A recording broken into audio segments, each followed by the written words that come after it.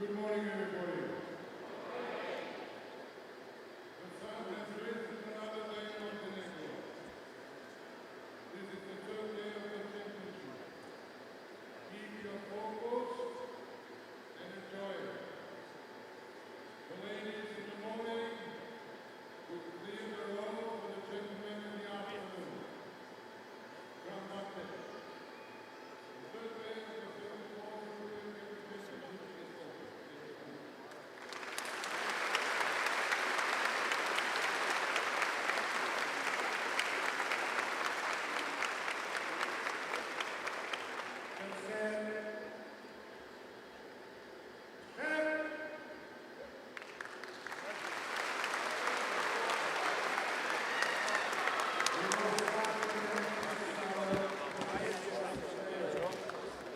I'm sure not attacking much. You were not that happy yesterday. Yeah.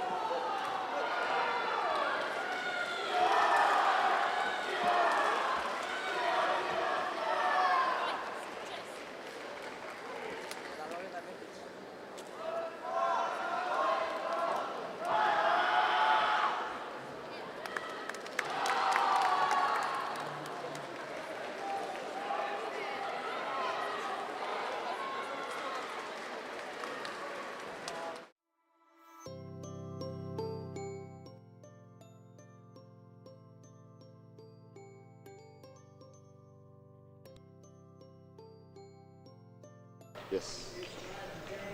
Good morning, everyone. Good morning. How nice of you to join us again. We've just seen the opening ceremony.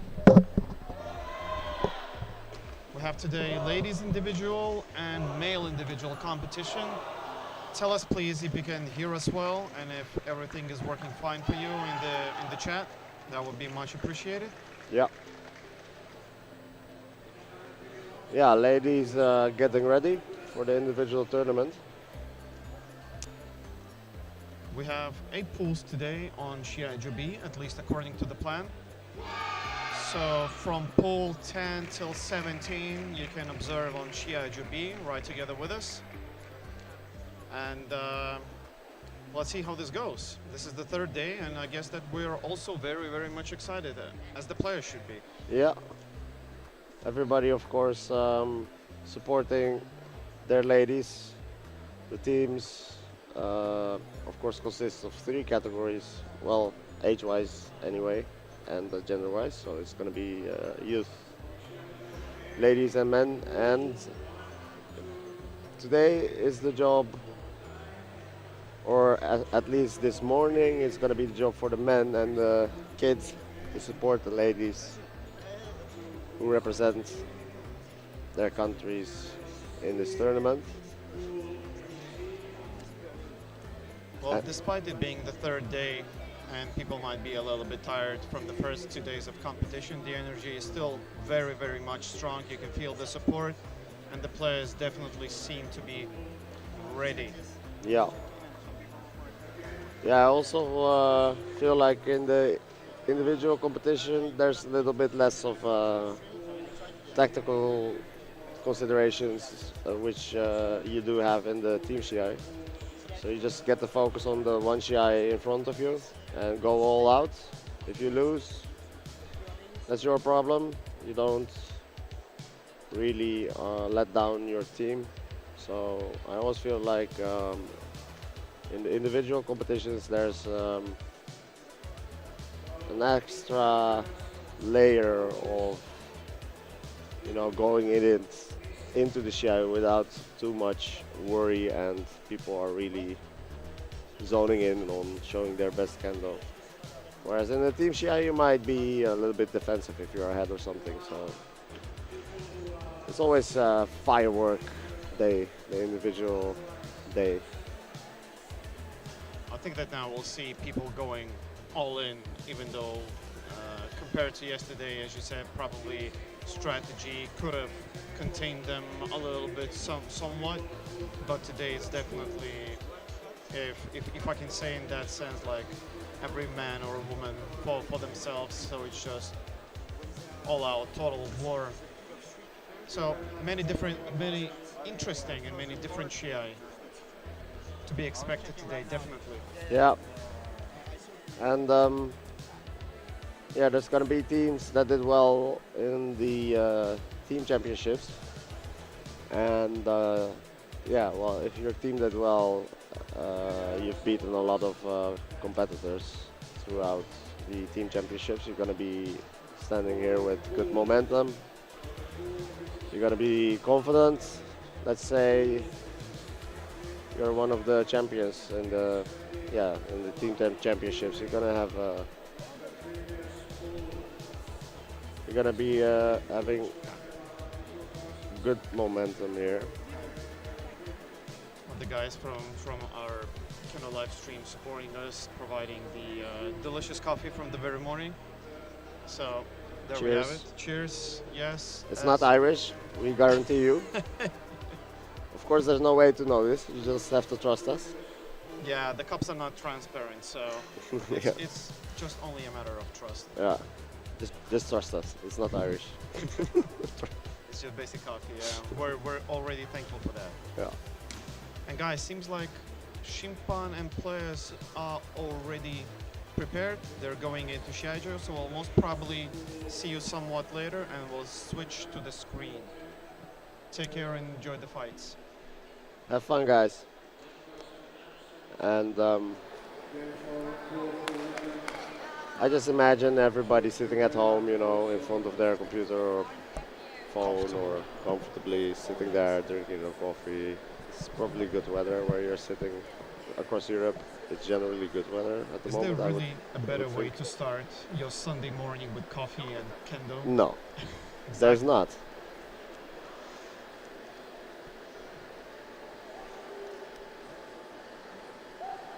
And here we have Suraya Chongkonfat and Kyoko Mutard. Kyoko Mutard, part of the French team. Suraya Chongkonfat, part of the Dutch team. Suraya, 32 years old. Kyoko, 28 years old. And it's tournament has kicked off. Both players feeling each other out. Yeah, for Chongkonfat, this is of course a challenge. She will feel it as a challenge to have to face a French player right off the bat in the pool. France being a very strong team. Historically speaking.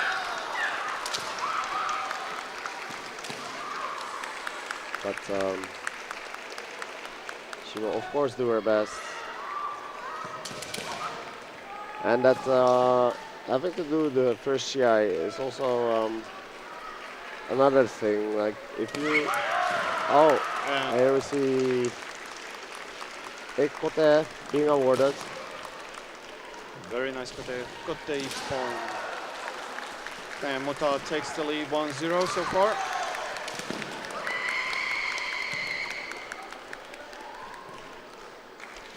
Yeah, so these players, is it pools of three here? Pools Yes. of three, generally speaking, maybe here and there pool of four, but these ladies will have one more player in their pool.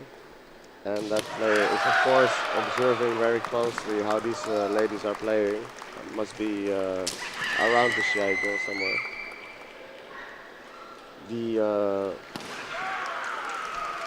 And there is the man for Kyoko Mutard, seeing you really quickly here.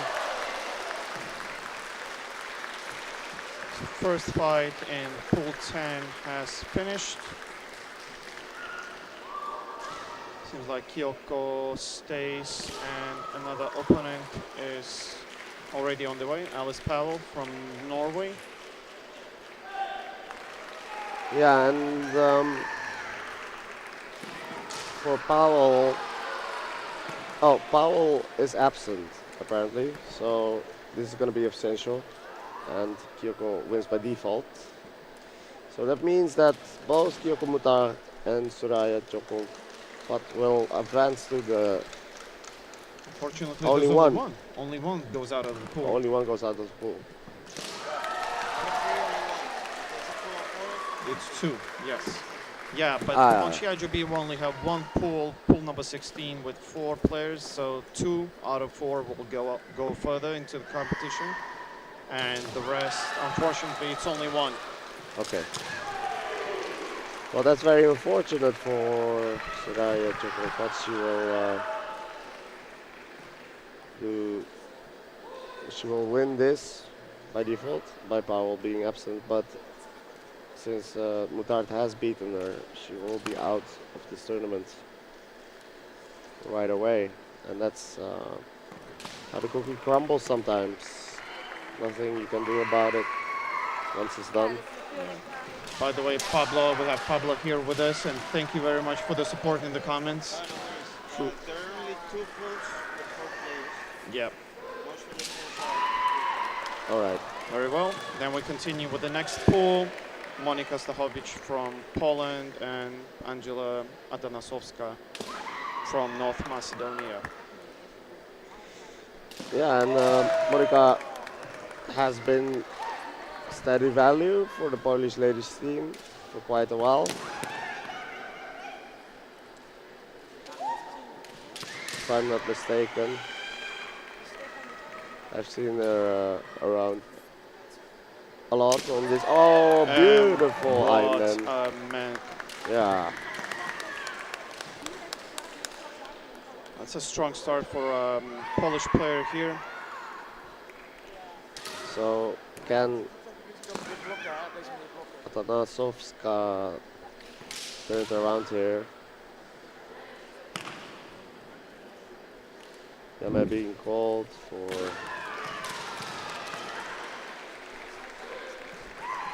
It's Beria. I think the Shinai was in between the arms of the opponent. Oh, and actually the same kind of. Was another similar attempt, yeah? Yeah.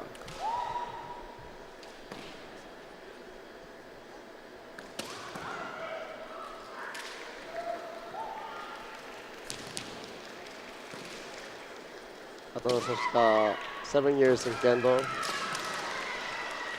Stahovich, 17 years in Kendo.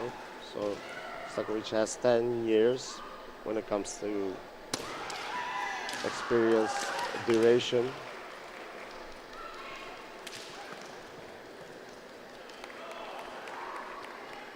Atanosovska did win women's individual category in the North Macedonian Championship. Makes sense that she is standing here, of course. If Yep. you win the national team championship, it makes sense for you to represent the country abroad. I wonder if we were going to see many stepping out of the Shiai-jo today. I think that the players should already be accustomed that Shiai-jo is not the biggest. Yep. And by the 3rd day, I really hope so, at least from my side, to see a little bit less of Hansoku for stepping out. Yeah. Yeah, Hansoku, of course, a part of the game. However, losing by Hansoku is something you don't like to see it. Because yesterday we observed quite a bit of points lost, unfortunately, due to 2 Hansokus and then losing a point. It was very, very unfortunate. So hopefully today we'll see an adjustment from players. Yeah, the Shiai-jo is in fact 9 meters, I've been told, which is the smallest Shiai-jo that you can have on the European Kendo Championship. Seems like Shimpan is giving some advices, and Yeah, our Macedonian player being corrected here, being Hansoku. explained. The reason for the Hansoku too. And they go at it again. An attempt. it One was a flat. good kick attempt by Yeah. the Polish player. However, just shy from being clean enough for Ippon, and depan ng puti men into depan ng puti. Also no Ippon. Oh, nice goal. And There we go, a comeback. So it's 1-1 now. yeah, very nice. Stahovich going for the goal and passing. Atanosovska. She turns around quickly and goes for many Ippon as Stahovich turns around, and she did actually manage to score an Ippon, equalizing the Ippon count.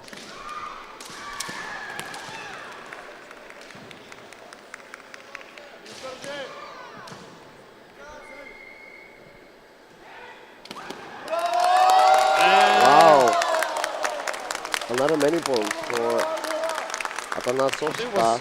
It was men. Kote. Was it Kote? It was Kote.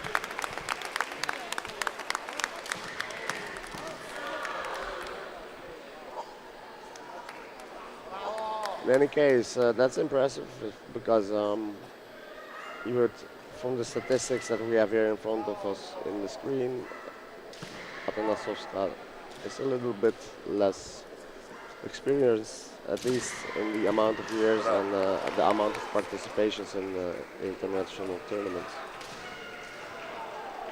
That's true, but it's also very impressive to see that after starting the match and losing the first point, you can find strength and determination to get back and even the score and then eventually win.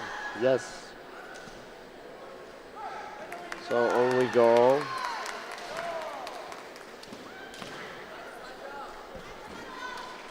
Stahovich is still in the Shiai-jo. She's fighting the third player, Sweden 2. And we're gonna have to update this manually because we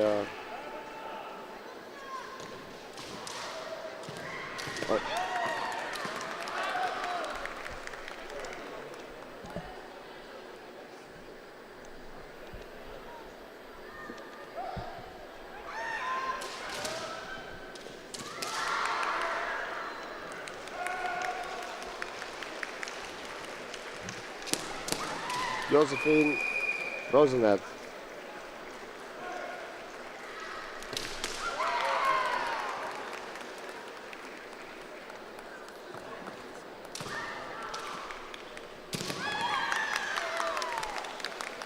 So far, no points so no far. people yet.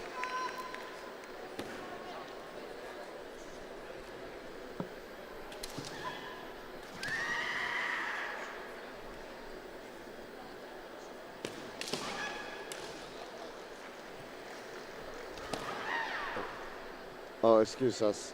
It's not Josephine Rosenet, it's Elena Kaljevic from Montenegro. Yeah, apologies. Took a little bit time to fix this small technical issue, but we'll continue on with the match.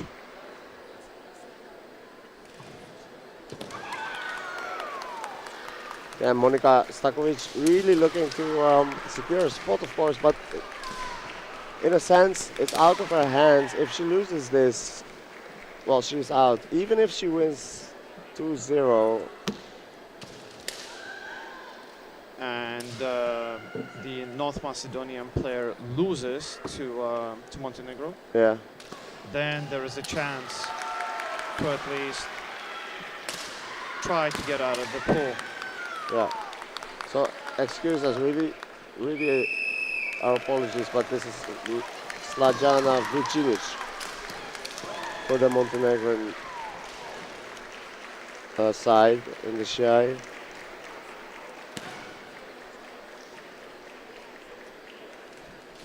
Vinich basically has to score at least one Ippon. I I think if she draws here and wins the other, she's just going. She just wins by the Yeah, right. seems like it. Yeah, I think Draw so. here, win by 1 ippon even against the third player in this pool. She will go through, if I'm not mistaken. Definitely Stahovich from Poland applies lots of pressure, but also tries to keep her cool and a bit reserved. Definitely wants to secure that win to get a chance.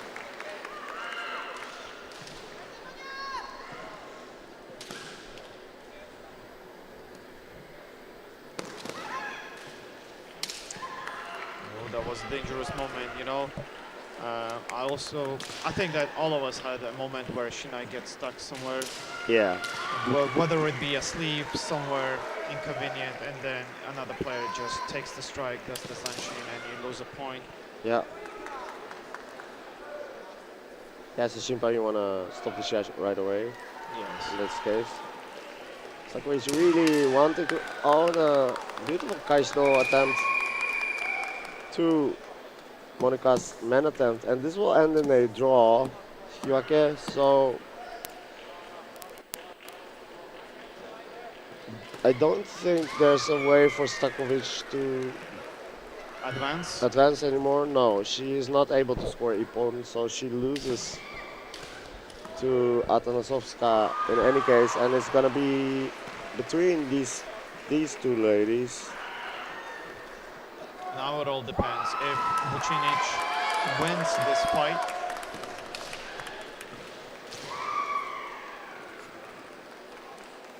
then will be Yeah, I would assume that right? she gets to advance, having beaten. Ooh, very interesting attempt at Gyakudo by the Montenegrin player.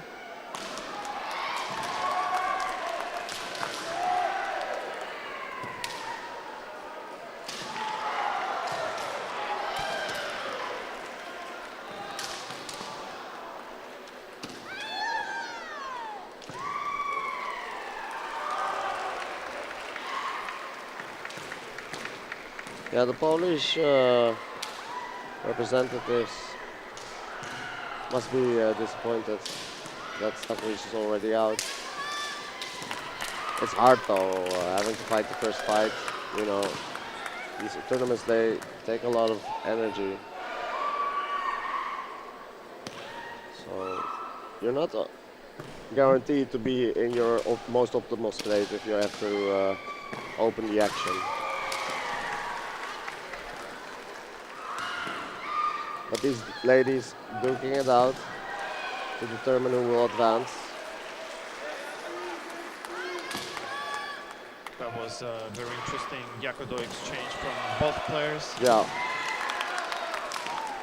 Yeah, that would look like Atanosovska got the better of that I-man situation, but only one flag.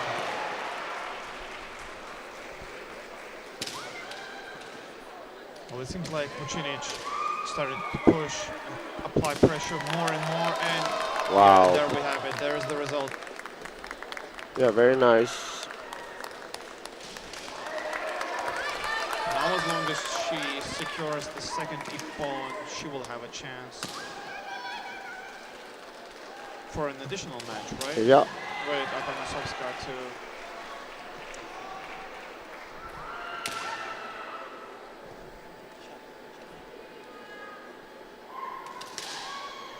So, it's looking good for Vucinic. By the way, Vucinic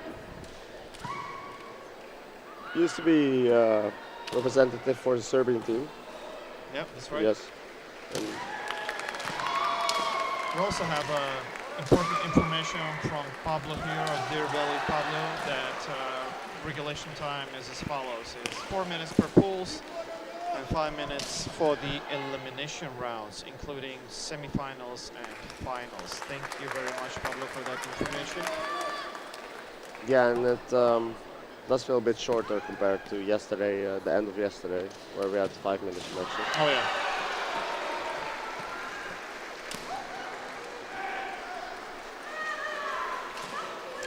Yeah, maybe in cold, perhaps. Oh, there's something. The Kotehimo are a bit too yeah. long, I think.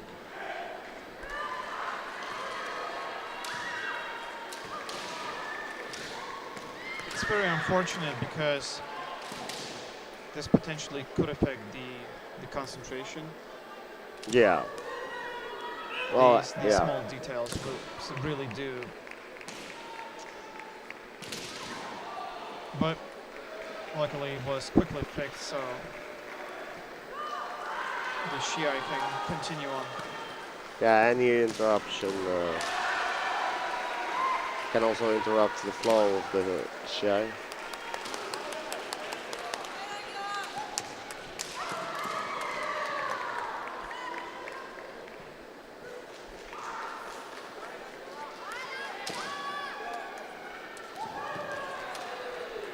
Well, that was a good follow-up. Unfortunately, didn't reach the target.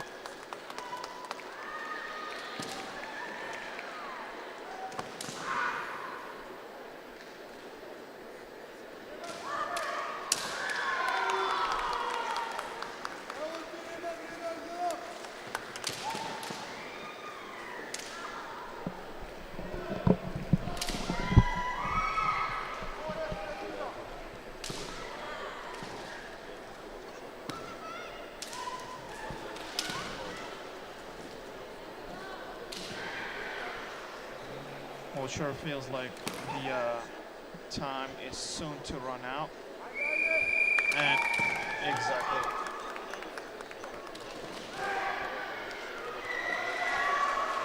I think that despite Vucinic winning this match, she unfortunately will not advance further in the championship because North Macedonian players scored more ippons.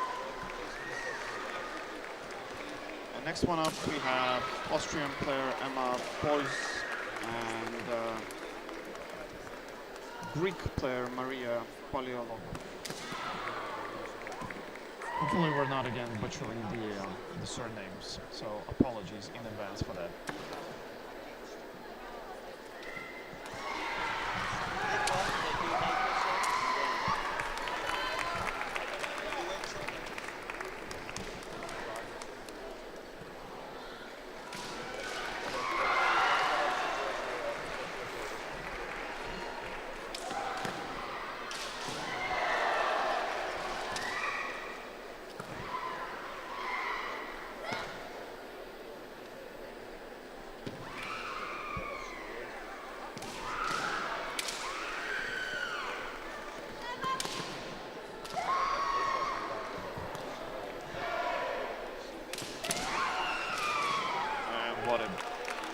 Beautiful ippon by the Greek player, determined, went in and scored a beautiful net.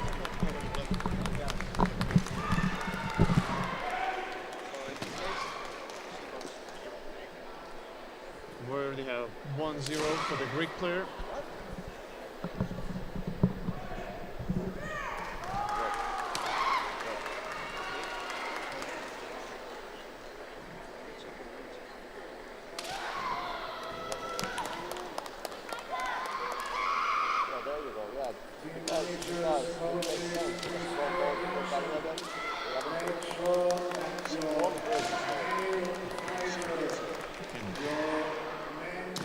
Definitely feel that the Greek player is putting quite a bit of pressure on the Austrian player. Moving in with small steps.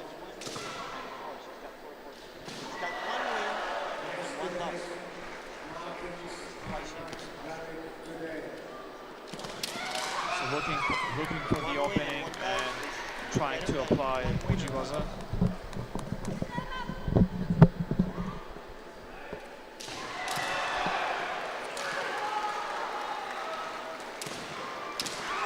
Excuse me for. I see that the player is already cautious in regards to the Shiai-jo dimensions.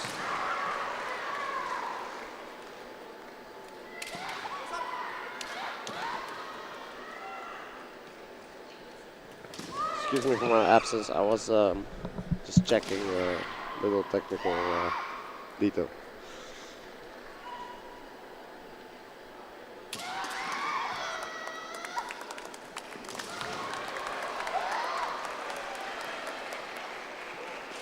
There's also information that Greek player got awarded the Kendo Show during the last World Kendo Championships in Milan in ladies team category. Quite a bit of achievements here, and for the Greek player.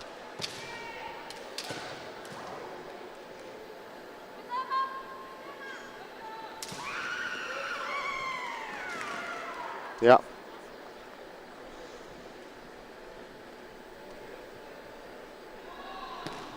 Okay, I think I already apologized to the people watching and listening to us that we're still probably going to be butchering names and surnames. So that was already done. I thought, I was thinking, what have I done now? But we need to apologize already.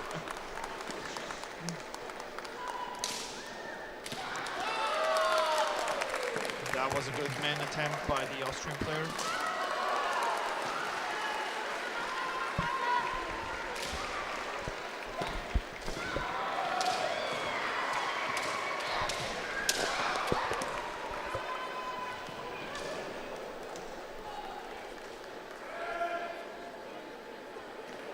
Yeah, it does seem like Paleonogu. Very, very nice and determined man going forward. Yeah. And securing the win in this fight. Yeah, she does have quite a bit of experience. Our Greek player here. I'm up until only 20 years old, so this kind of experiences will help toward future success for her. I mean, I don't know how it is for you, yeah, but losing for me is always a great motivator to do better next time. Yeah, absolutely. Every loss is a never bigger lesson, I would say, than to win. Yeah. Oh, very nice. Nice match. That was really strong. Kaishimen. Kalinichenko. Yep. Has been in the Ukrainian team for as long as I can remember. Very experienced player, definitely. Yeah.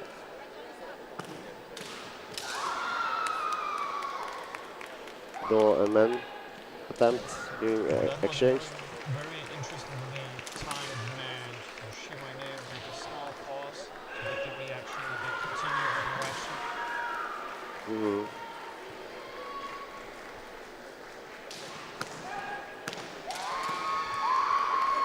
Yeah, I can know it's just so effective to apply pressure to your opponent, forcing them to make a reaction. You can. Unfortunately, the Shiai had to be stopped yet another time for losing the tare number.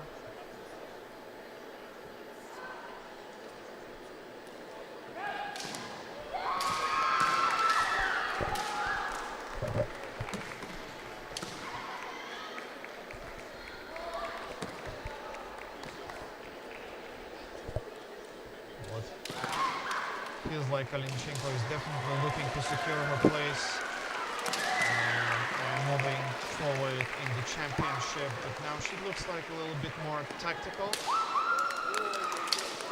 Could be probably waiting for a good opportunity for Rojivoza. Mm-hmm. And she's in the position to do so, having the lead. So.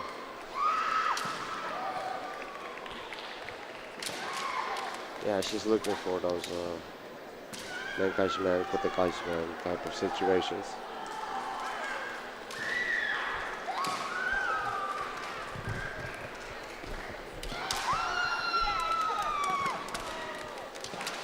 Another attempt at Rojivoza.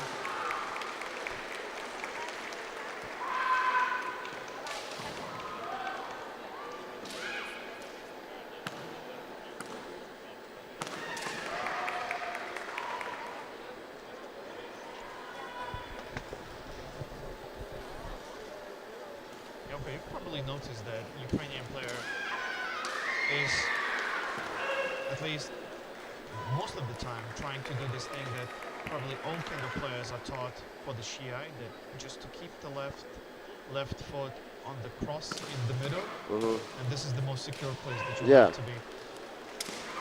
Yeah,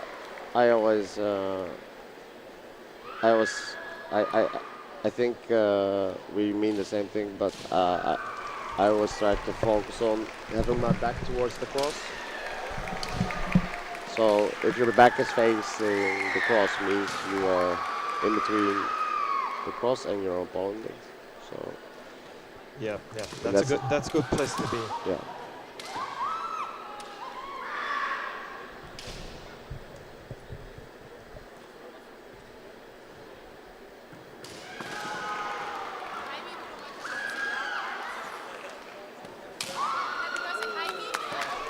Very nice. It's a clean man. Yeah. From Ura side at least. Yeah, could be. I think she went in, applied semi from the Omoto side, and then switched over to Ura and secured her second in one. Yeah, Polzo was going for Do at the same time, so her man was open. So now how the last match, I think, in this pool, Maria Poliologu and Natalia Kalinichenko still stay. So it's her second time back-to-back. Yeah.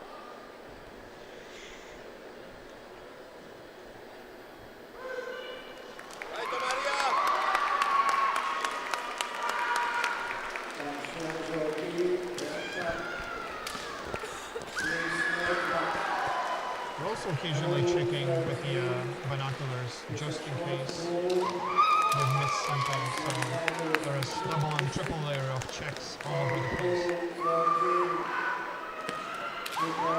Yeah, I think both of these ladies have a chance to advance. It's between them, if I'm not mistaken. Paleologu having won her match and Kalinichenko having won her match against the third player in this pool. So they're duking it out for who gets to advance here.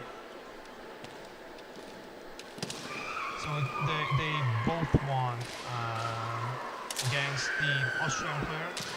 So now, yeah, it's only between them now. Yeah.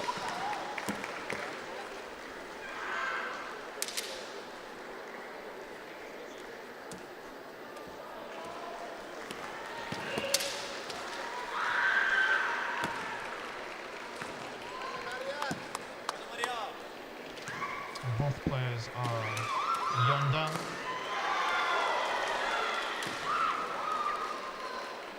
Yeah, Jogai also for Kalinichenko. Is this the first Jogai of the day? Is it?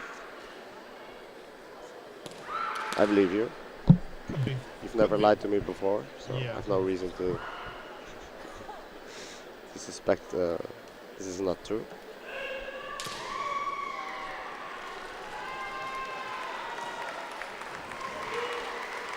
We're having a small break to tying the dough and continuing the Shiai.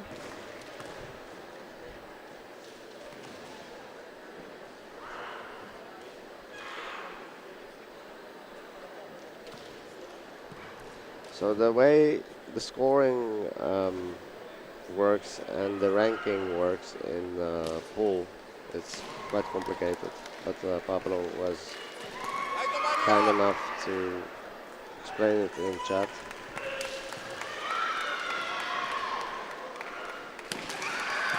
And we resume the Shiai.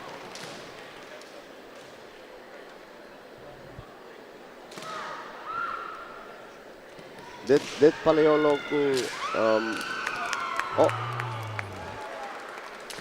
Paleologu scoring a Nippon here, so The Greek player scores. That was actually a very, very nice.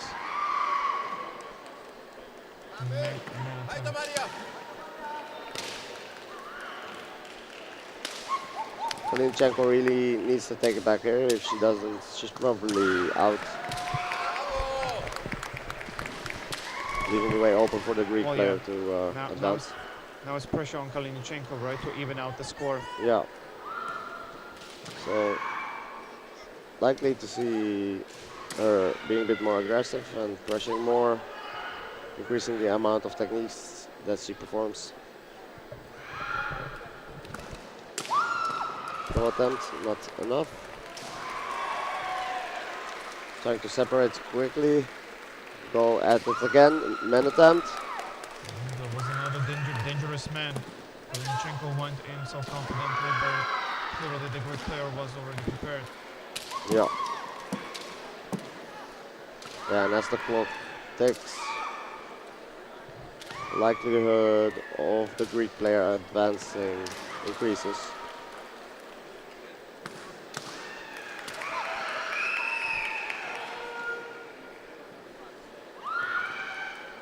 Yeah, and it's very difficult not to rush things when you are in Kalinichenko's shoes here. Rushing it too much is usually counterproductive. This could be a very, very bad strategy because the other player knows that you want to regain the point that you lost Yeah, and could use it to their advantage. yeah. If you rush it too much, you become predictable.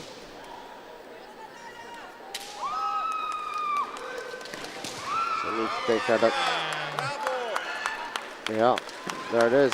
Unfortunately for Kalinichenko, the Paleologu scores another man Ippon and securing her place in this.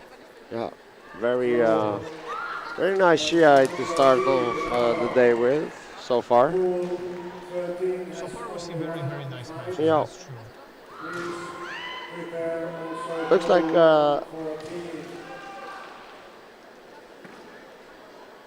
is this another absence or I see only one player? Yeah, so another absentia. Same, yeah. So this is going to be very simple. And seems like Finnish player is absent. Is it Sofia Ade? Yeah, seems like it. Wasn't she German before? Or maybe she suffered an injury, so it's really difficult to say. Hang on. I have to see this. Yeah. Oh, wait.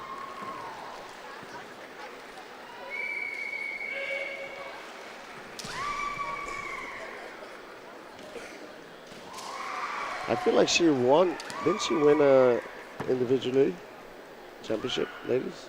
Sofia Ade? I think she won once. I think she beat Sayo in the But we have both players present, and we have Alisa Stroop Yep. and Nico Jakab.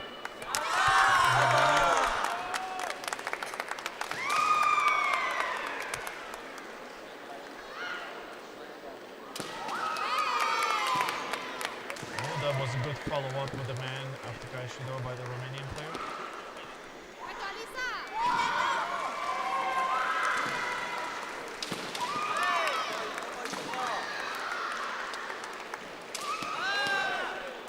Yeah, Alisa Stroop for Germany, Nico Jakab for Romania.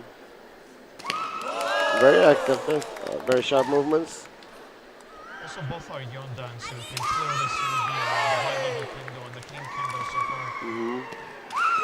And Germany, of course, having done very well in the team championship earlier this weekend.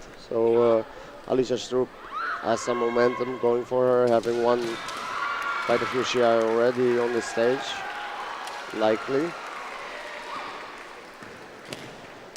So we'll see if Nico Jakab can stop that momentum and turn it into her own.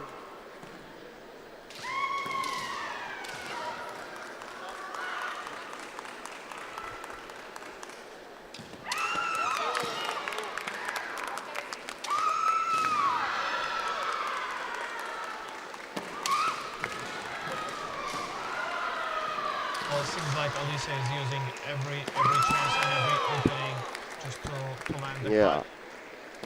Performing many techniques.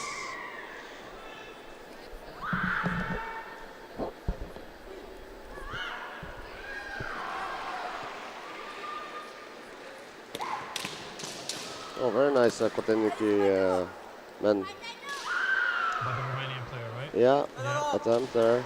So Lisa can't just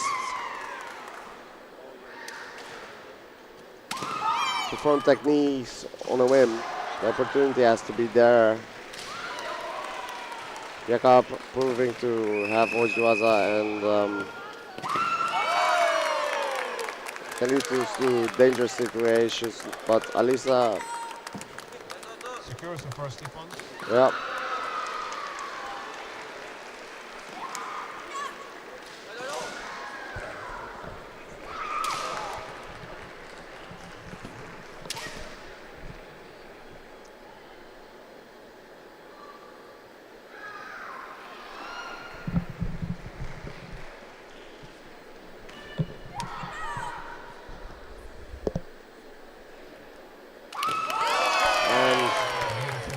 Yeah, there's no doubt there. I think everybody would agree that Putin was the right timing.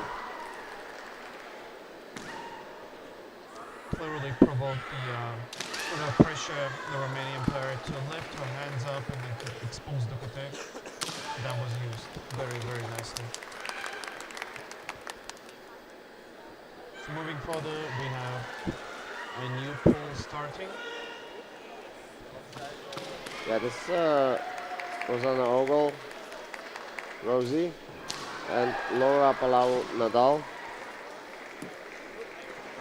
Spain? from Spain. From España, right? Correct. So this is Pablo, of course, keen to see how this goes. As are we. It's the UK versus Spain. Rosanna Ogle representing the UK and Laura Palau Nadal representing Spain. Rosie Ogle has won the British Open and made it to second place in the EKC in Germany, Frankfurt, individual category at the European Kendo Championships. So she made it to the final stage of this very tournament that we are covering now. And that was quite an achievement. Back then, she made quite a name for herself. Also, wife to James Ogle, who had been captain for the British men's team for quite a while. So kendo couple, always nice to see. And yeah, you can tell that she has the goods to advance deep into this tournament, Rosie. Laura, yeah. There's definitely experience, that you can see here on the Shiai-jo. Laura Nadal, of course, very cognizant of the fact that she's facing a finalist in this very tournament, a former finalist, so she'll be cautious, but of course, full of motivation to win here. First fight of the pool, so there's a beautiful Gaijino attempt, but and two flags actually, yeah. So it's not just an attempt, that was a Gaijino equal.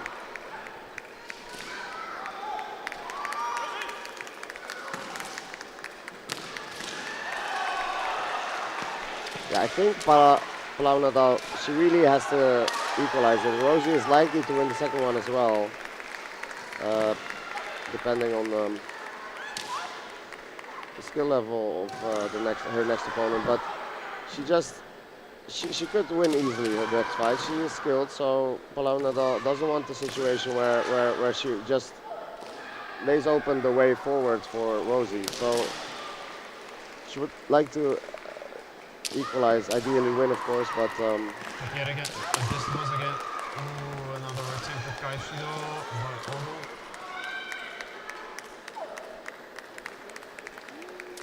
Well, definitely after losing the first point, the pace is really picking up. yeah. Yeah.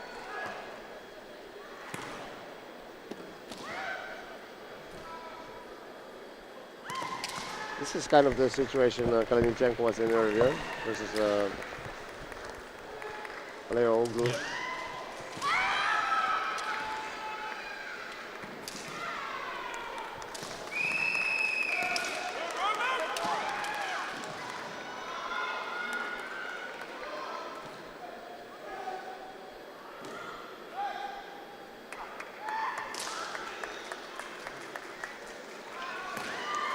Yeah, Rosie happy to keep defending here, of course, and Palau Nadal keeps looking for the opening. Well, she definitely needs at least one to equalize the score. Yeah, Because otherwise her odds are going to be very, very yeah. unfavorable. It's difficult to fight that first Shiai in the pool. You really want to be that player that gets to observe the first Shiai, ideally. Imagine being the third player here. You get to see all these techniques that they throw out, all sorts of information you can gather, and then you get to go in knowing even the state of the player at that moment in time. Absolutely. Plus, for your opponent, right, this would be the second fight in a row. And you're going in fresh. Yeah. Yeah, also that. So there's a huge advantage of being able to go last. Yes, being the third number, right? Yeah. So you have a fight, a break, and then a fight. Yeah. Yeah, that's for the... In any case, we have here Bourgine. Bourgine, yeah, you're actually getting good. Very nice. I'm always checking with Gia whether I pronounce Lithuanian names correctly, because this is Bourgine, Roberta Bourgine from Lithuania, versus Rosie Ogo from the United Kingdom. Rosie wins here, she advances. Yeah, so there was no, let's say, theoretically speaking, no big pressure on Rosie to score 2 ippons, I would say, because she only has 1 win. Yeah, just the one ippon, There we go. which she scores with Jimen, indeed. So this situation for Rosie Ogo means she will advance. If she manages to maintain the situation, has to feel She's in a very comfortable good here. position now. Yes. Doesn't have to rush, doesn't have to risk that much. Still has to stay active, of course. Yeah. But let's see what Roberta from Lithuania, if she will put more pressure, because the fight is still not over, right? No, yeah. Well, technically speaking, if she can She can still make a comeback and finish this fight 2-1 in whole another direction. Yeah. Yeah, Rosie won by 1 ippon versus the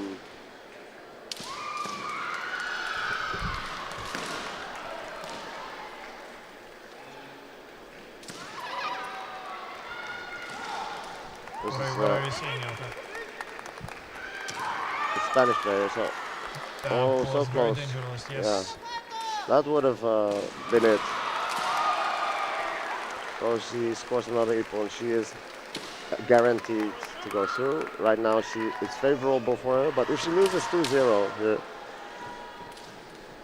and if Bourgine wins versus Palau Nadal, then she's still out. So there's that still would be a very interesting situation in this pool. Things could go in completely other direction. Yeah. And that was very nice attempt by Bourgine to the kote. Yep.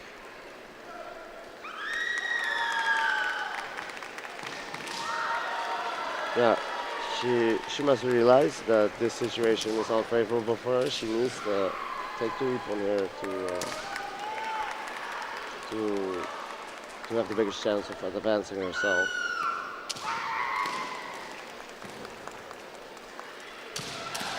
Despite the fact that Rosie, for the time being, has secured her place in advancing forward in the championship. She still remains very, very active and putting quite a bit Yeah. of pressure on the Lithuanian player. Yeah, it's not like she's turtling up or anything. She appears to be aware of this concept of the best offense is the best defense. Yeah.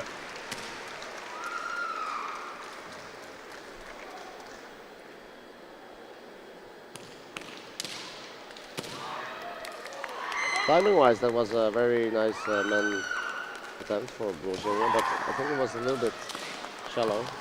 It definitely lacked something, but a good feel of the timing though. Yeah. Or it was too deep rather. I feel like the strike was performed a little bit close to the ska. Could be, yeah.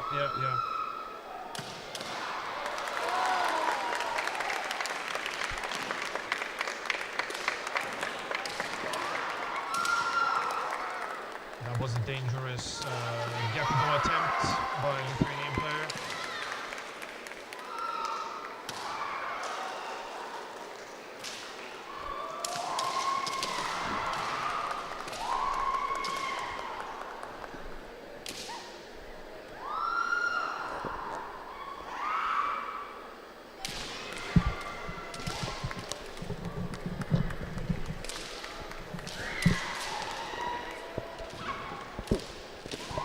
Show must go on. I wonder if this is going to be the phrase for today, because yesterday with Pablo we started the day with the catchphrase. Oh, and there we go, we have an ippon for Rosie. So now it's 100% secured. Yeah, it's done for this pool. Rosie will advance. Rosie Ogo will advance to the knockout phase of this tournament. Boženia and Palau Nadal. Real quick before the fight starts, we yesterday had a talk with Pablo, the catchphrase that safety is always first. So I wonder if the show must go on is going to be the catchphrase for today.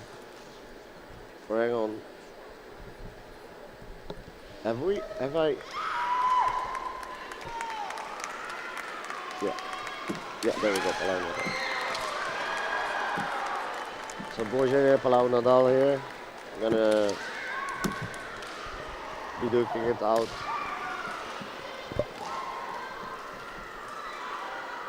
You know you're gonna be out of the tournament here, but this is. Oh, excuse us. It's me.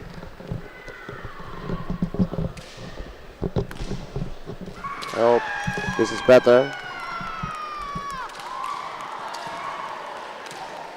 Can you hear me better now?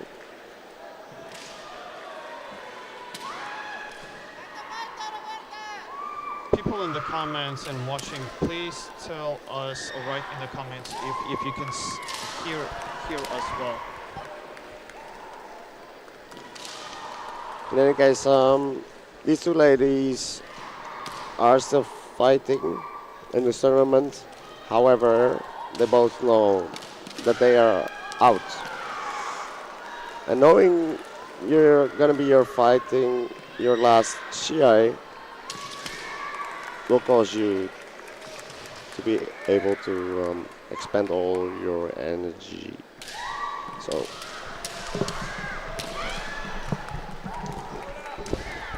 whenever I am in this situation, I always go all out. I go.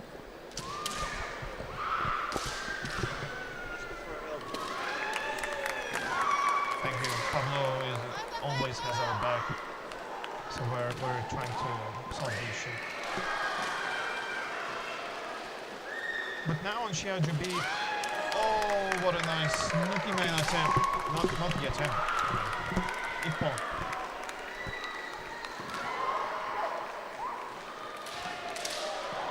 Now when you fight with the feeling that you will not advance further in the championship, you can go all in. Yeah. There's no holding back, basically. Correct. There we saw, I would say it was Ayushman. Yeah, I'm in kind of situation, and Palau Nadal getting the best of it. So this pool is over.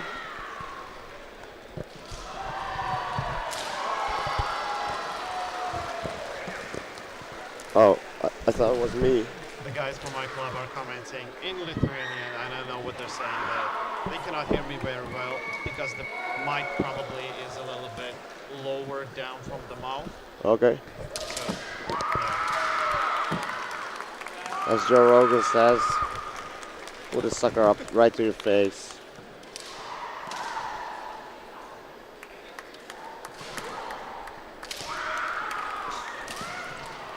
Okay, we have to go with the show. So, Milica Jagodic versus Safan Lakan.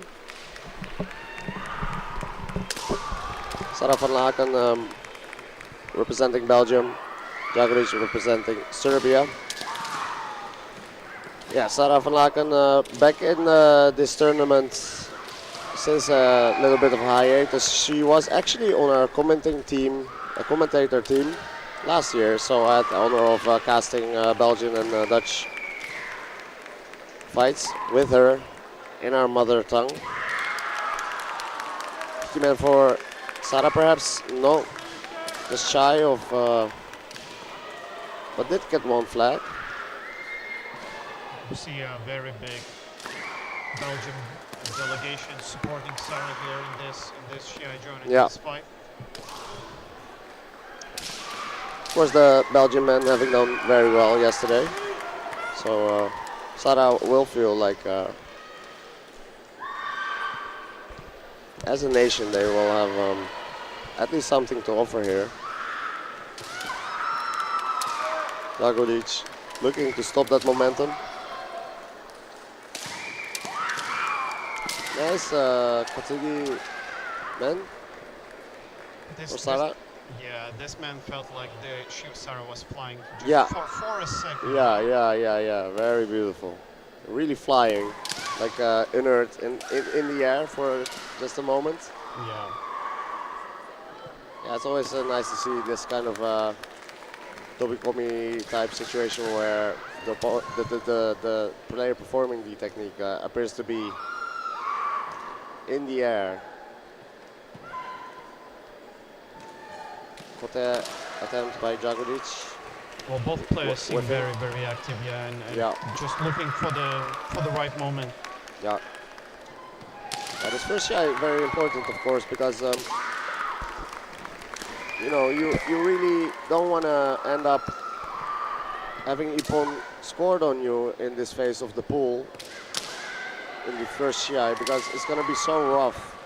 You're going to give away so much control over the outcome of the pool. So you really do not want to lose. If you get scored on, you really want to equalize and ideally win. But losing here with even 1-0 is arguably a very bad outcome for you. You're not very likely anymore to be able to advance. But we can remind once again that the time is 4 minutes and 4 minutes, and Sara actually able to secure Hikimen Ippon. It was a situation in which she was threatening Jagodic's Kote, opening up Jagodic's men, and then she went for a clean Hikimen strike. Referees recognizing the shikake nature of, and Sara securing another Ippon here, securing 2-0 in her first Shiai. Very, very good outcome for her. Jagodic will have a rough time coming out of this pool, unfortunately.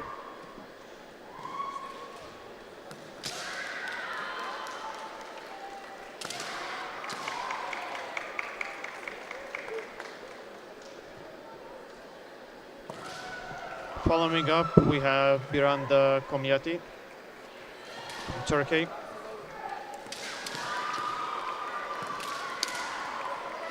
And for anyone interested, this is pool number 15 on Shiai-jo B.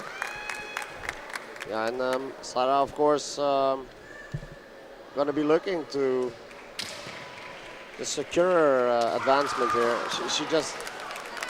She needs to just win one. ippon here. Get one ippon is sufficient for Sara to advance. I mean, if the Shiai ends in 1-0 for Sara van Laken. So, securing But yet this again, ippon, very, for very example, maybe? nice Kaishi attempt. Yeah, Potekaishi-men. Yeah, it's those Ojiwaza techniques or, you know, Shikakawaza techniques in which you can manipulate your opponent into taking a certain position.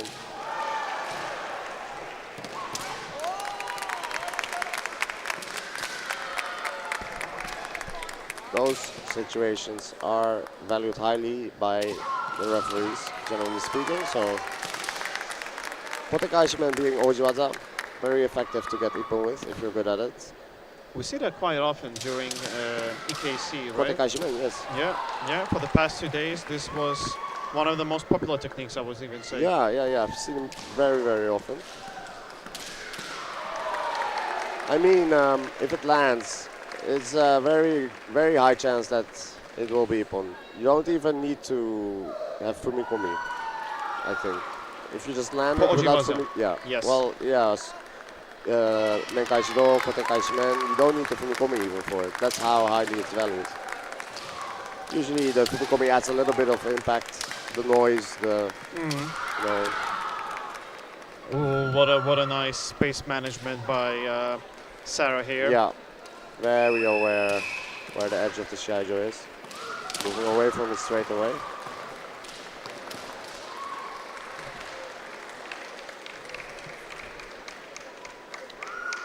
But it seems like both players are applying quite a bit of pressure, and it looks very, very relentless even, I would say.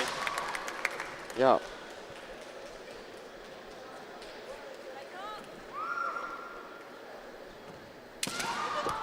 Thank you guys for guiding us through the audio quality. Thank you. Also, very nice to see Turkey, the Turkish player Viranda Kumiatti being supported this much in the chat. And I'm curious because I know there's a Hungarian player called Kumiatti. But are they family, or is it just a name that occurs that is both Turkish and Hungarian, or it can be in... They are married, there you go. I think See? they're married. They are married. Yeah, it's confirmed in chat. They are married. Confirmed. Thank you, chat. So, should be some Hungarian support here as well. And meanwhile, Sara secures the ippon. Yeah. Sara really close to securing her spot in the knockout phase. Going for a Dabanakote landing on the Tsuba, I believe, judging from the sound.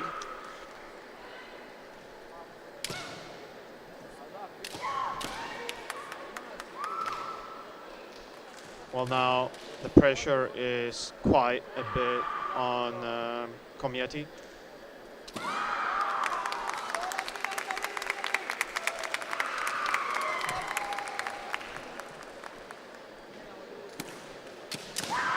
Wow. And there we go. Yeah. Yeah, beautiful Potekaishi-men. Again, proving that it is highly valued by Shimpan. Theoretically speaking, it's very easy in the pools. You just have to secure 2 wins. But as we see, there's a lot of effort being put into the emotions, the preparations, the technique, everything. Yeah. Okay, now we have Jagodic versus Kumiatti, Serbia, Turkey. And this is the last fight in this pool. Yeah. So Sara advances, having beaten both of these players, and then Menkai Shido. With a very nice, beautiful Zanshin just right at the edge. Just in case if you don't get it, you don't want to step out of the Oh, that's Shiai-jo. true. That's true. You don't want to gamble like that. Yeah.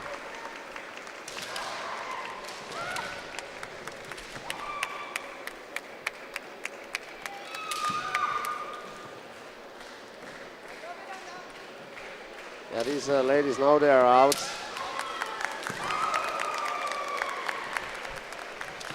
I'd say just give it all you got. You know, in this kind of situation, you just want to leave these fights with as little regret as possible. You don't want to look back at this Shiai and go, I could have done better, or I could have put in more effort, or just give it your all and perhaps have a beer after you leave the Shiai game. Well, yeah, all you can do now is just show your best kendo, Yeah. the most beautiful kendo that you can do. That's all there is now.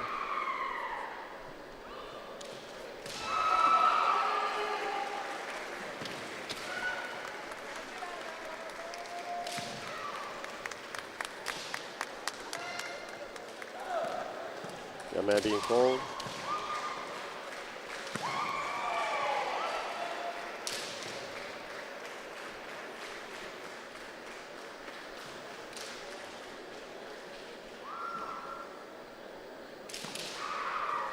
Bogu being called.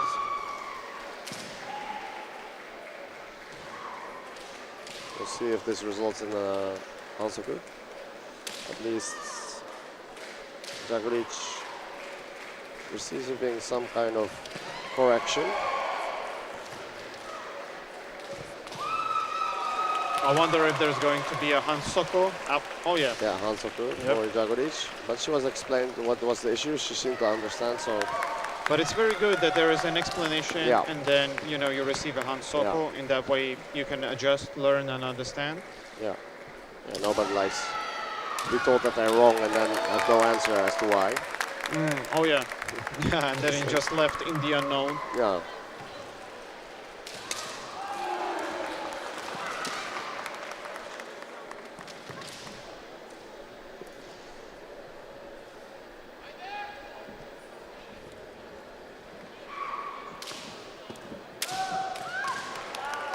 There was another attempt at do by Kumiatti.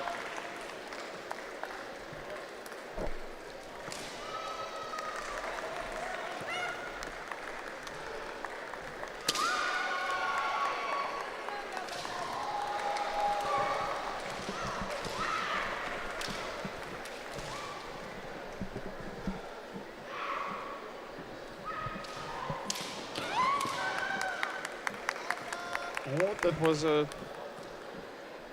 really nice exchange. Unfortunately, no points awarded.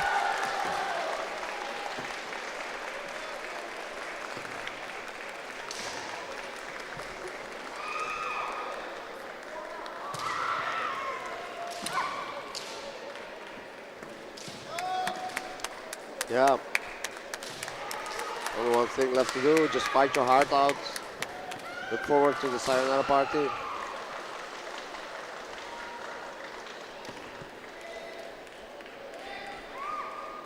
Also known as second dojo.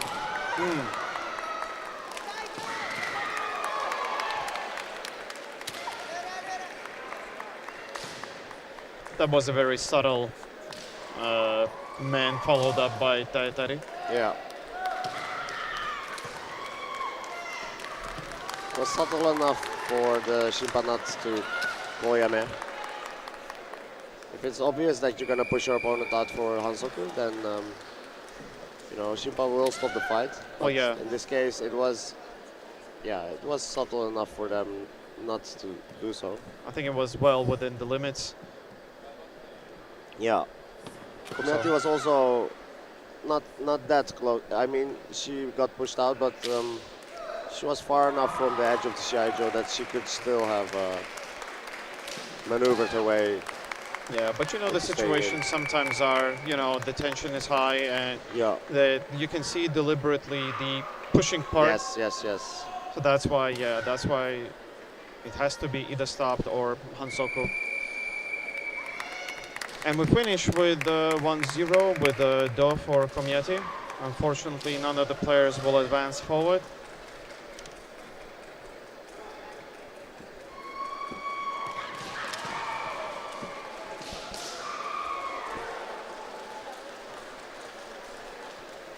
So coming up we have pool 16, and this is actually the pool where we have 4 players and 2 players will advance forward.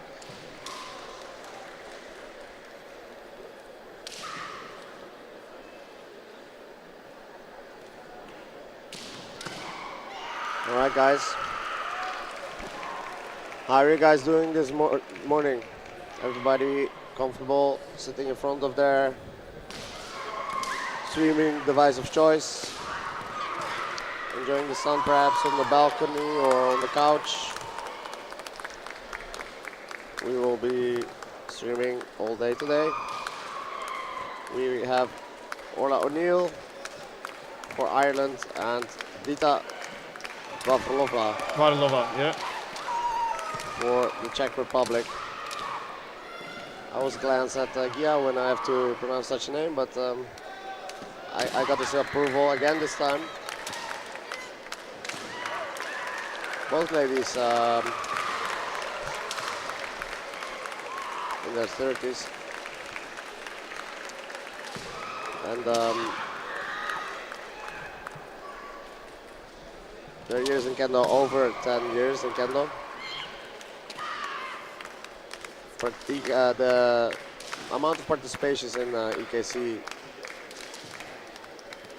also equal.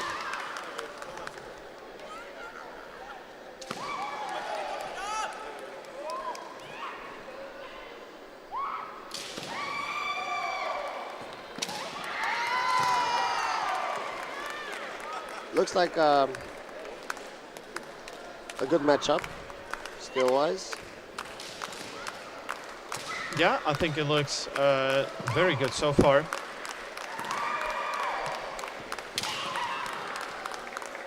Czech player keeps trying to go for Kote.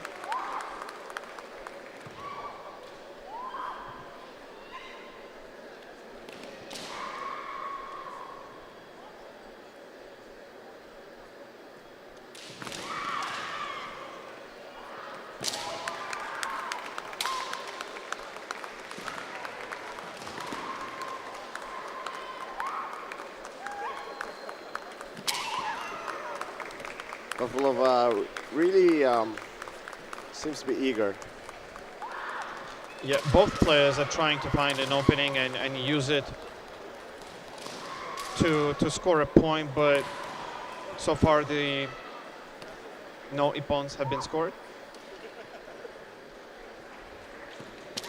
Oh, the one that Kote close. It was yet another attempt for Kote, but unfortunately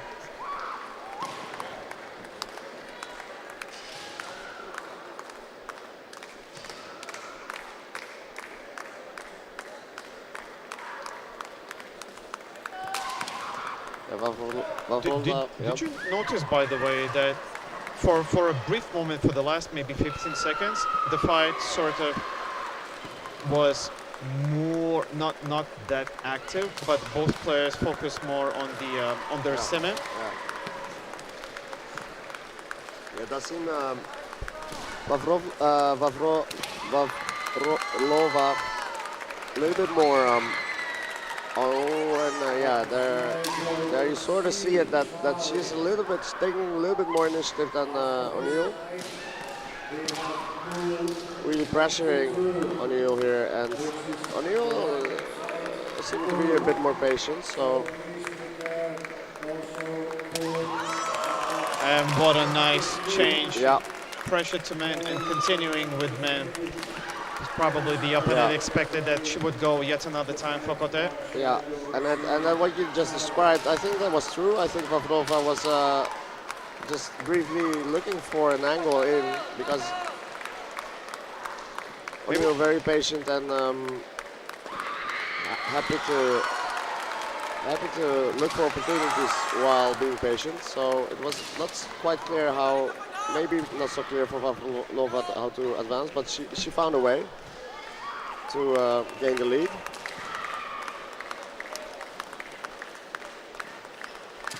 This will be a very interesting strategy, just to keep trying to go for Kote, so that your opponent sees the pattern and then switching it up and going for the man. Yes, definitely, yeah. If you can manage to have the same kind of semi for all your ippon, that's also very powerful. So if you have this impression where you have been going for men, like 10 times in a row, let's say, and you apply the same kind of pressure, but then go for Kote, you get to camouflage what is coming. That's a very powerful thing.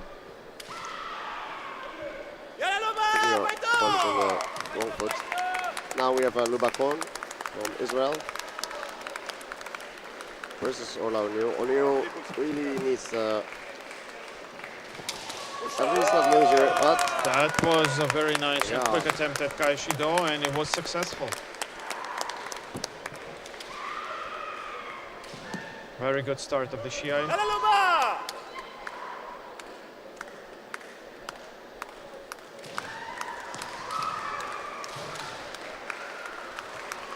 O'Neill seemed to be patient in the previous match.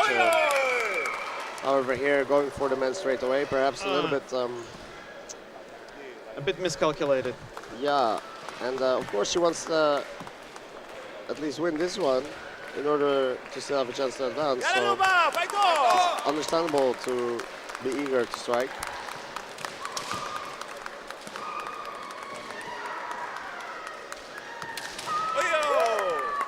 Going for the same Kaishido. And why not? It worked before, so makes sense to try again maybe. If all the conditions are right and met, yeah, definitely. Yeah.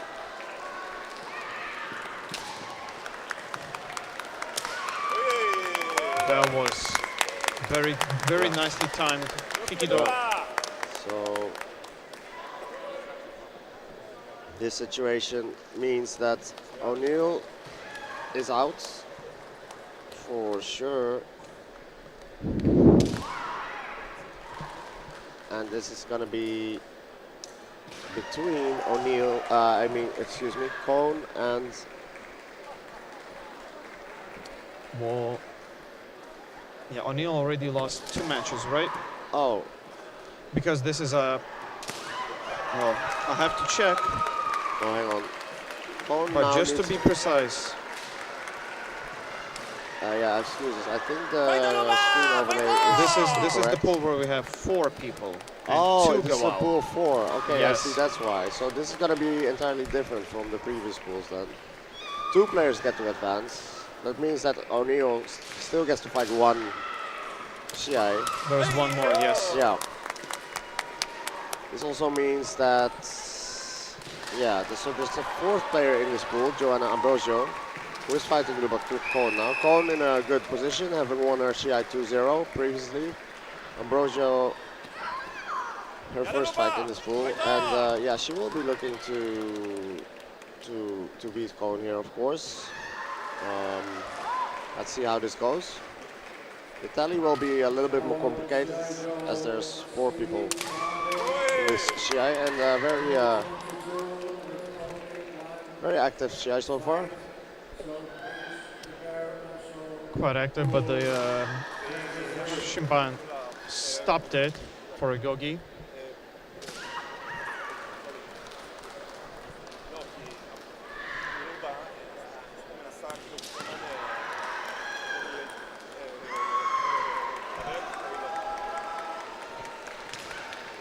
Yeah. Cohen being approached for a correction, and Correction the on Shimpan- Subazire. yeah, Shushin seemed to be something with raising hands, so I assume she was raising her hands and going in, which is can lead to Hansoku if you do it too often. A little bit incorrect Yeah. Subazire, right? Hands too high. Oh yeah, perhaps the hands were too high in Tsubaziriai. It could also be that she was going into Tsubaziriai while raising her hands. Yeah. If you could do be- that too could be, often, yeah. that can also lead to Hansoku. So in any case, her hands were too high.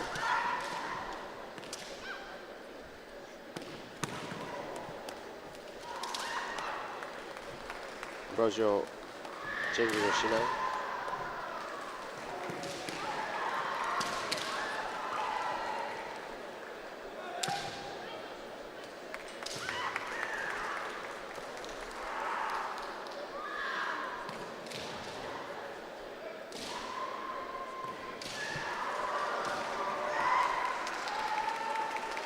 And we will continue this Shiai.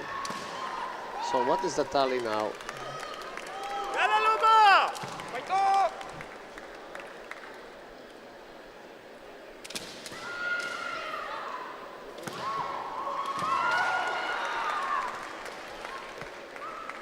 So far we only have one circle, but this was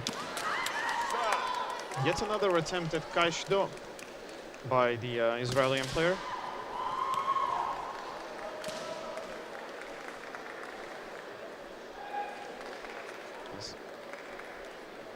Seems like now the Israeli player needs to adjust or even change Hoshinai. But no, small adjustment. Look at how active Cohen is and the way she moved her way forward there with very sharp and quick footwork. Yeah. I suppose her victory from earlier gave her a little bit of a confidence boost. Mm-hmm. But it's also very interesting to observe that both players actively try to stay in the center of Shiai-jo, not risking going very much out. Yeah.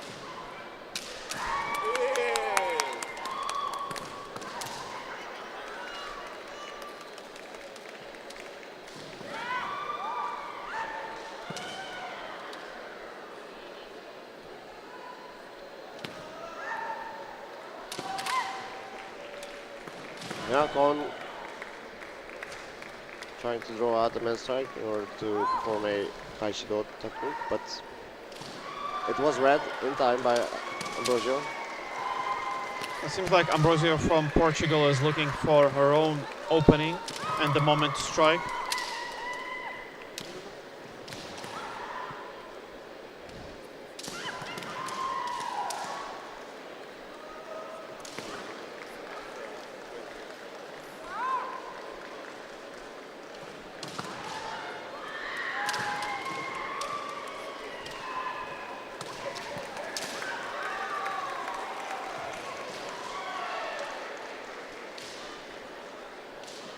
This is definitely not the position that Israeli player wants to be in, but just a moment before she was really close to the edge and she already had a Hansoku. Oh. That was a good follow-up with man from Portuguese player. They're just shy of attaining the leap on there. Still 0-0, yeah, still equal. This fight has been going for a while. I wouldn't be surprised if it's going to be over soon.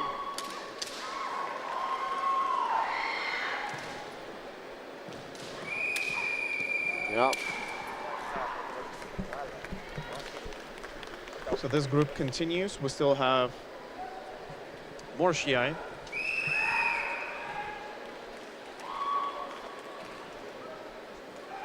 So I think it makes sense for Ambrosio to stay, yeah. Ambrosio to stay in the fourth player to, yeah, Dita Varlova. Yeah, so Vafrova again, and if I'm not mistaken, she won. Yeah, she won versus O'Neill.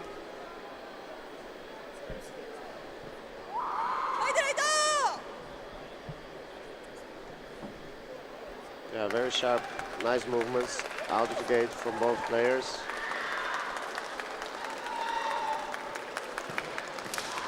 Vafrova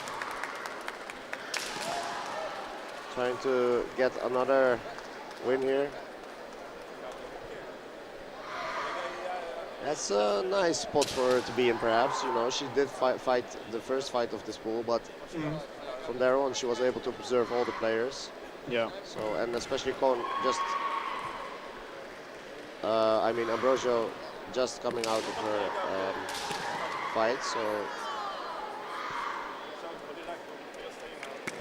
very advantageous situation, arguably, for Vafrova. A bit, but both players seem to be really good with their footwork, trying to put quite a bit of pressure on each other. Yeah, yeah, very skilled, looks very good.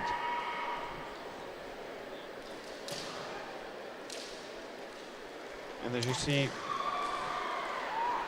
after separating, also really quickly getting back into building up the pressure again. Yeah, So that's a very important factor in Kendo as well, where after you perform a technique, you want to be back in the position, being able to strike straight away from that kamae. So the shorter you take in doing so, the more advantageous it will be for you. And the more pressure you would apply. Yeah. So recovering from a situation and the amount of time it takes is a huge factor in Kendo. It is, yes, absolutely.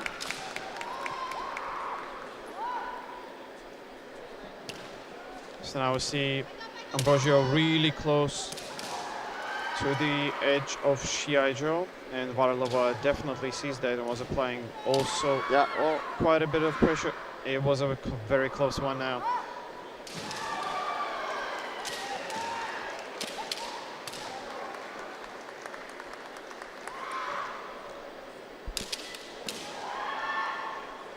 Yeah, Ambrosio having she drew one fight, of course, which is a decent result, not losing at least, but not preferable. No, yeah, you want to have at least some ippon, score some ippon in the pool, because even though 2 players advance in this pool, it will only happen by scoring ippon. So Vafrova already having scored a few.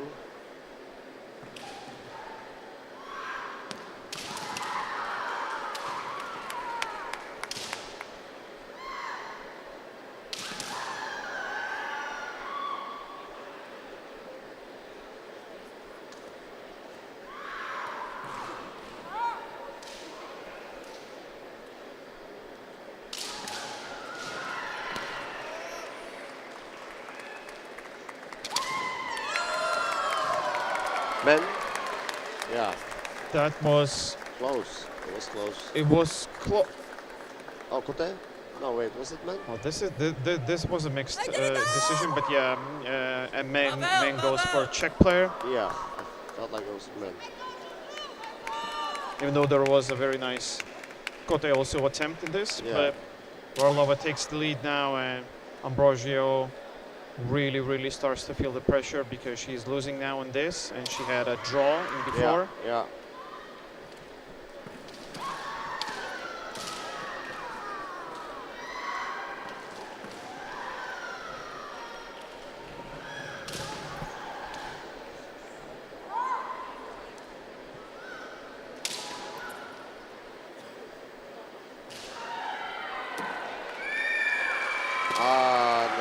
And unfortunately, we're out of time. So, Vafrova really in a good spot here, winning 2 Shiai in this pool so far. Ambrosio less so. So at least this secures the 2nd place out of the pool already for Varlova. Likely to come out of this pool. Likely to proceed, yeah. Next is going to be Cohen versus Vafrova. Let's see if Vafrova can secure first spot, because if she wins this one, she will have beaten everybody in the pool. Because they both have 1 win to that. Sorry, now Varlova. Vafrova beat both O'Neill and Ambrosio. Ambrosio, right? So she has 2 wins yes. now. Cohen has 1 for now and 1 draw. Yeah.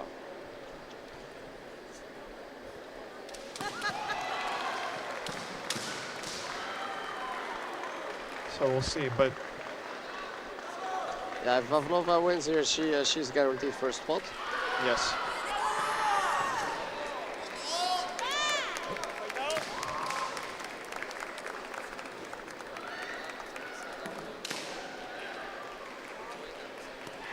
This is the 2nd to last pool on Shiai-jo B.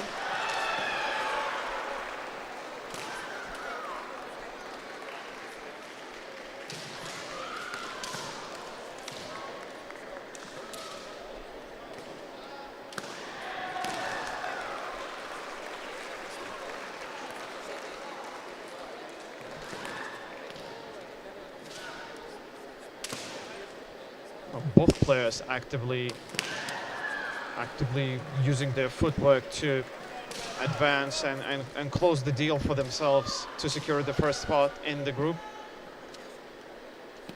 Yeah, so far Cohen is the only one that has scored Ippon, besides Vafrova.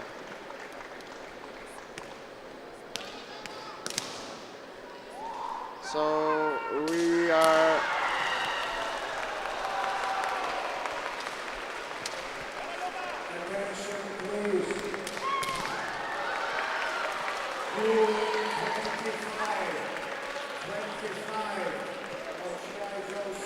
likely looking at the first and the second place competitors in this pool. Vafrova being guaranteed first place already, and Cohen is likely to go on as the second player out of this pool.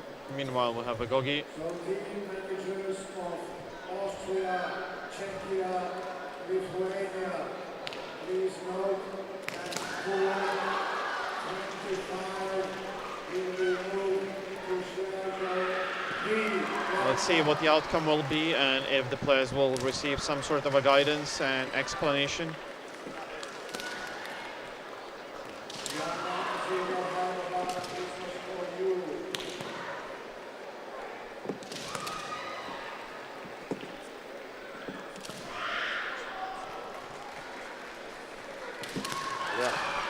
It's actually very nice to see that players start to get now the explanation for what they get the Hansoku. Wasn't always the case. In the past, I saw it happen. I've seen it happen where you get Hansoku with no idea what for. You receive a Hansoku and you basically don't know what for. Vafrova really seem to have picked up momentum since their first fight. Just really getting into it and just able to whip that momentum into her favor more and more. Very impressed by her.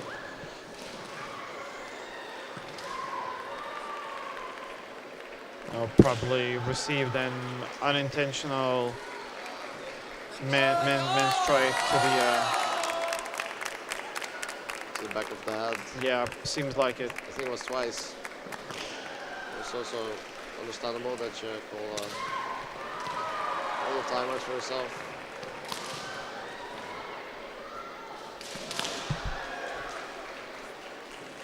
Oh, there's a nice gesture.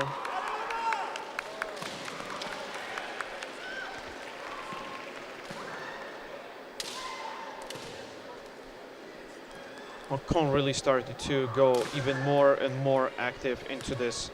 I repeat,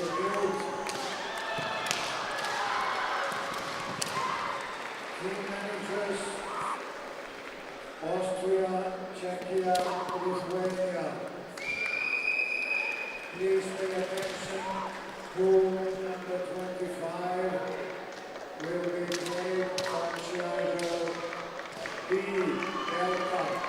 I wonder if this Shiai would end in Hikibake, not drawing any pawn.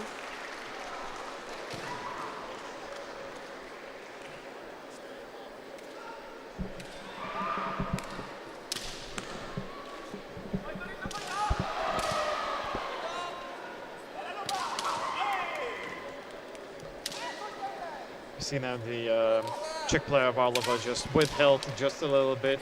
Yeah. You mean not trying to push Cohen out at the edge of the Shiai-jo? Yeah. Yeah. It's good sportsmanship. It is, it is. Really is a pleasure to see moments like this. Oh, stepping out herself now. Is this her second Hansoku? Is this is the second Hansoku. Yeah, so is it? Yeah, Ippon for Cohen here. So that really secures a spot, I think, for the second place in this pool if she is able to keep this point. to defend this. Yeah. Yeah.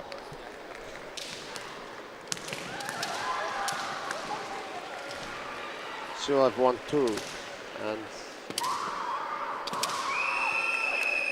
either just before Ambrosio or yeah, O'Neill will be able to win too.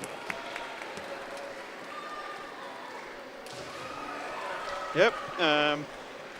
Luba Cohen was actually in Lithuania. She visited Oh, our dojo, and we had a very nice keiko.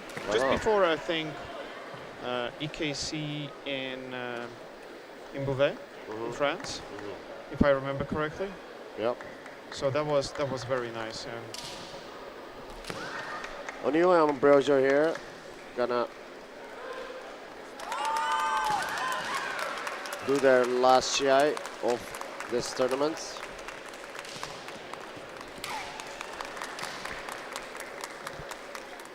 Both ladies have fought twice in this pool so far. This is both their third fight. It's when you're in a pool of 4, you do get to fight more often. So they will have fought 3 Shiai in the European Kendo Championships for 2026, which is nice. You get to fight 3 times. However, they are guaranteed to not advance.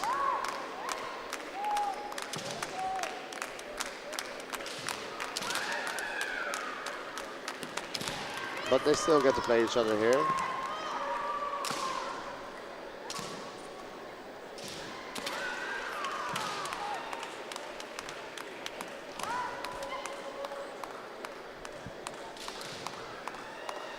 O'Neill again. Happy to be patient and let her opponent come to her.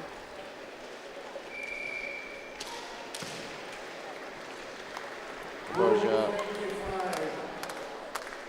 seemingly trying to figure out how to deal with this.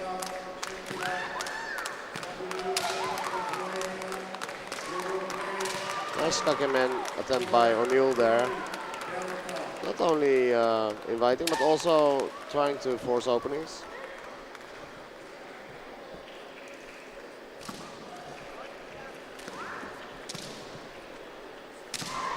Gogi being called.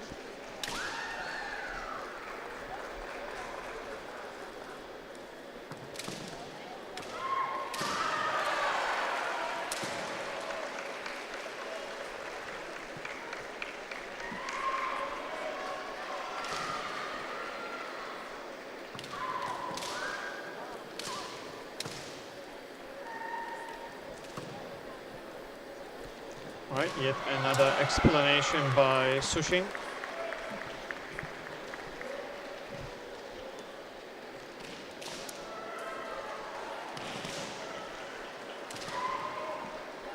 Let's look for O'Neill. Not quite sure what for exactly, but we'll continue.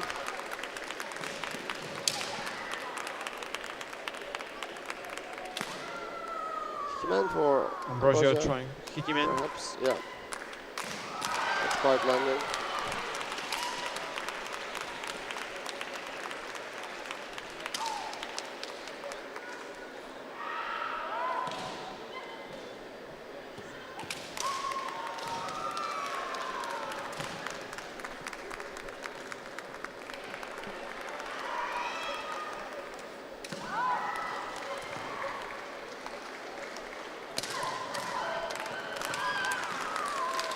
Oh, there was almost a got there from Ambrosio. Very, Yeah. very nice try, but unfortunately only one flag goes up.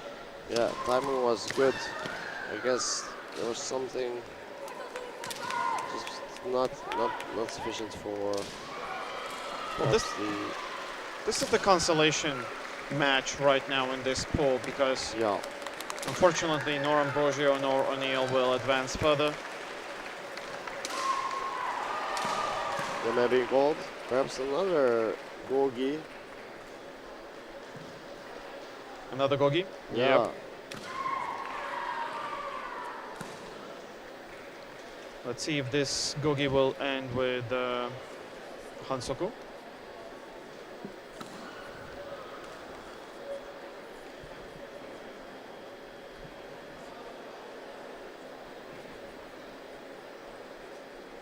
Oh, this time Ambrosio getting a correction. Something with the separation, judging from the gestures. I feel like she may have not separated enough for followed her up. to, Yeah. went back in again too quickly. Could be not the full separation while the, yeah. Yeah. So now we we're have seeking also for hands up that. on both sides.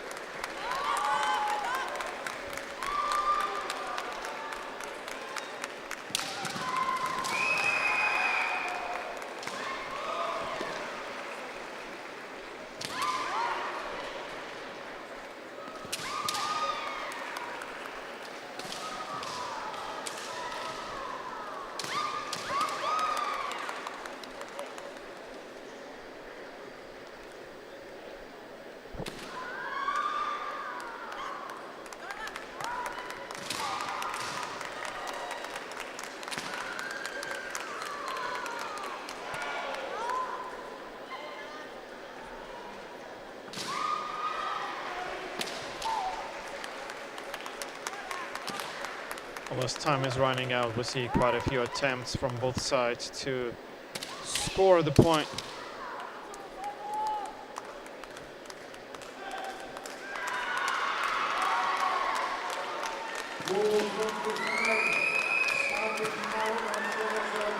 And I think that we are out of time and we finished this match and this pool with a Hikiwake. Yes. Unfortunately, neither player will advance, but We have the last pool here on Shiai-jo B in terms of the pool tournament and the first initial stage, so it's pool 17. And the players are already ready. We have Sofia Neba from Italy and Thais Kimura from Switzerland. This is an interesting match. I think it's going to be very, very active and explosive. Yeah, that's gonna be for sure. This is a pretty strong pool. Both Neba and Kimura, young and active players. Kimura, daughter of Oscar Kimura. Oscar Kimura being veteran for the Swiss team. Is he a referee this time? Oscar Kimura? He is, not sure. Yeah, he is. I think. Neba for Italy. Wow, and That was I'm in a situation there. Being awarded with one flag. Not enough for Nippon though. Kimura really nicely stopped just before the line again. Yeah. Not crossing it. And making back to the center. Yeah, I felt like her heel was over the line actually, but the actually contact point with the floor was still inside.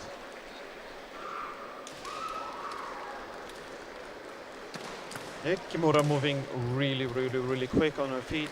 Yeah. Oh, the nice. Very nice. Poor Neba. Yeah, I could really tell that she was got it for Neba. inching forwards quickly with her feet. That were very, very small steps. Yeah, exactly. So Barely visible, but they're so small and so so subtle. Going for a Kaishido attempt here, but her path is blocked by Thais Kimura. Therefore, she couldn't complete her Janshi. Men into Men Kaishimen. And again, we saw a similar this flying man, so to say, as Sara we've had seen that previously. earlier. Yeah.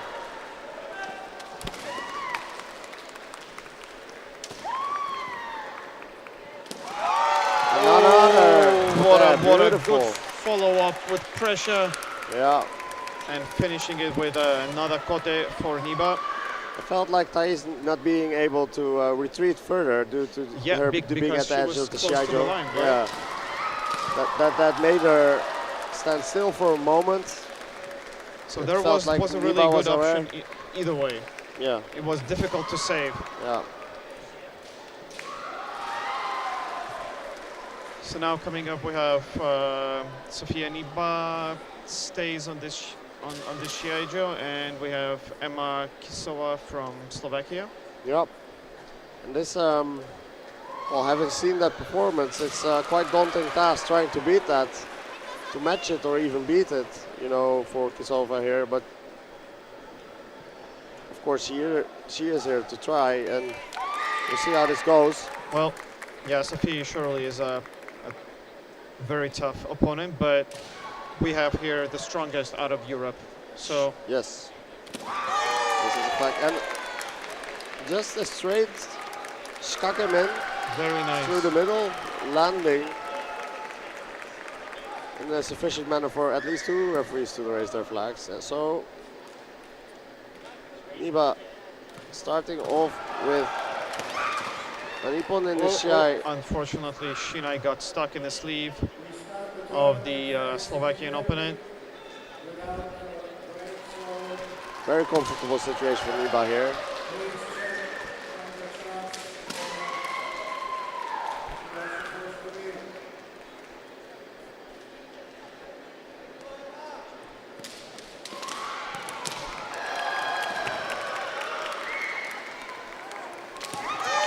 Wow, and another beautiful man.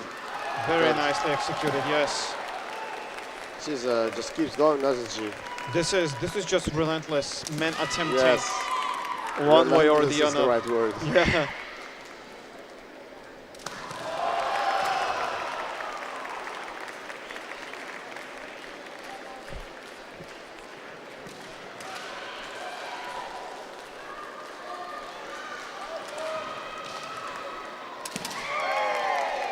Another one of those potes that has already resulted in 2 pote ippon for Neba so far. Well, the Not a situation, minute, yeah, the situation for Neba is already solved, so to say, for the moment, or for the time being at least.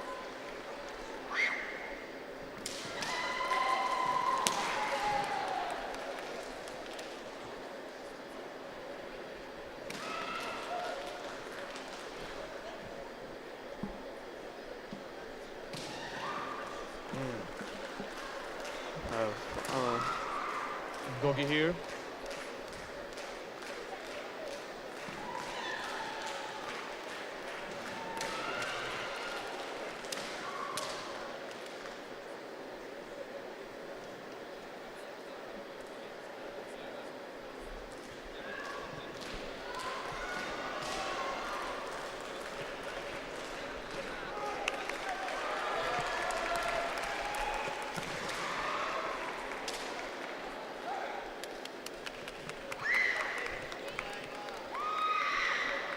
I wonder if we will see another flying man here in this match. Well, there it is. And there it is. You asked for it. You get it.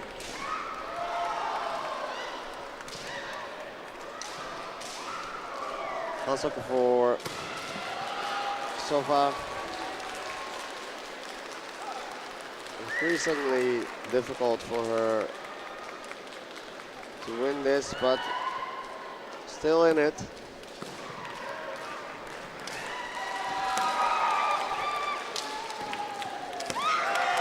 Wow. And very good follow-up by Neba. Beautiful. Well, Neba advancing. Very convincing. That was quite a strong performance in both matches. Yeah. Here now you will see Kimura versus Kisova.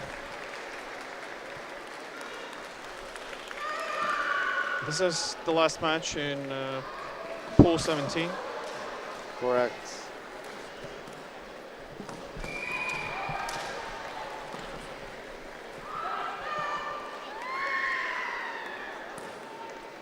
He's moving forward straight away, forcing Kisova back. Going for the same kind of man strike that Neba seemed to have. I think that with the intensity of this man, Kimura made her opponent step out. Yeah. So. Wow, and another one of those flying man strikes. This is a very interesting situation because Kimura lifted up Shinai only twice, and one out of the two swings was an ippon. True, and the third one here actually seemingly landing, and the fourth one also landing, resulting in ippon. So you could say success rate is 50%. Here, Exactly. which is very high percentage. It is very high. So, and now I think the pool phase is done here. And we're moving into the knockout phase of the tournament, but this will be interrupted by a short break, I would imagine. Oh wait, no, we have one. Oh, so we're going straight into the knockout phase here. Vinich for Montenegro versus Kyoko Mutard Yep. From France. from France.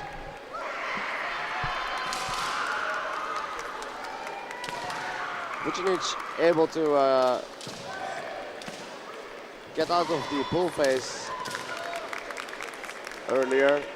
I actually thought that there would be a small break between finishing the group phase and going straight into the knockouts, but Yeah, apparently it seems to be steamrolling straight forward. yeah, and now Yame being called for no clear reason. Perhaps they went into this a bit too early. Is that possible? Because we are seeing Another match dialogue is on occurring between the Shushin and the technical desk. This could have started a bit too early. Maybe. There is a chance for that because we see fights happening on another Shiai-jos, which most probably could be still the group phase. Yeah, well, we will continue apparently. Seems Back like with the man attempt. no issue there. Vinich holding her ground versus Mutard. Both players Definitely. have advanced out of their respective pools. So they've beaten other players already. Now they get to face each other. It was a very strong attempt by Vinich here. Doesn't feel like she is crumbling under pressure from Mutard.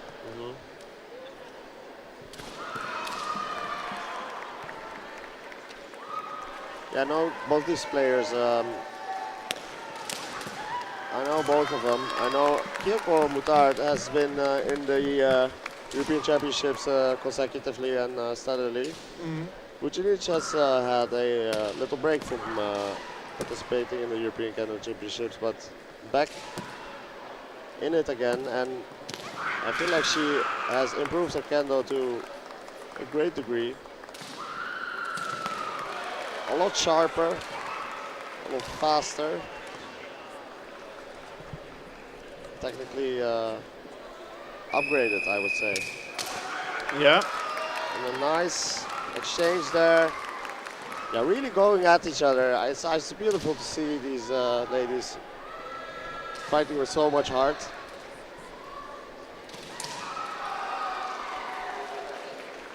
Can definitely see that there is a very strong will behind both players here. But just a small delay in Vinich's attack, and Mutard takes the lead with her men. Yeah.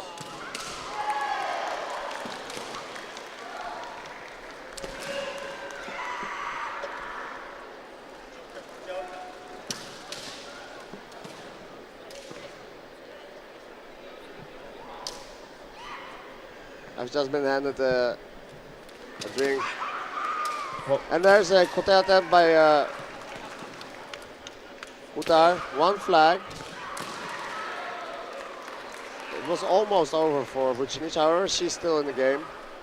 Very, very active match. I can imagine, you know, and a kote nuki man. So and Shiai another is decided in Mutard's favor here.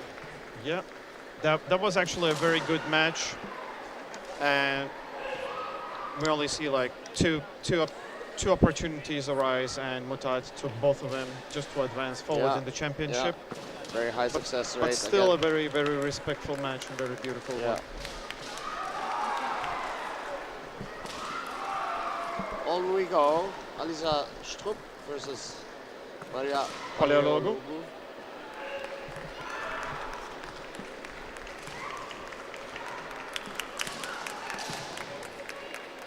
And yeah, Alisa Stroop having the momentum, having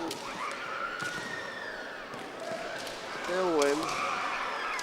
Oh, very, very dangerous attempt by Greek player with a hikimen. Nicely timed. Yeah, look at this. Once we enter the knockout phase, everything seems to accelerate. Both the amount of knockouts, the amount of techniques, sharpness, morale, and momentum. All of these things, they ramp up as the tournament progresses. Oh yeah, we definitely can see everything just slowly getting more and more. More intense. Definitely more intense. I mean, the follow-ups already sharper, as you said, and everything here. Yeah. Stroop stepping out of bounds for going back into the fight now.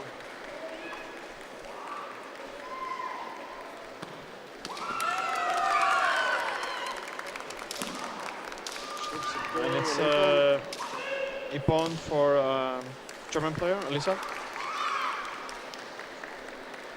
So Kote, yep.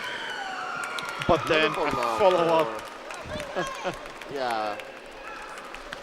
This is very entertaining to see from the side, that there is a quick exchange of Ippons here and there. Yeah. Paleologu having none of it. So now again they're back at status quo. Yeah, even game again. It'll still go either way. Stroop enjoying the lead ever so shortly.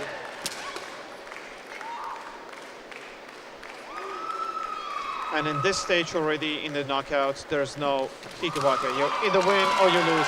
Correct. And Alisa Stroop actually landing a kote, another kote, to secure her advancement into this tournament. Unfortunately, Greek player Paleologu out of the tournament. Very well done, however, getting out of the pool phase. That recovery after first lost Ippon was very, very quick. Yeah. We move with also a very interesting fight. Yes. Rosie and Sarah from Belgium. Yes. Sarah van Lakan, Rosie Ogle. Both very skilled fighters.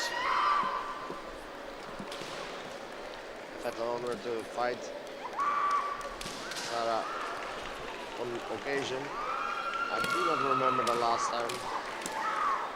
But in Jigepura. What a nice attempt Hikimen for Hikimen that scored it. to Sarah. It was kind of a Katsugi Hikimen. Katsuki Hikimen, yeah, definitely. Strengthening Kote Odo, opening up Ogo's defense. And the way to And yet Hikimen. another one. And another one. Second Same one in a thing. row, Katsuki Yeah. Hiki. Sometimes if something works, you just try again. And It ended actually real quick. yeah, Feels like under a minute. yeah.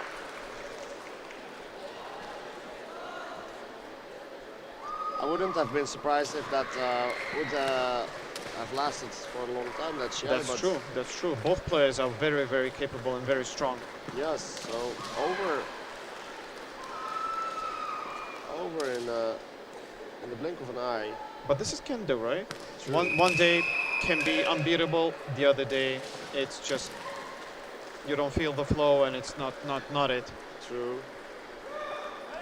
It can really be over in the blink of an eye. Before you know it, you don't even know what happened, and you're out of the tournament. Yeah, exactly. What happened? You I'm have out? to pack Am your I bag. out? Yeah.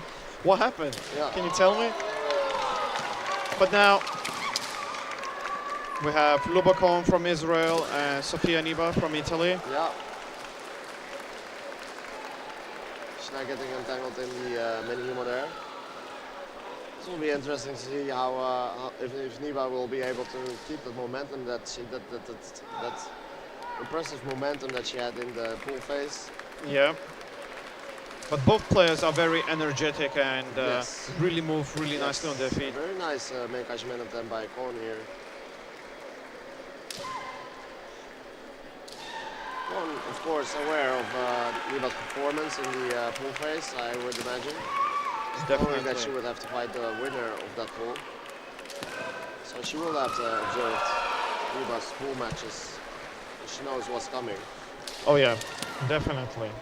But Neba keeps pushing Cohen towards the edge of Shiai-jo. Yeah. Yeah, a smart player will do that. I mean, Oh yeah. you can corner your opponent into, back your corner literally into a corner. Yes.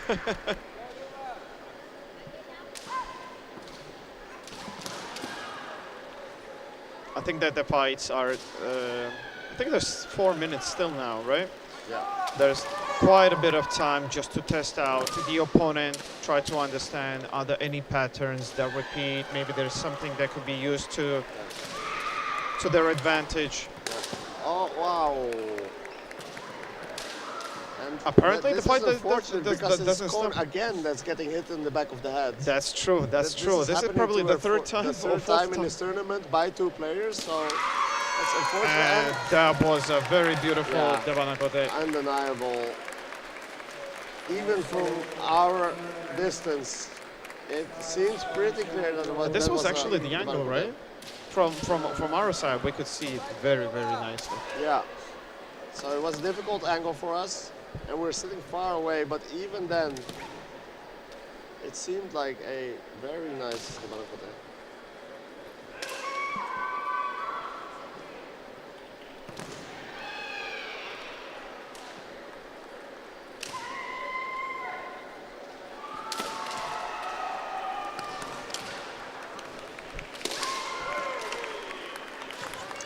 Well, now Cohen has to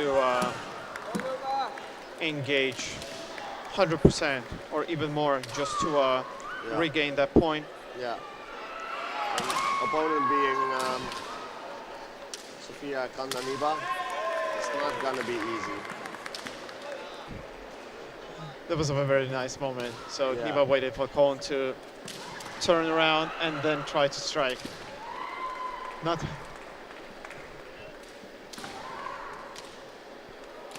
Yeah, this time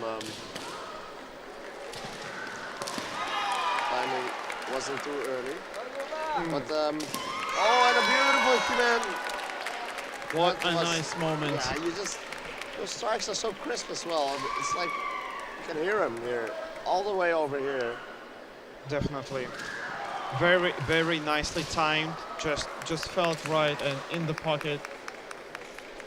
Yes. There's no discussion about it. Yeah. Very beautiful fight. Mutard versus Alisha Stroop.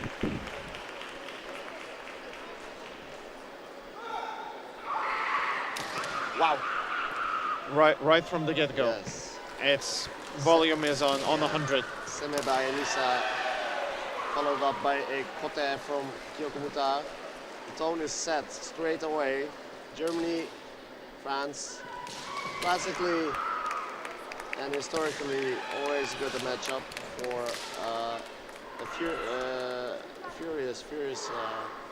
fierce Shiai. Nice kote commanded then by Oh, very strong Mutard. attempt, yeah. Followed up by Gyakudo, Hiki Gyakudo by Stroop. Yeah. Neither player scoring in point yet, but showing that they have the techniques to do so and a variety of techniques at that.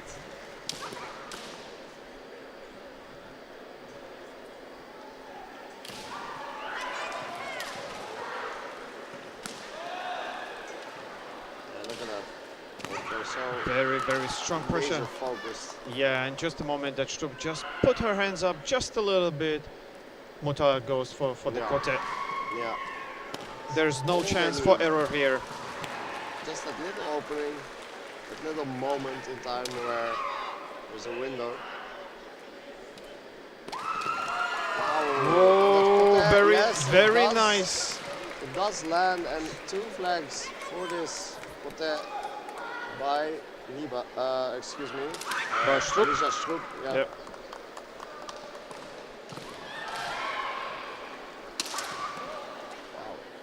But again, as you see, no room for error. It's so tight. Yeah.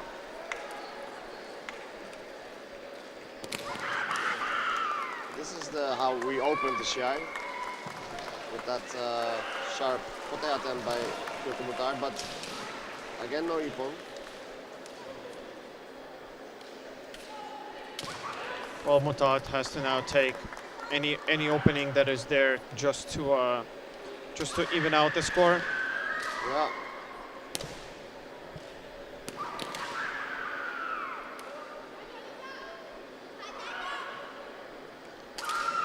Luckily, there's still time, or at least it feels like it.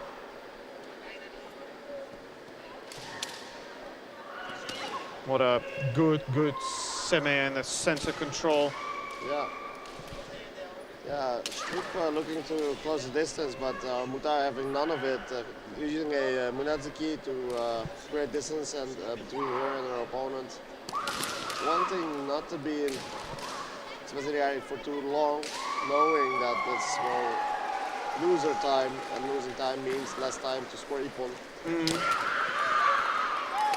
And yeah, this is a concept for Mutard. Mutard now in an increasingly disadvantageous situation. We'll put the bottom end there, but not landing it. That was another nice kote attempt by Mutard.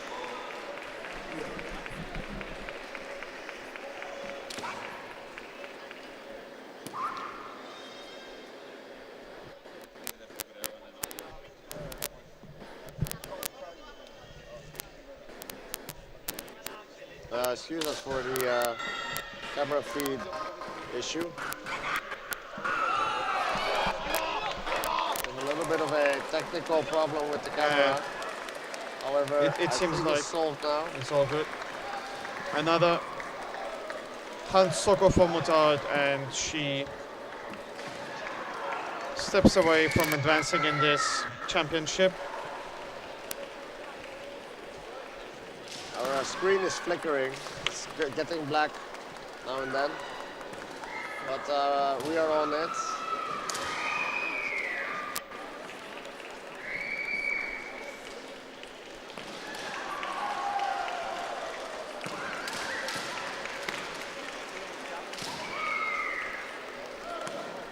Well, now we have Sofia Neba and Sarah van Laken for the following match.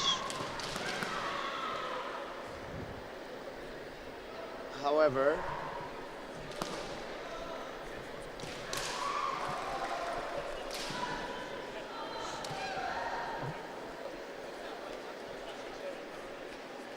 oh, there seems to be an indentation in the Shiai-jo.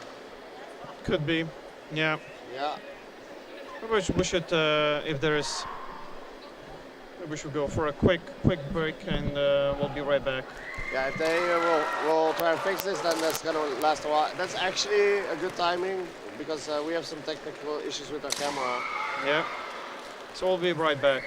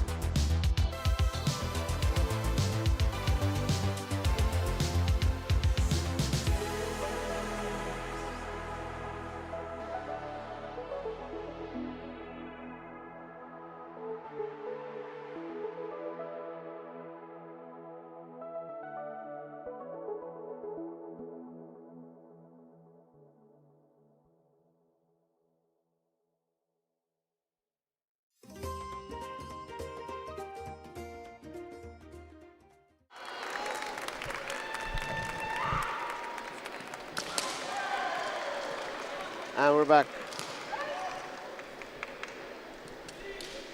We guarantee you the Shiai has been resumed not longer than 10 seconds ago.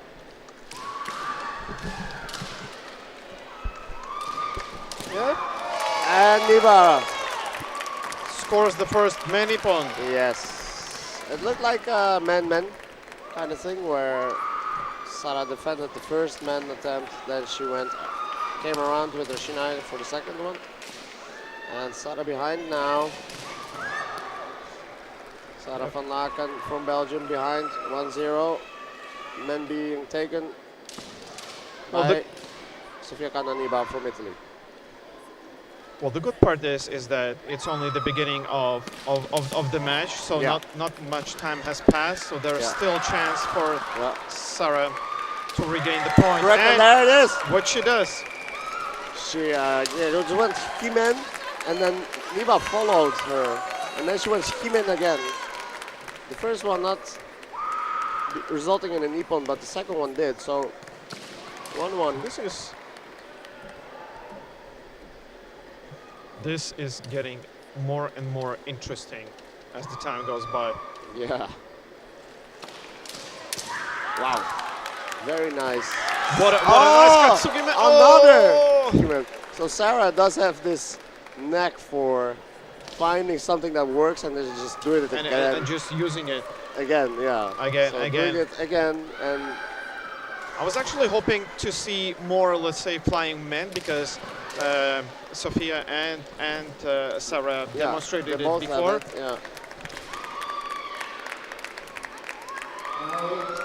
Well,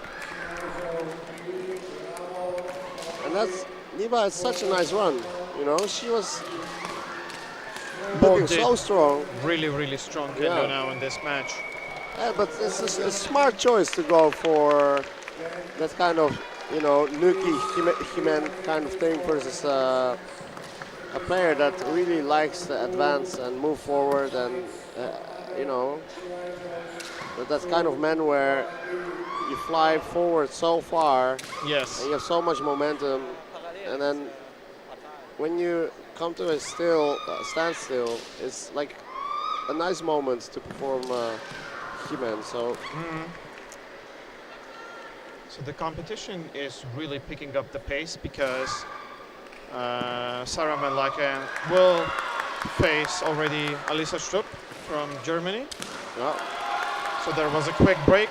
Yeah, and once these individual matches, the same player starts appearing twice, you know you're getting close to the semifinals.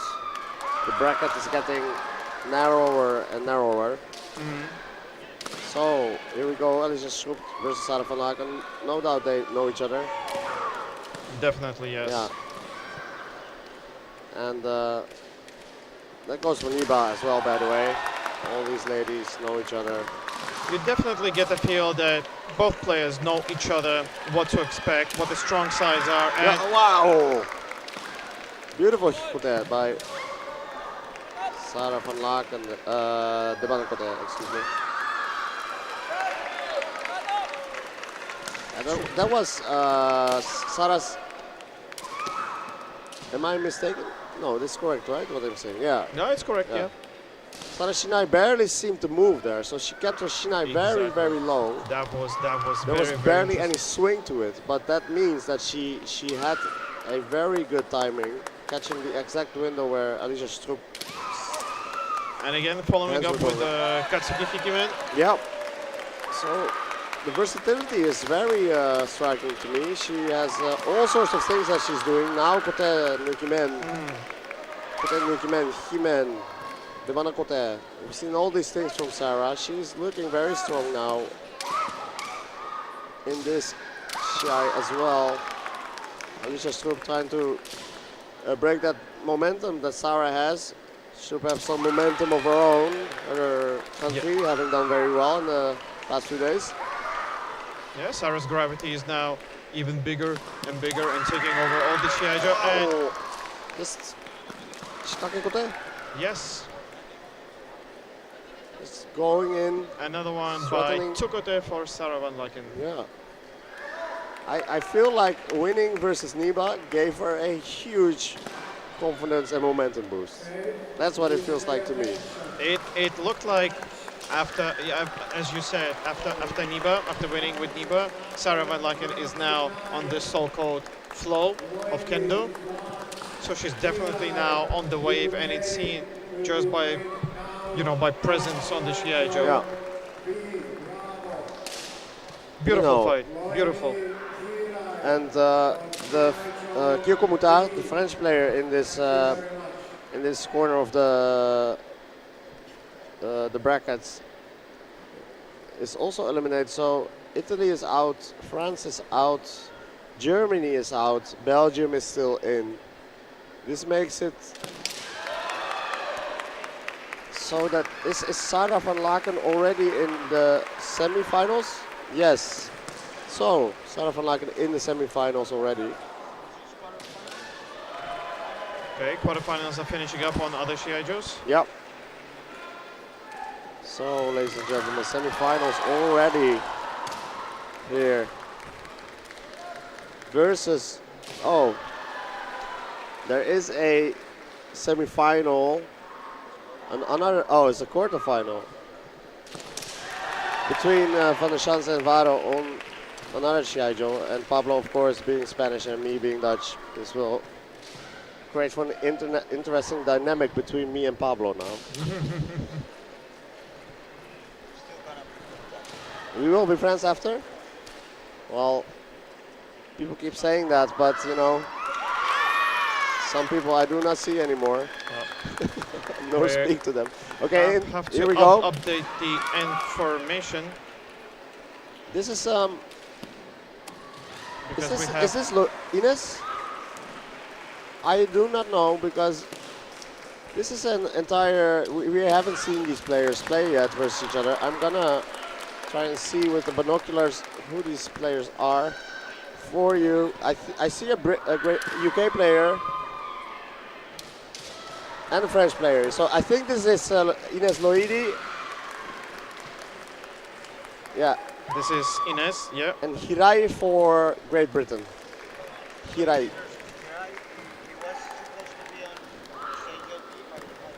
Yeah, Loidi versus Hirai. And, well, we haven't seen these players play yet today because they got moves from a different Shiai-jo. But we'll try to do the best we can. They are both looking very sharp to begin with.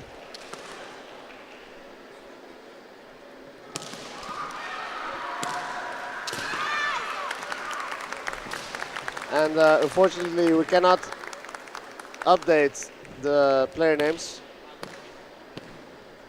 However, this is Hirai versus Loidi. Hirai for the UK, Loidi for France.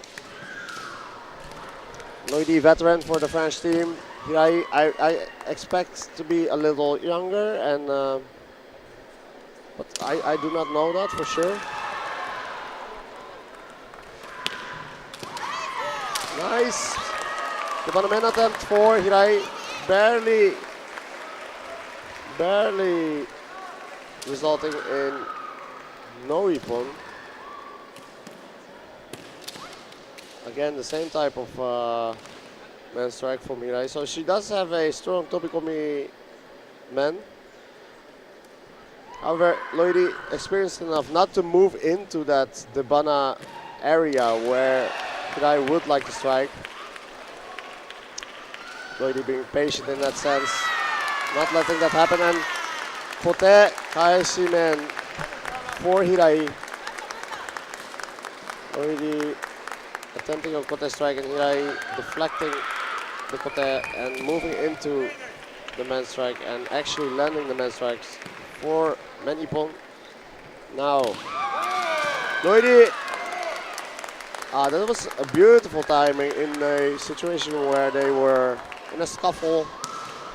They face each other, and as they are facing each other, Loidi went for that moment where Hirai was briefly standing still, going straight for men, and that makes 1-1 now. This fight is equal in score. and it's completely open as to what will happen here. Both players very equal in skill, as it's also reflected by the score. Of course, it's 1 versus 1, so they are able to take points off each other. And Shirai scoring for that. So she will advance to the next phase of the tournament. Pablo, was this a semi-final? This was a quarter-final? Oh, second round fight that was, okay. Yep, seems like this was the additional fight transferred to our Shiai-jo. Yeah. Yeah. So, yeah, if fights get moved to this Shiai-jo, I think the registration desk has a little bit of trouble updating the info on the players, and we are dependent on what they give us. Our apologies for not being able to show the correct.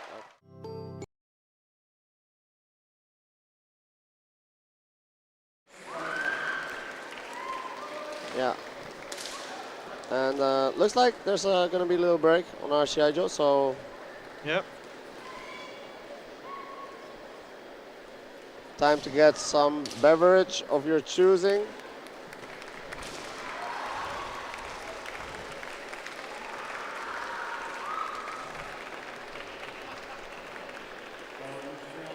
We have just gotten coffee from the lovely Minna.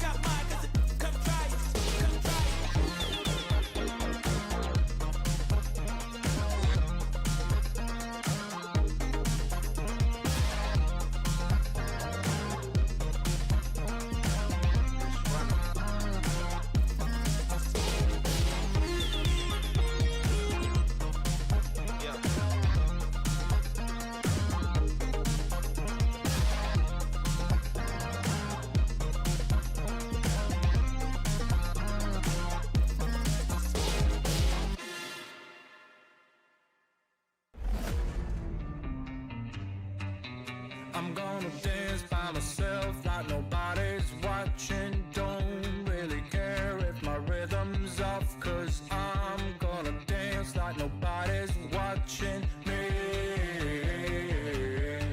I'm gonna dance by myself like nobody's watching. Don't really care if my rhythm's off, 'cause I'm gonna dance like nobody's watching me.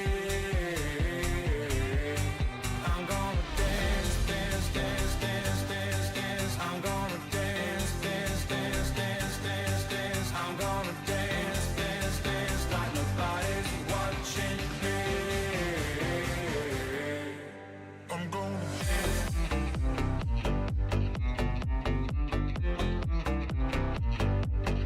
I'm gonna dance.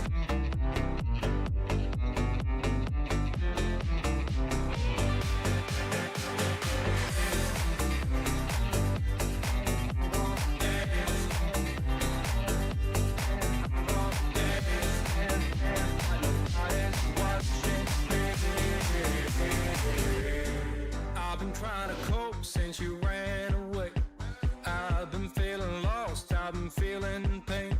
And no matter what I do, I just feel like I do what I do for you. I tried to call the doctor, it didn't help. Took a trip out to the sun to revive myself. But no matter what I do, I just feel like I do what I do for you.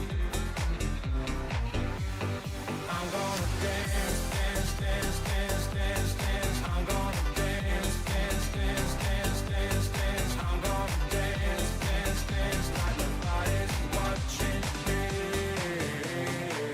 I'm gonna dance.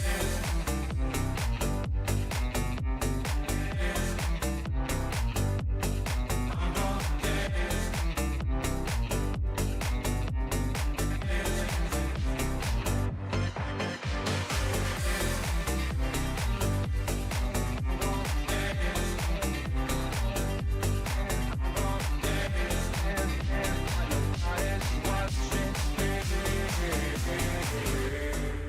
I'm gonna dance by myself like nobody's watching. Don't really care if my rhythm's off, 'cause I'm gonna dance like nobody's watching me.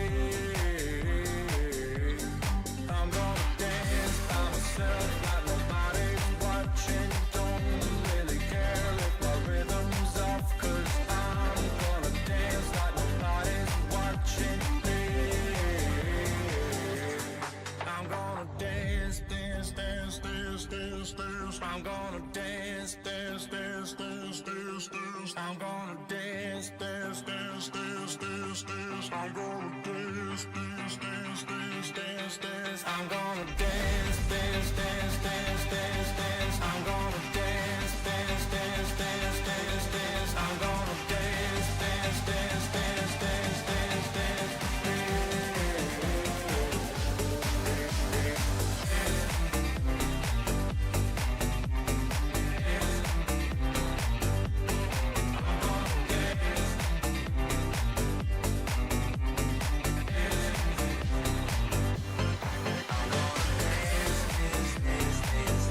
dance.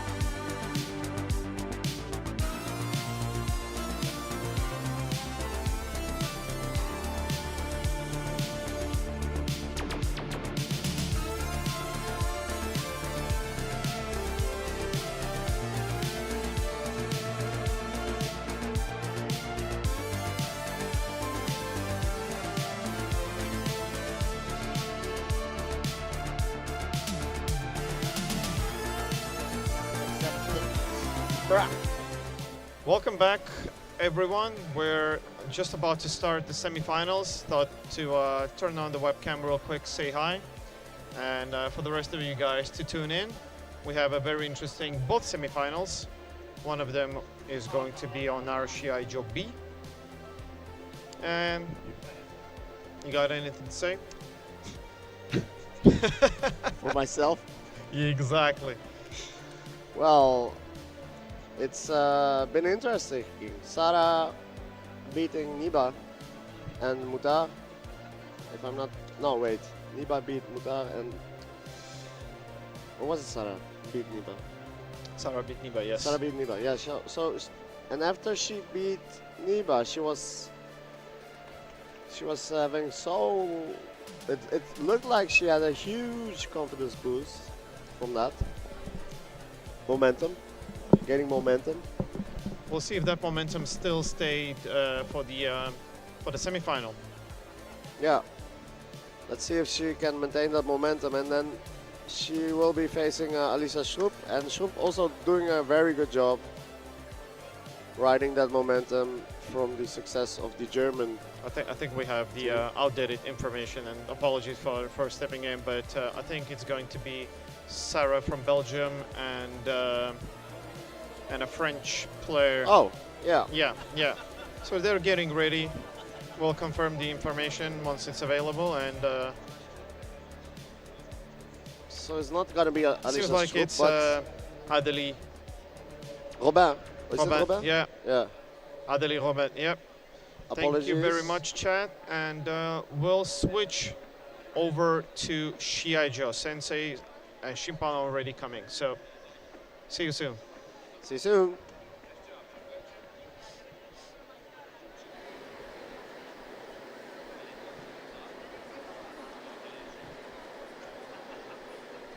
Daniel.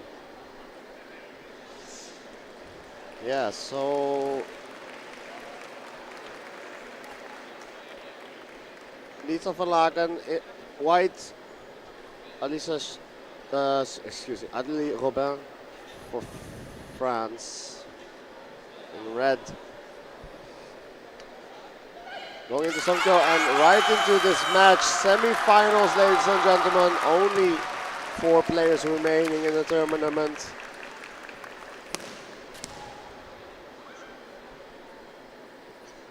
And apologies for the names not being correct, but this is Lisa van Laken versus Adélie Robin. And look at the sharpness, the intensity, the momentum that these players have at the moment. This is really a treat to watch every time.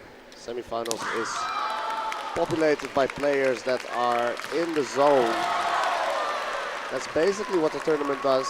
It filters for the participants that are most skilled and most in the zone on this very day. Van Laken seems very, very stable and keeping her crew. Yeah. And then just shooting straight out of thin air. Yeah. Very, very Going for high focus. Very nice kote kaishi or kote nuki man attempt there, actually landing her shinai on Robin's head man, but it was not enough. Let's see here what will happen. We have some technical assistance to fix the name overlay, so please bear with us. In the meantime, Sara and Robin still feeling each other out, trying to figure out where the opening lies, what kind of techniques their opponent favors. Kaishi attempt by Adélie Robin now. And back into Isokui Tonomai.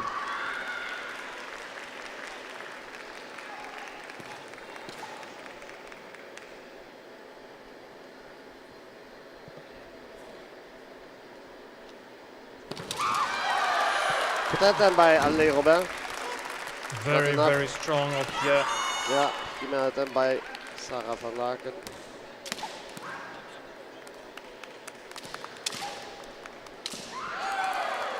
Yeah, a lot of strikes back and forth. none of them really followed through with. These are just strikes to Both steadily pushing forward, applying every bit of pressure that they have to the opponent. And what a hickey man beautiful. for Robin, yeah. So Robin takes the lead in this semi-final. Yeah, Lisa van Laken should be. Oh, and that's close for both sides actually. The barely not landing sufficiently, and then Robin following van Laken to the edge of the Shiai-jo to perform some techniques of their own. However, no ippon resulting from neither or from this exchange. Well, again, it's good to remember that semi-final is already 5 minutes, Yeah. as well as the final. So there is still some time to fix the situation for Van Laken. Yeah. Sarah will have a little bit more time here.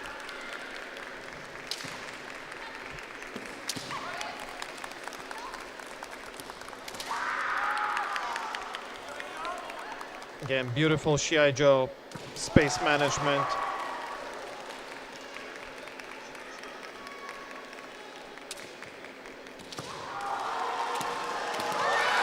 Beautiful kote attempt by Adli Robin, That but was very good.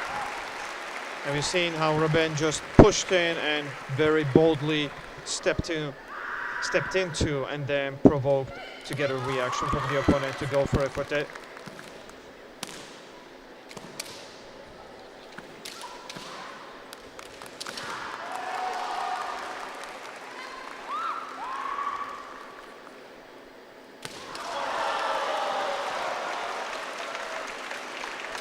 meanwhile on the other Shiai-jo, the Shiai is finished, so the first finalist Is already known. Yeah. Right? So it's up to these two to do. And what a good attempt on Katsugi made Yeah. by Van Laken. Will it be Sarah van Laken? Will it be Adli Robin who goes on to the final? For now, Adli Robin leading with one man ippon. 5 minutes for this Shiai, so well, that's the end of it for this semi-final at least. Adli Robin advancing, Sarah van Laken taking 3rd place. And if you will excuse me, I will have to go to Shiai-jo D, where I will be casting in Japanese. So I will take my leave. Thank you very much, everyone, for checking out our Shiai-jo, and perhaps I will see you on Shiai-jo D. Meanwhile, while Yauka is moving to another Shiai-jo, we have Pablo joining in for the final, for the English commentary together with me.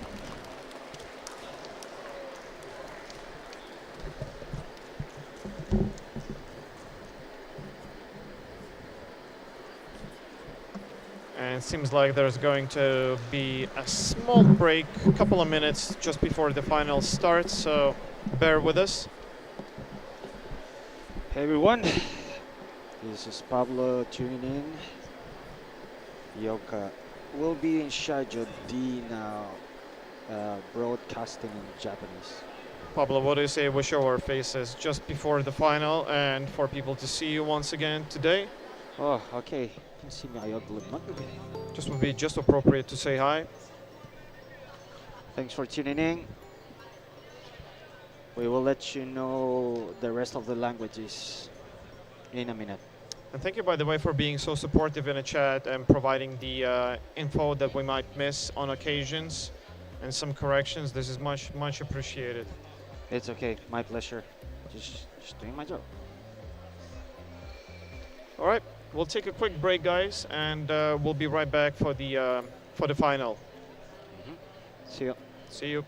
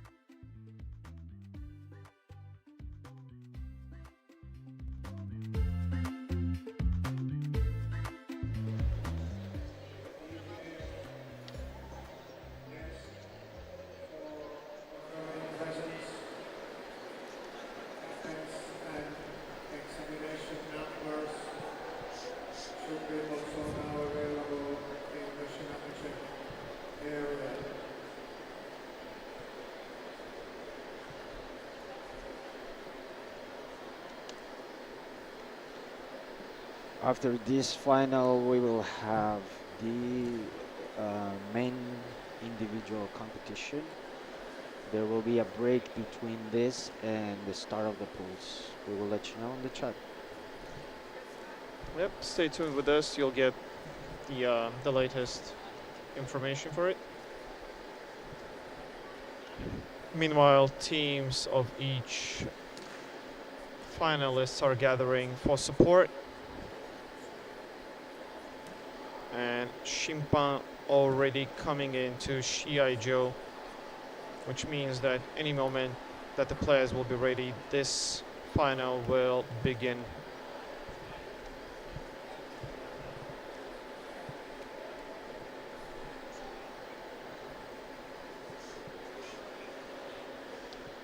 Pablo, people in the chat were asking about next EKC and whether or not we know where it's going to happen. I think they will announce it in the closing ceremony later on. Yeah, They exactly. announce Stay the tuned next for that. host, so we will let you know.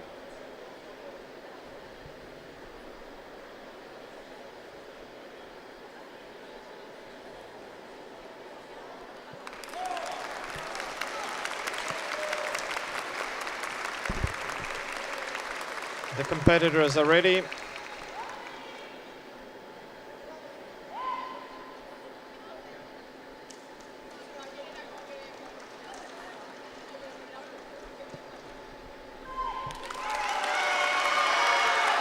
And we have begun. Murakami from Austria and Robin from France in the ladies' final.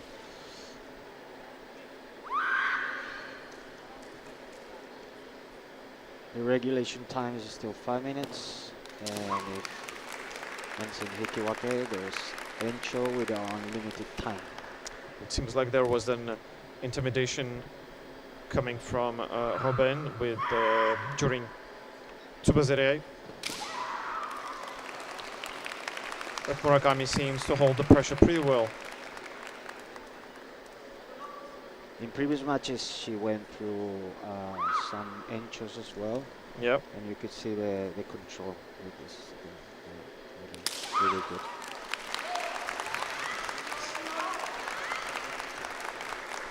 As you see again, both players using actively footwork to create pressure, just to seek for the opening and take advantage.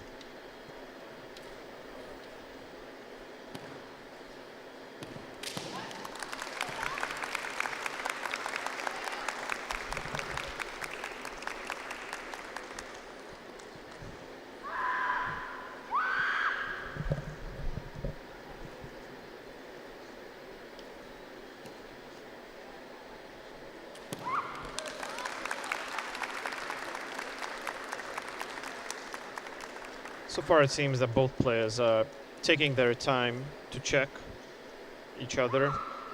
Feel each other, yeah. See the gauge the distance. And not taking any unnecessary risks for now. That's for sure, yeah. There's no time limit.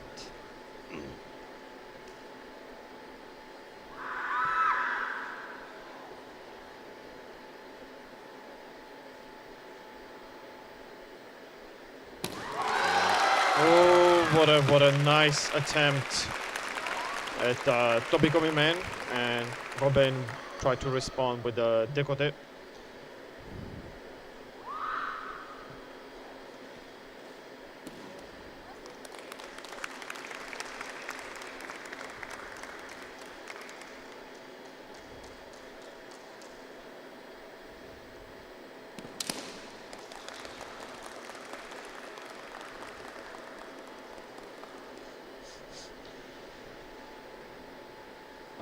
Both players from each team quite young, and according to our information, they also started really young. So even though Robin is 23, Murakami is 19, they already have experience in European Championships,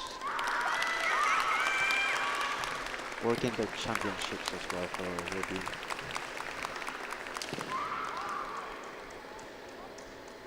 Yeah, and according to information, Murakami was last year's bronze medalist in ladies individual category, so this is an advancement to her this year. She's already in the final. Progress, yeah. Good progress. The level is just getting higher every year. It's fantastic to see. It's also very, very pleasant to see nice straight kendo. Clean kendo, yeah. No pushing, no excessive blocking. It's just really good to watch and to comment on our side. Another attempt for Menucci by Robin.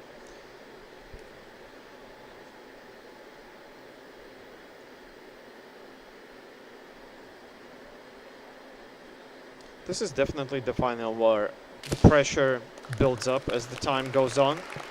Exactly, yeah. And as they start measuring each other's might and reflexes, the match starts building in intensity.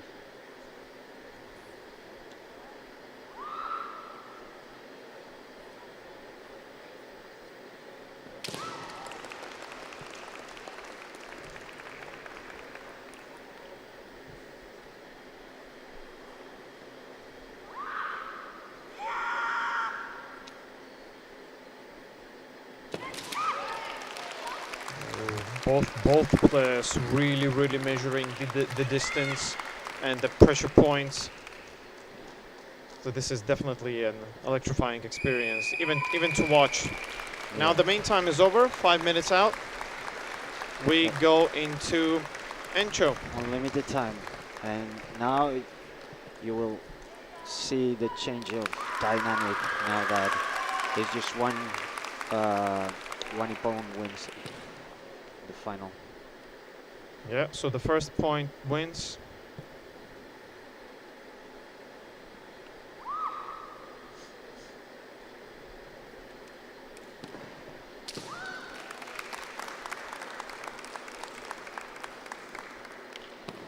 I wonder if Encho would make both players a little bit more cautious, because now they both know what's at stake. Even the slightest mistake could cost them very dearly. That I agree with, but at the same time they cannot be overly passive, or they will. That's true. We will see like double hansoku when players are not engaging actively. Very nice man attempt by Murakami.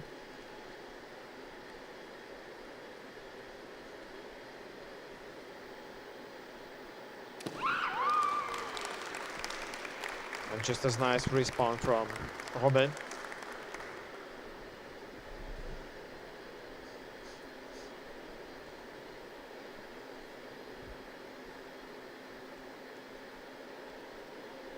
No, but the looks of it, there's still a lot of pressure being put on one another. Yeah.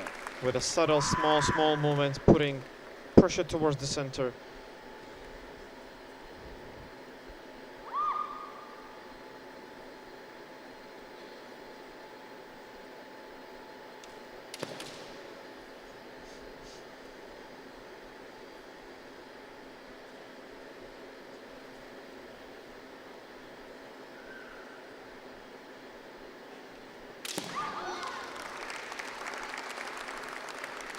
Murakami controlling again that distance. Something that we saw on previous rounds. Oh, that was dangerous. That was dangerous, and this is probably the moment that will decide the outcome of this fight, is who can manage the distance better, because both of the players are very skilled and very fast. And what a beautiful I-man to finish off the final. Yes, very clean point. 3 flags. And we have a new European champion. Yeah, from bronze last year to gold in this. Congratulations to Mia Murakami. Also, And congratulations to the European. very Good job well done. Going from bronze to silver. And yeah, congratulations everyone. Very clean, beautiful fights. I think that we'll take a quick break and then Yes. be right back with you all. Thank you all. This was a very, very exciting final. Now we have a break of 30 minutes. We just been informed that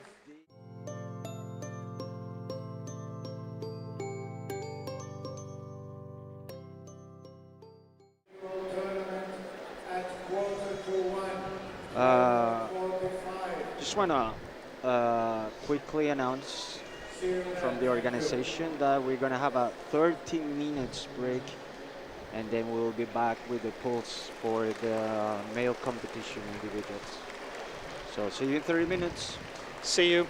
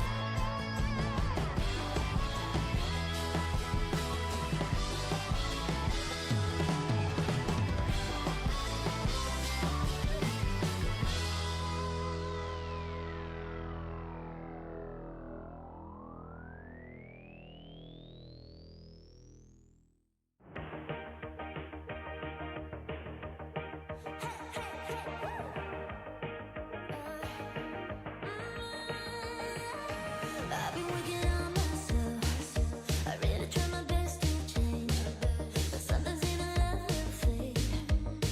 Right?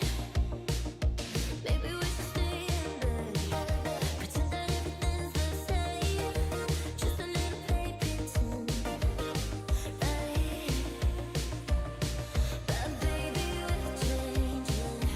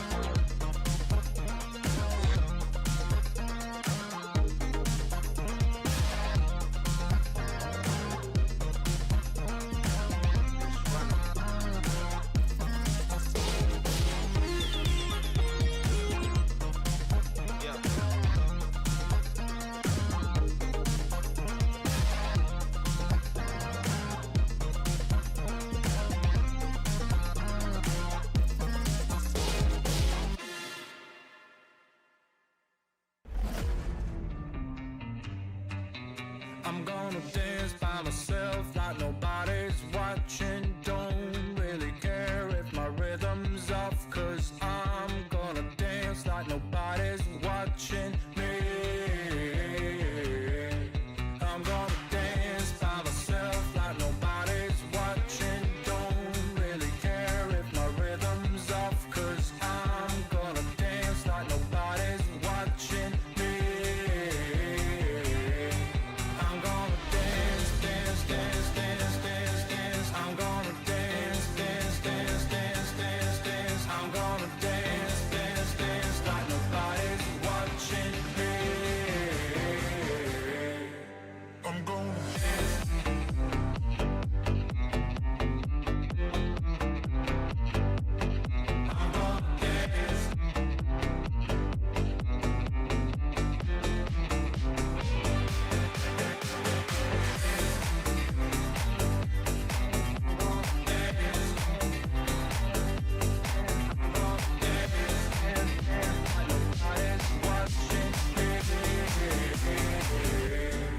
I've been trying to cope since you ran away. I've been feeling lost, I've been feeling pain. And no matter what I do, I just feel like I do what I do for you. I tried to call the doctor, it didn't help. Took a trip out to the sun to revive myself. But no matter what I do, I just feel like I do what I do for you. I'm gonna dance, dance, dance, dance, dance, dance. I'm gonna dance, dance, dance, dance, dance, dance. I'm gonna dance, dance, dance like nobody's watching me. I'm gonna dance.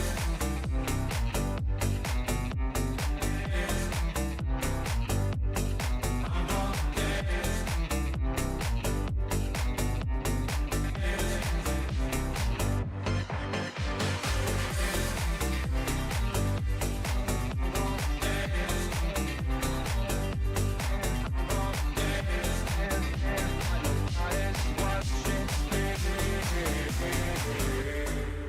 I'm gonna dance by myself like nobody's watching. Don't really care if my rhythm's off, cause I'm gonna dance like nobody's watching me. I'm gonna dance by myself like nobody's watching. Don't really care if my rhythm's off, cause I'm gonna dance like nobody's watching me. I'm gonna dance, dance, dance, dance, dance, dance. I'm gonna dance, dance, dance, dance, dance, dance. I'm gonna dance, dance, dance, dance, dance, dance. I'm gonna dance, dance, dance, dance, dance, dance. I'm gonna dance, dance, dance, dance, dance, dance. I'm gonna dance, dance, dance, dance, dance, dance. I'm gonna dance, dance, dance, dance, dance, dance, dance.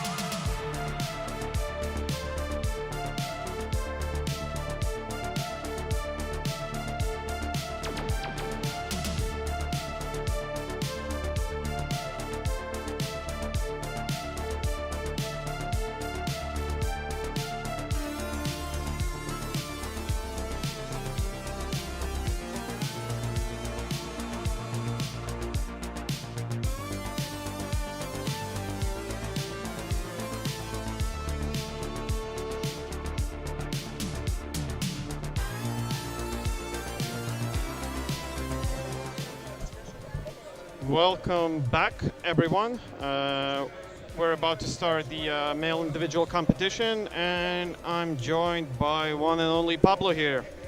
Hello guys, we're gonna start with pool 13. Yep, we have 11 pools on our Shiai-jo B, and one of them, similar as with ladies individual, will have 4 players, 2 out of which will go out. The rest, 3-player pools, only one player goes and advances in the championship. Exactly. So the strategy is different to when you have 3 teams and Yes. 2 move through. Basically, you wanna win both matches. This is 100% Yeah. the rule, yeah. If you win both of your matches, you're automatically in the next round. Already prepared, yep. And Shimpan already coming to Shiai-jo, so in any second now we'll switch to the Shiai-jo and we'll be providing some commentaries in the background. So see you guys, and we're on.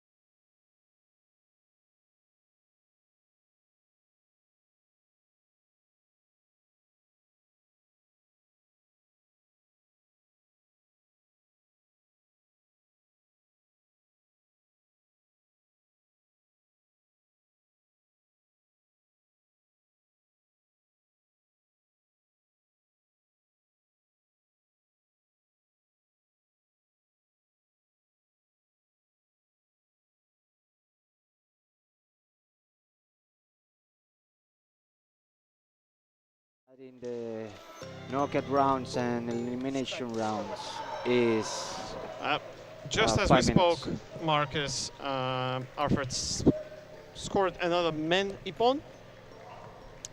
Unfortunately, you have to see our faces while our guys are helping out with the video stream, so we apologize for that. We'll try to do the best job possible to still keep you updated. Now we have a next match offered stays, and we have Paris Hannah from Switzerland. This is pool number 13 on Shiai-jo B.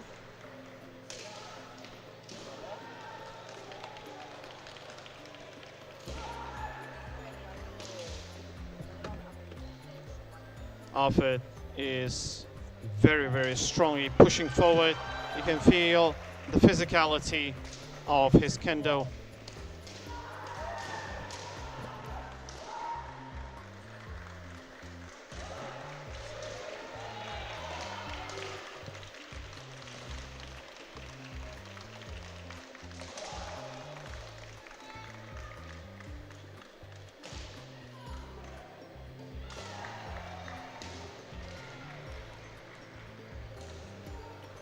So far, no ippons, but there was a good hikemen attempt by Alfred.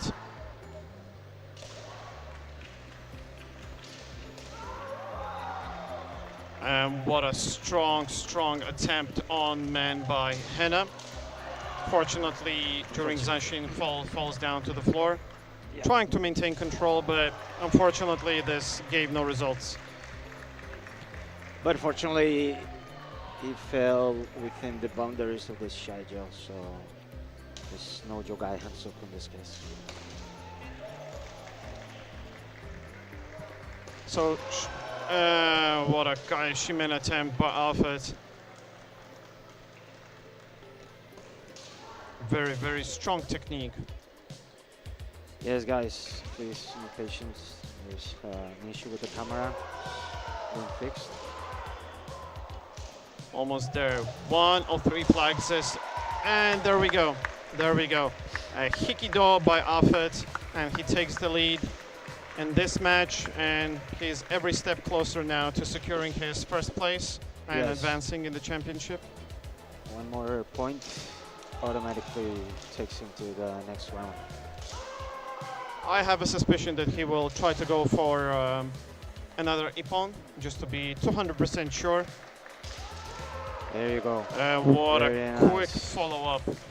Very nice follow-up. Super snappy. All So right. those were 2 quick fights in the first pool. Now we're gonna move on to pool 14. In this pool we have Kato from Denmark, Pina from Spain, and Nguyen from Well, the Netherlands. Yeah, we still have one more fight in this pool 13, Oh, yeah. the third one. So it's Martin Panev from Bulgaria and Henna from Switzerland.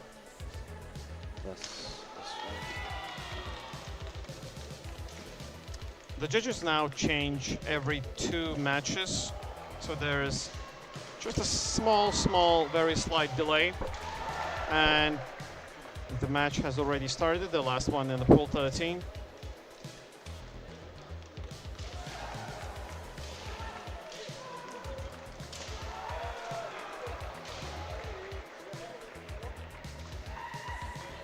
And Henna scores the first man Ippon in this match.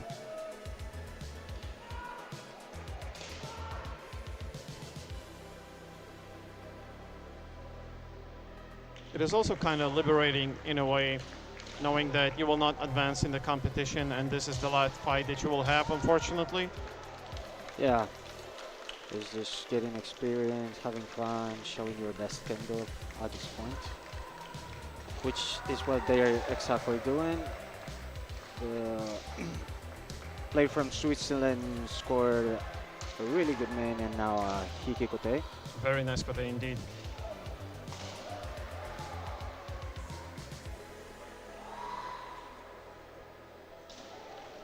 And we're through with pool number 13. Up next, pool number 14, where we have Dailin Nguyen, Kato from Denmark, and Pina from Spain. So now we have Dailin from Netherlands and Kato from Denmark. Yes. And we will see. I actually never knew that the last time I fought Dailin, he was still in Chudan, and now he has adopted Yes. Jodan. Due to an injury, he had to switch Kamae, but he's only been doing it for about 6 months. But it's a really good Jordan for a short time on that. Luckily, we have the Shiai-jo camera fixed, so Let us know we're back. in the comments if you can see now the camera, the microphones are all good, please.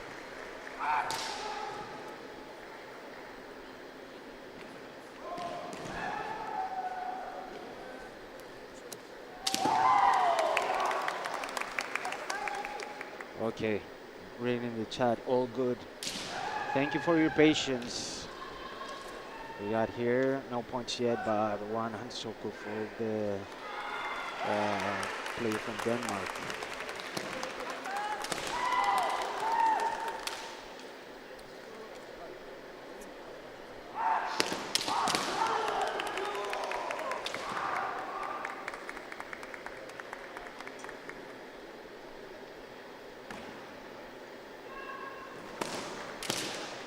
Both players seem to be applying quite a bit of pressure from both sides.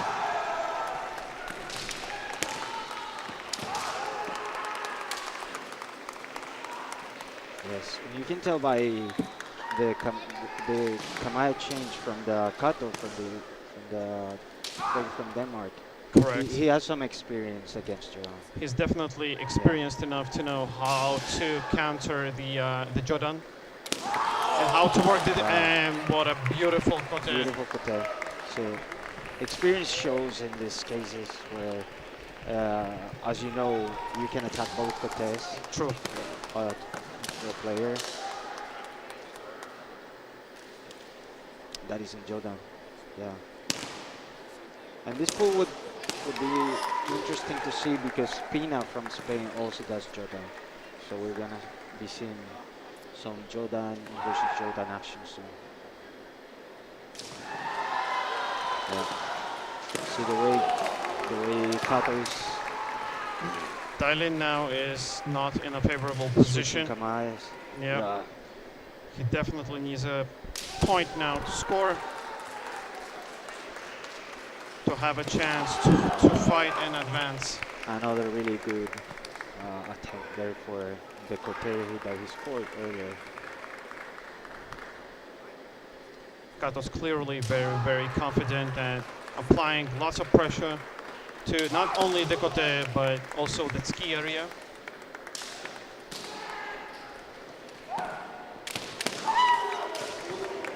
And a very strong attempt at kotemin from Kato.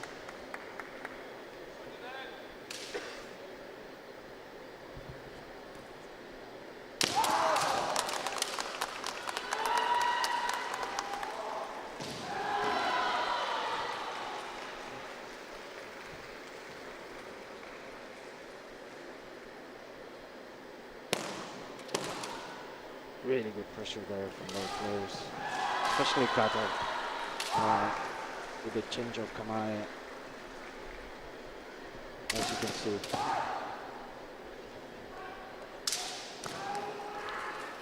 Was a very interesting moment for Kato to let go one hand of the Shinai and still apply pressure. Yeah.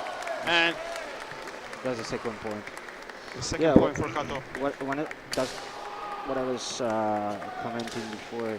That's one of the advanced changes in Kamae that you can do against the Jodan. Exactly, yeah. Even if you're just holding the Shinai with one hand, it throws off the semi of the Jodan player. So it would be interesting to see now Pina in white from Spain and Nguyen for Netherlands in red. Both players are in Jodan. Yeah, exactly. So this is interesting because both players are similar age, both are Godan, quite well experienced, and both are Jodan. So this is going to be an interesting match. And right off the bat, Pina goes in with a very strong net attempt.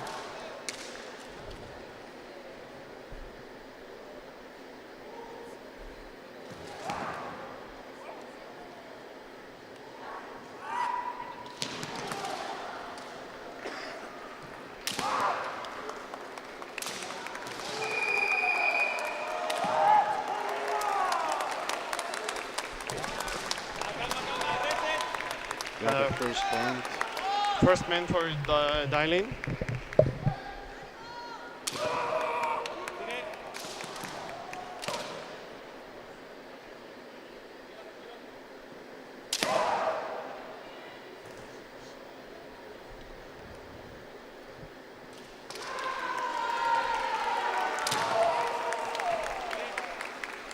Another good attempt there from Pina. Nice Hikime attempt now. You can see that that Zanshin was very, very calculated. Stopped exactly at the line, at the border. Step in the line, but not crossing it. Exactly.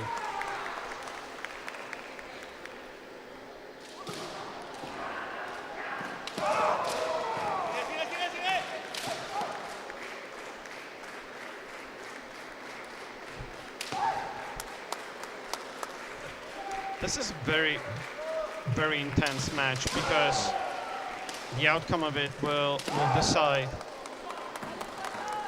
how it will shape and who's going to advance out of this pool.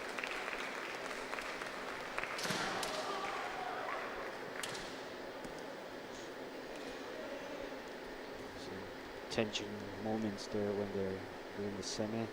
Obviously, the semi Jordan versus Jordan is interesting. It is. It's I don't think we different. have seen the both Jordan players at the same time in the same Shiai during this championship.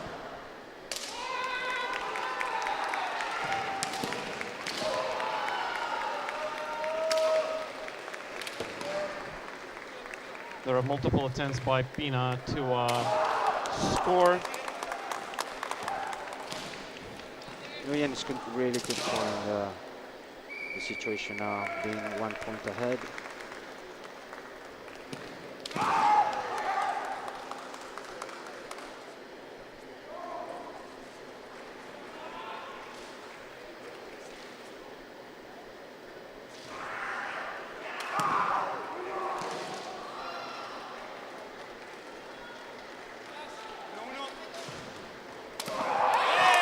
And there's the equalizer. And Pina scores the quartet. Yes. Very nice. Yeah. So all this pressure finally paid off, and now it's 1-1. This is one technique that he is good at. That pressure, that men semite, and then ryote kote. Now it's interesting because they're in Hikiwake territory right now. As we mentioned before, it's only 4 minutes on poles. It will be Things interesting. could be decided in the very last Yeah, that's true. match of the pool.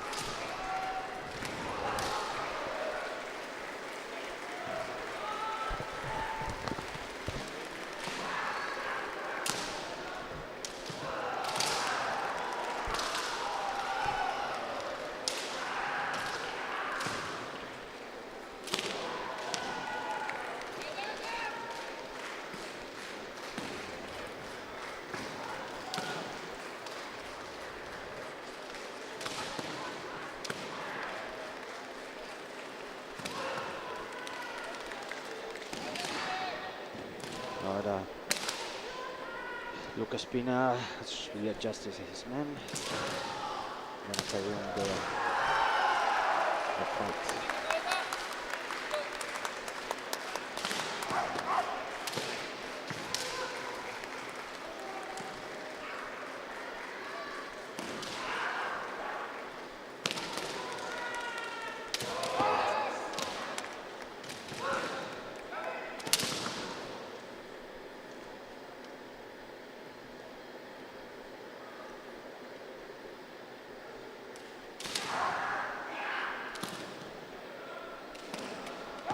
You can clearly see the change in dynamic when the score is 1-1.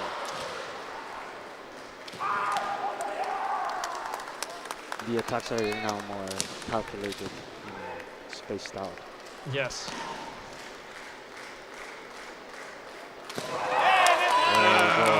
What a lightning fast quarter. As I mentioned before, this is one of his Tokui waza.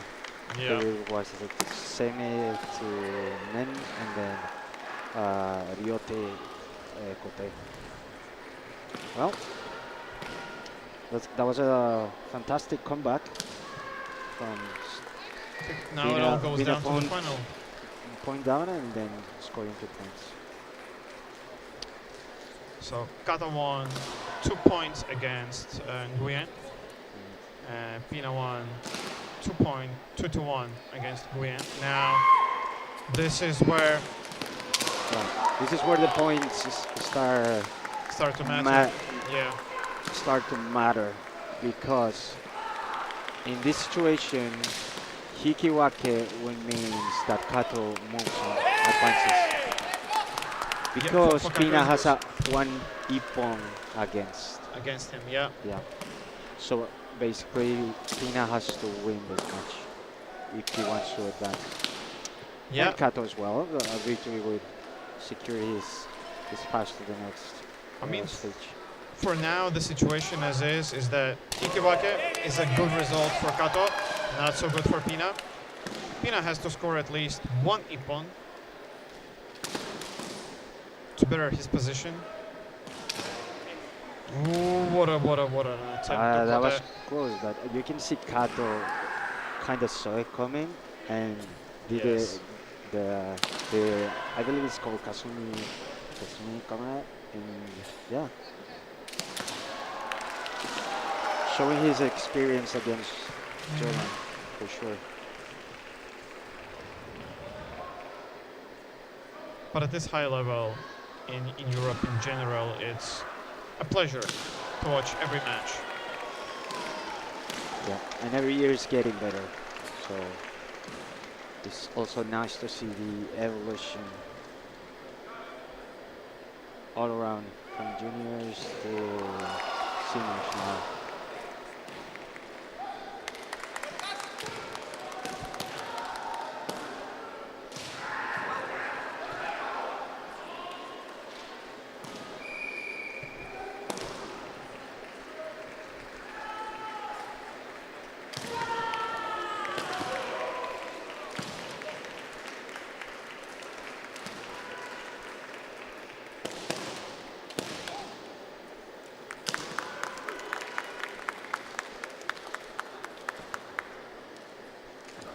Pressure's building up now on Pina. It's only 4 minutes and he needs to score. Yeah, as time passes, the advantage of Kato slowly grows. In a tactical sense of view.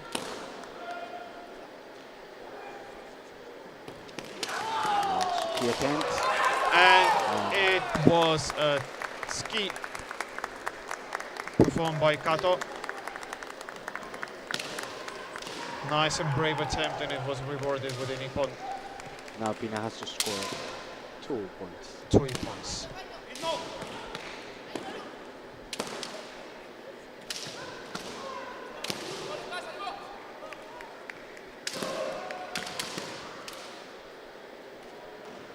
You can see that Pina is definitely trying more extensively to score the Ippon, or at least. That was a really kind of Gayashi situation there for a lot. Yeah, this player is experienced. It was for sure. well deserved and a beautiful Yeah. point to get. So Kato secures his way and advances in the championship. Coming up next, we're going to move to pool 15 with players from Belgium, Greece, and Portugal. Desmet, Caralis, and Ribeiro, respectively.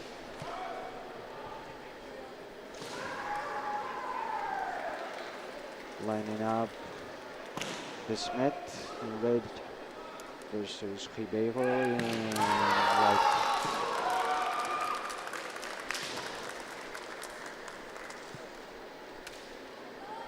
Both young participants, Desmet is 18 and Ribeiro is 21. But from our records, it also seems like they're both have participated in not one EKC, so they have the experience. Desmet scoring the first point, and then there's still a few minutes on the clock for João Pedro Ribeiro to try to equalize the score.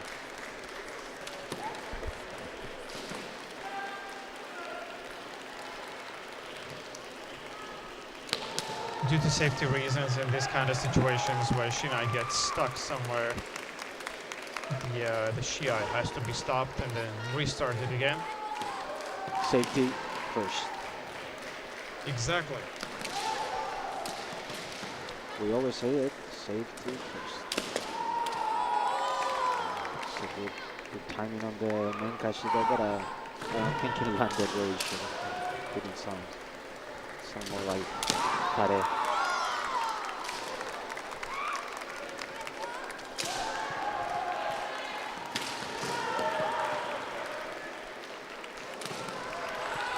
Clearly, both of the fighters are trying to score an ippon, and the fight is quite active. Personal announcement to Mr. Ivan Jovanovic, President of Serbian Federation. Could you please come here and local champion Spiros Ivan Jovanovic from Serbia, please come. Really nice men from the Smith. So the Smith takes the lead in Kind of this. Very, contest very, with the very other man. nice. But it wasn't. Oh, sorry, not takes the lead. He already won. My apologies. Yeah.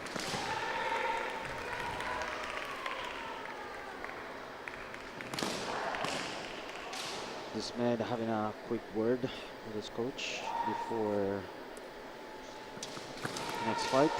He's stayed in red and now stepping in white. Karalis from Greece, also known as the Burger King. We have a little delay in the information in our scoreboard and overlay. Yeah, we'll just fix it just in a second.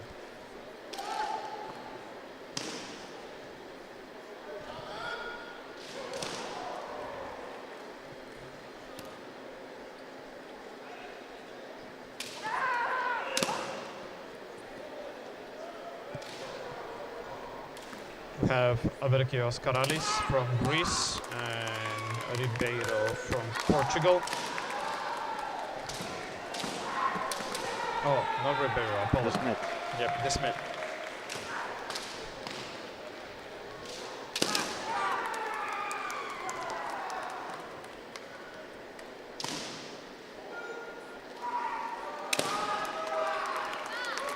That first point, the Smith.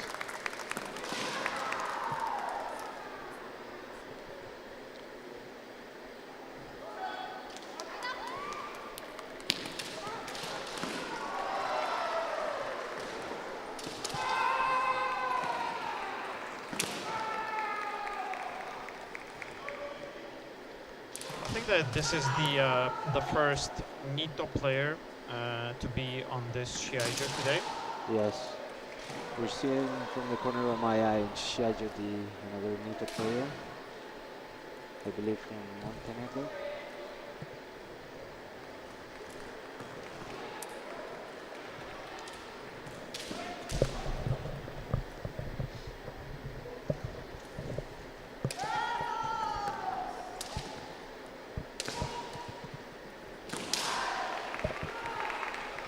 Starting to see the sport in the chat for both players, especially Karalis.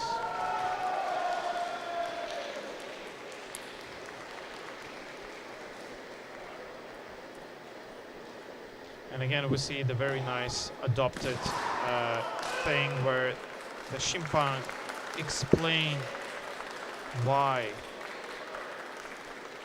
Yeah, why the Hansoku is given. Why the Hansoku is given. That's Which, true. in this case, it seems like separation from Suwatari. You can see immediately the change from Karalis. Now he's doing it a different way now.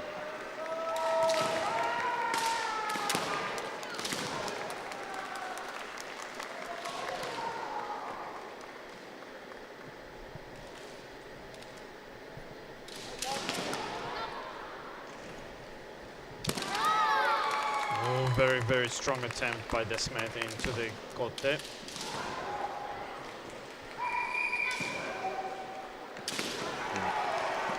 Similar to fighting against Jordan, both kotes are a valid target. So that plays part in the strategy. Another kote attempt by Desmet, in this case aiming to the right kote. The one that's holding the shoto.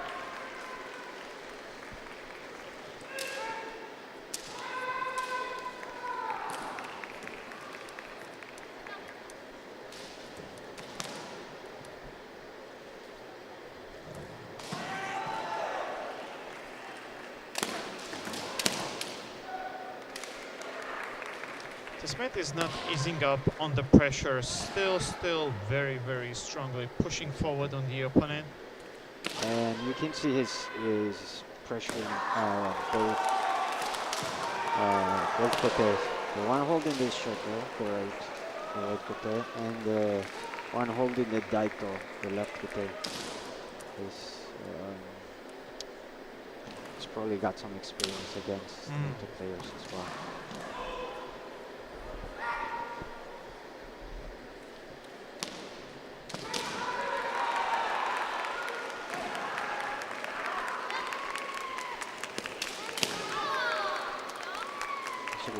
Main attempt from the Smith.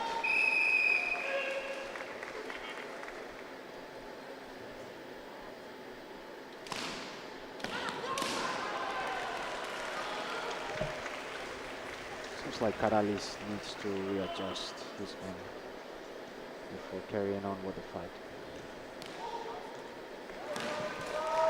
In that case, we will tell you what's coming up next. We have Ribeiro and Karalis. Ribeiro stepping in red. Karalis stays. Yeah, the third Right. file in this pool.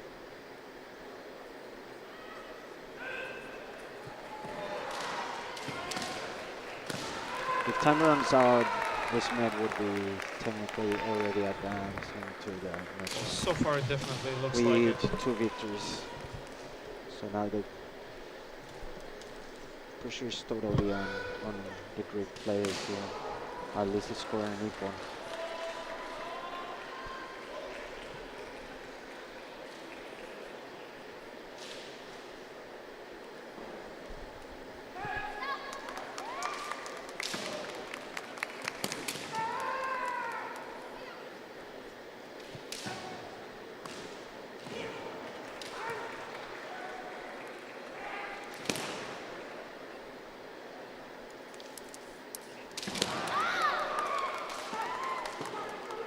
Desmet keeping in the pressure mode kote. Now he attempted hidari kote and then hiki migi kote. Desmet still keeps going strongly for the kote. Yeah.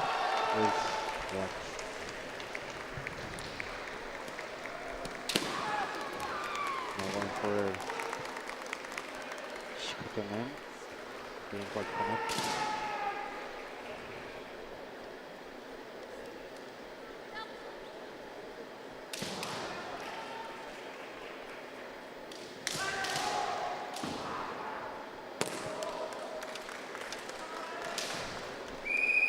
And that's the end of regulation time. 4 minutes in pools. And 2 victories for Desmet. Desmet. Yep. So he, out of this pool, advances forward in the championship.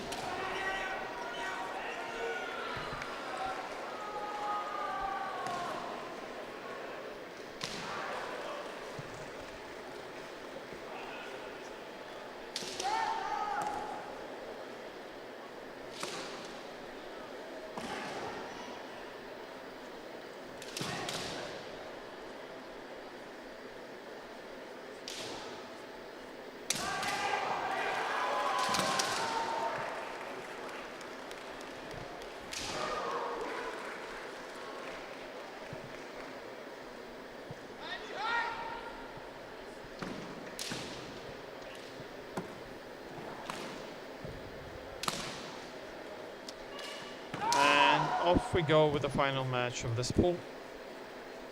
Ribeiro against Karalis.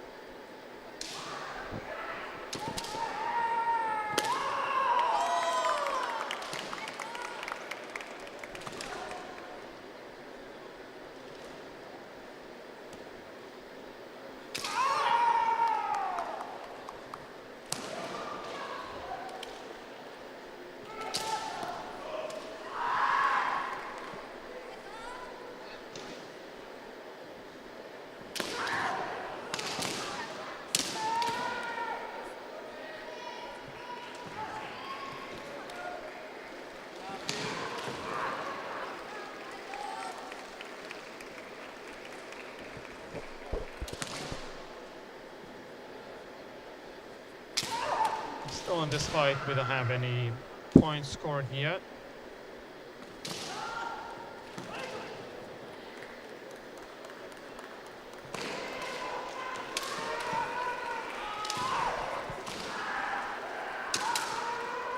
Oh, nice attempt by Karalis into the men.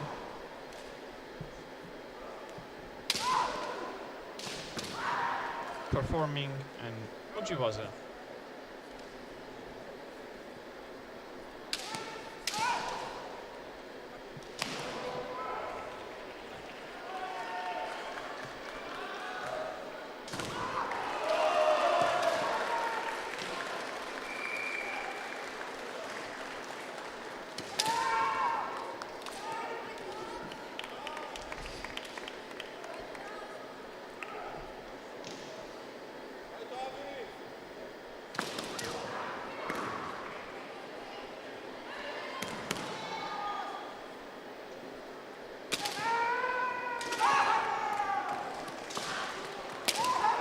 Beria is building up pressure by following up on Karalis' attempts to strike.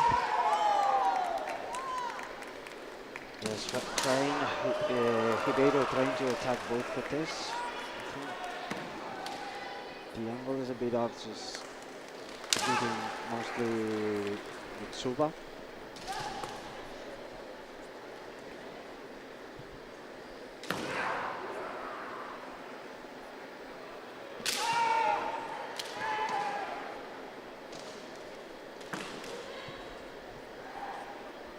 The first Hansoko to Ribeiro.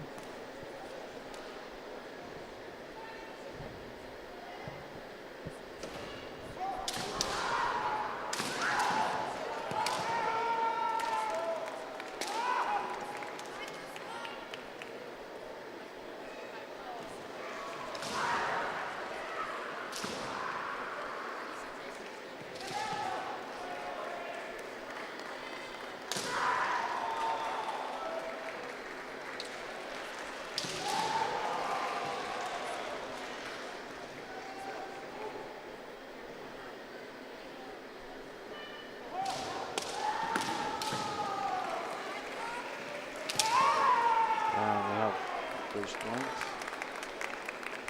and then for Karalis.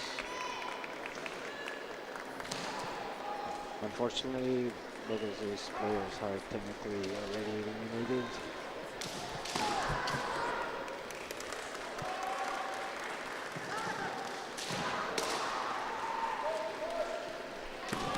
After scoring the first Ippon, you definitely get a boost inside. You start to feel a little bit more confident, and it shows here because Karalis now doesn't look like he is rushing, but more of a in control.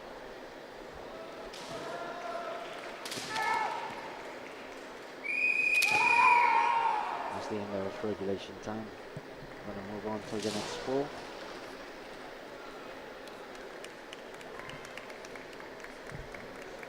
Pool 16.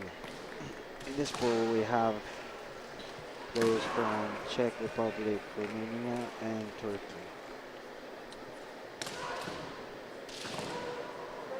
The first fight is gonna be Mistecki in red and Mokano in white.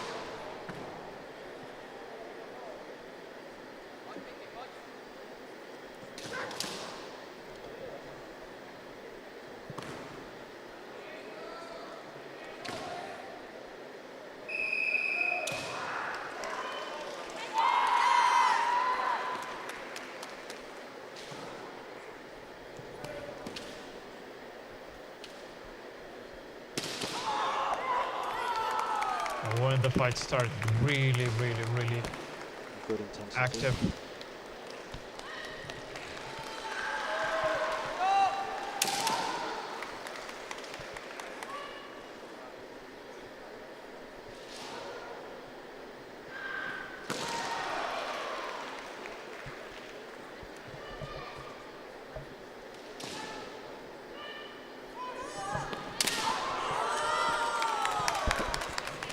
Got the first point for Czech player. Mikuláš Mistecki scores the first tip on here with men.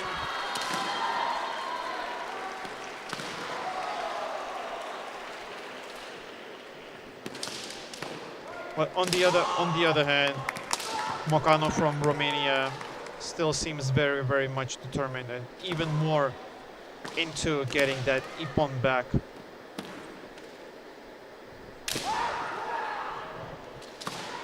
That was a strong attempt at hikimen by Mocanu.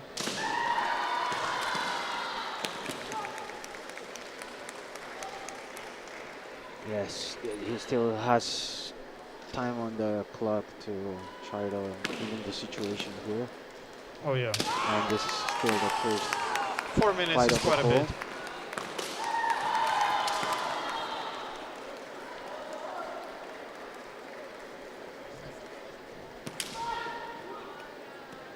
There was yet another attempt by Mocanu to perform a Gyakudo.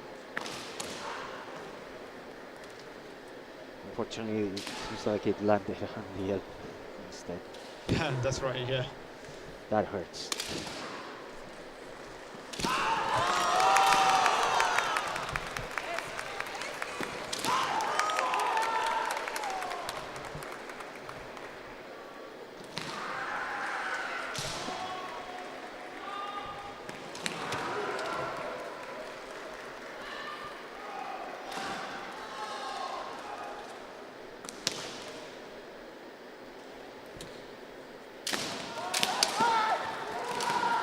Oh, that was a very, very nice attempt at Kai Shido. And as we mentioned before, the Shiai-jos in this tournament are only 9 meters by 9 meters. And here is the situation for the Czech player that during sanction he stepped out. Failed to do the calculation on the shoulder size. He's still in the lead with 1 point.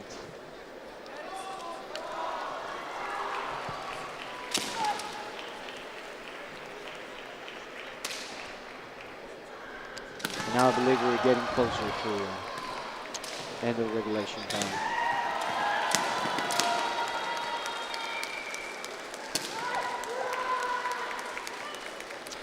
And unfortunately, we have a Hans Soko. Another case of miscalculation of the Shiai-jo perimeter. In this case, Jogai Hansoku for the Romanian player, Mocanu.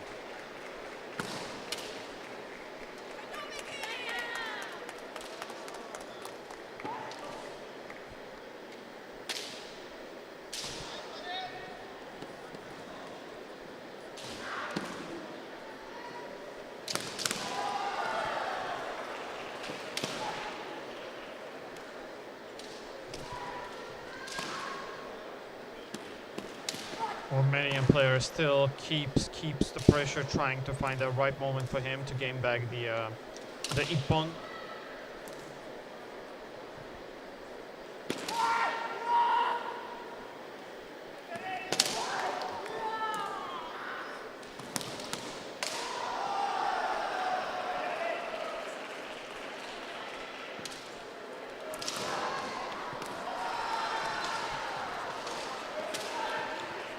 Yet another Gyakudo attempt, landing on unbearable. That's what the Czech players should go.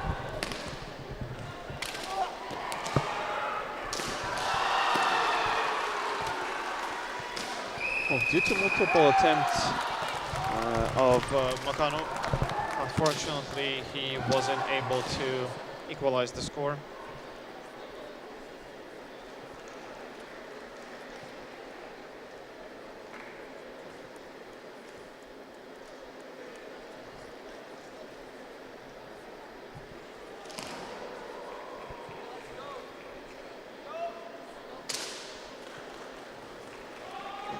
For the next match, Mocanu is staying in red and stepping in now from Turkey, horse press.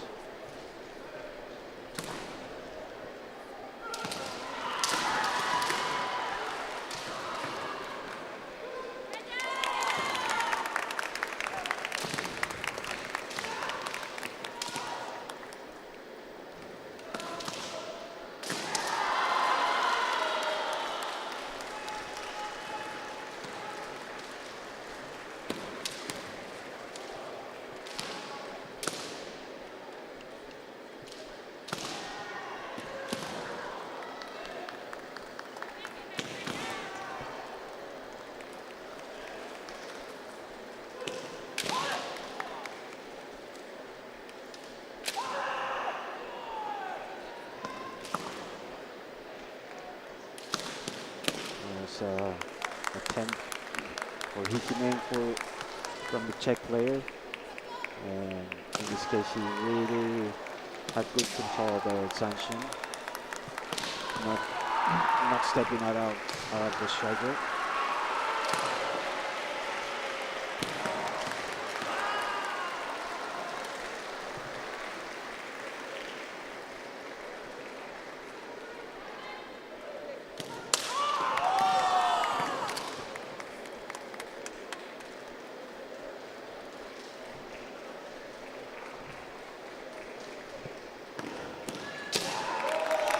That was very good man strike. Definitely strong semi and follow up with man. And Osbas takes the lead with a very almost successful Debanakote.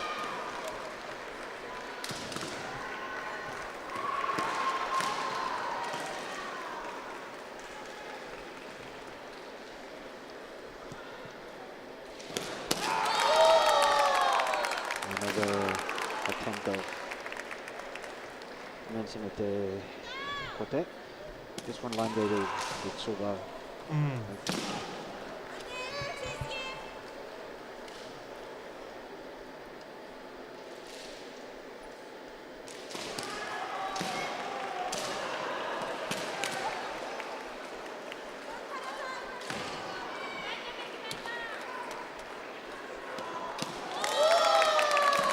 Another strong attempt at Menucci by the Turkish player.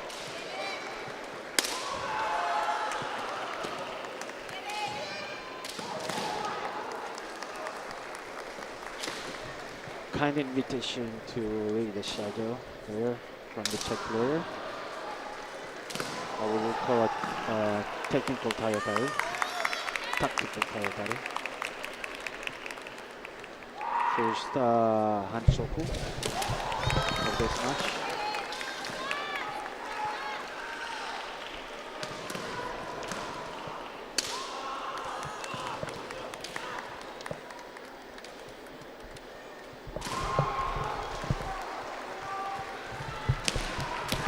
Czech player surely doesn't feel too comfortable in this situation because he won the first match, and now definitely he wouldn't want to lose this one again. But yeah, given the scores for these two players, at this moment, both with one victory and one win.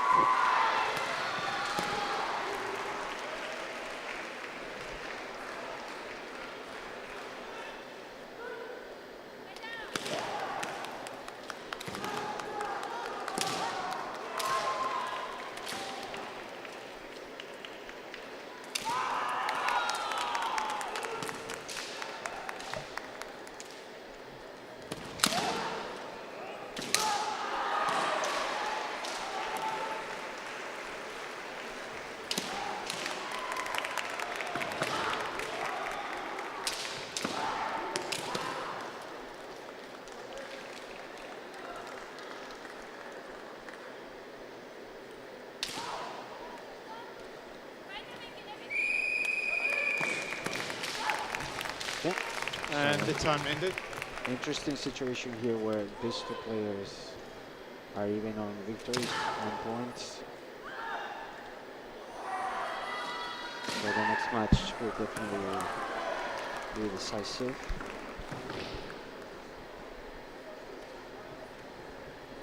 Now this is the last match in this pool. Number 16.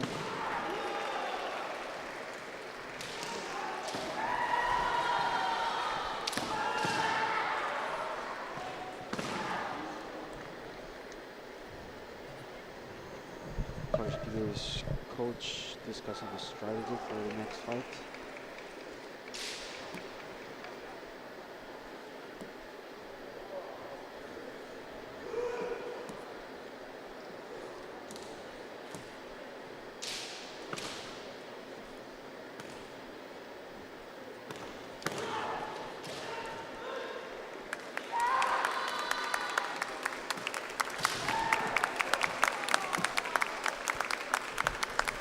So this is strategically very, very interesting pool because the Czech player won the first match.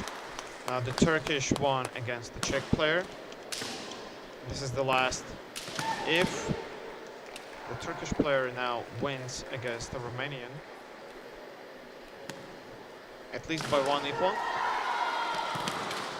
then the situation would be very, very interesting. No, I think if Mokani scores a point and then there's the end of regulation time, that will be a triple tie.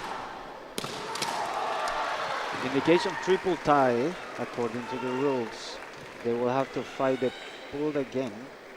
But in this case, just instead of Sambon Shogu, Ippon Shogu. Ippon Shogu only, yes. That is if there is a triple tie. If it's a double tie, according to the rules, they will just fight one match between the players that are tied. An extra match, Ippon Shogu as well. So that would be a very interesting outcome if we come to this in this pool. Yes, you don't see that very often, honestly.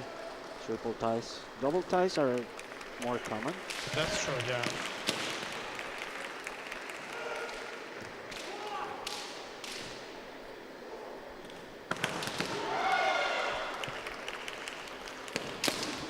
And definitely they have similar level. So these three players have similar level. So I believe that there's a possibility of triple tie. For this player now. This could be, and they're really, really evenly matched. So this could go either way.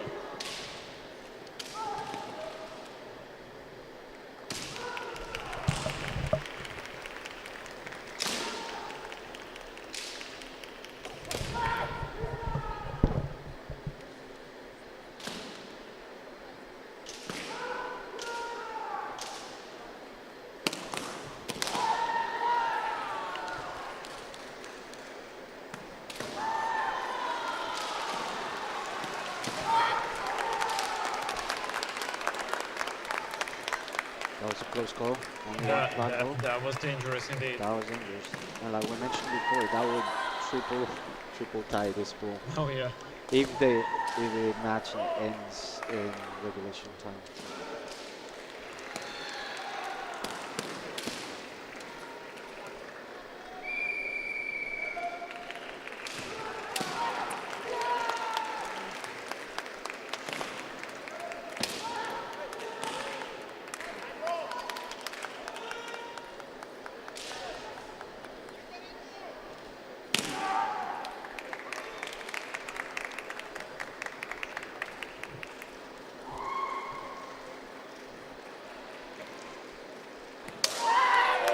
What a beautiful Gyakudo by Romanian player. Very well executed. And now we're on the triple tie at this point. Yeah. Yes. I think that we're coming to this. Yeah. The next Ippon will decide everything. And it has decided everything. Yeah.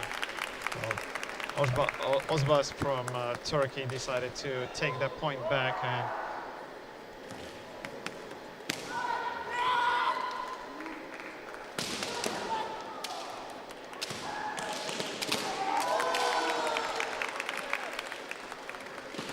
you see the beautiful man by Romanian player. Let's tally up the points and the victories and the points against, because that will decide who moves on to the next round.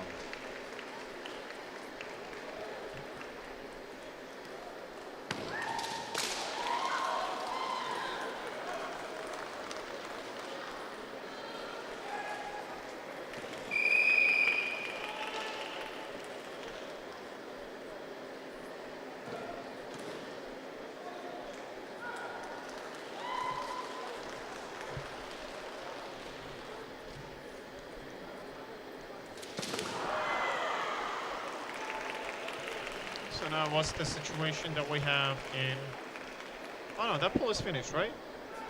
Yes, Natalia, they are tied, double tied. So they will need to fight one fight between Nakano and Ospas, and that will decide which one of those two players advances to the Going to be next round. punchable, right? Yes. So it was close call for a triple tie, but Indeed, instead yeah. double tie. As we mentioned before, double ties are not that uncommon. But yeah, triple ties But triple ties, are yes. kind of rare.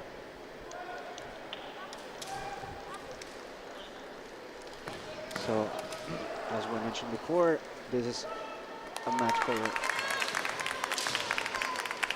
deciding which one of the two players advances to the next round. And it's unlimited time if punchable.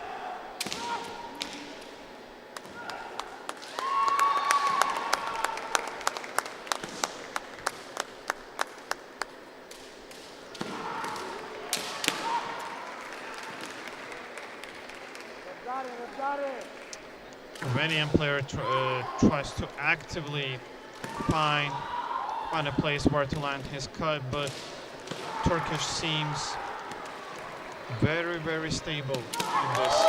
And That was a movement situation there. Very solid, quick backs. very nicely done.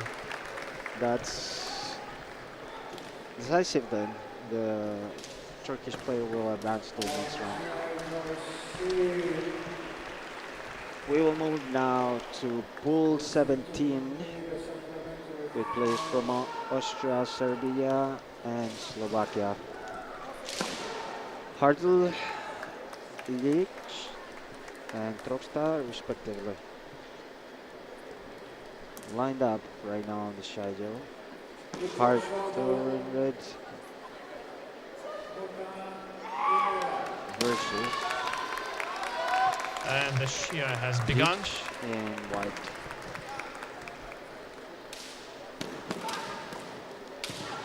Serbian player is in Jodan. But Austrian player really, really pushes hard.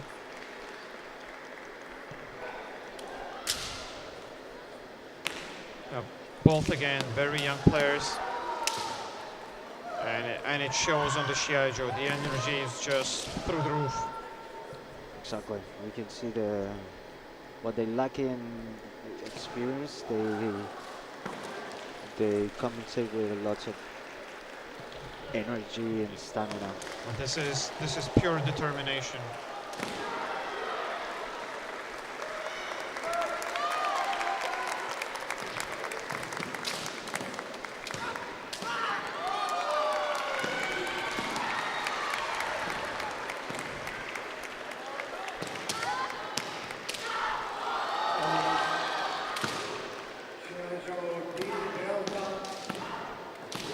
That was a very dangerous attempt by the Austrian player into the left kote of Serbia.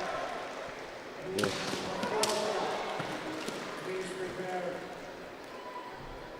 These distance can be a little bit tricky against German, especially if they have quick feet. You can end up in a Nukimen situation. These cuts in these situations are just lightning fast. Yeah, they're super young as well. Hart is 19 according to the data. And Ilic, I'm sure yes, it's 21.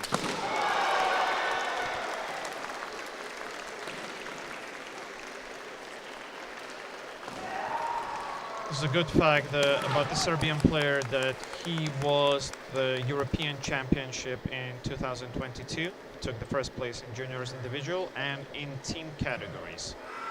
So definitely a very, very experienced player. But so is the player from Austria. This is his third participation in the EKC.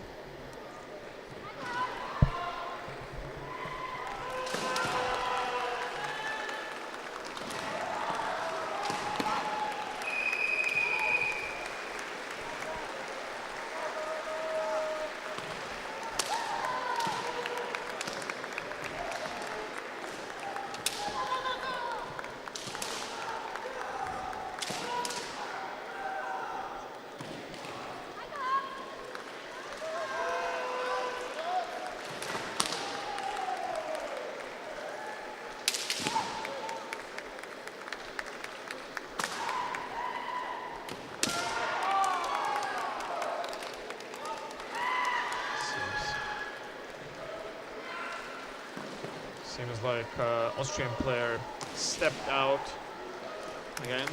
Jogger.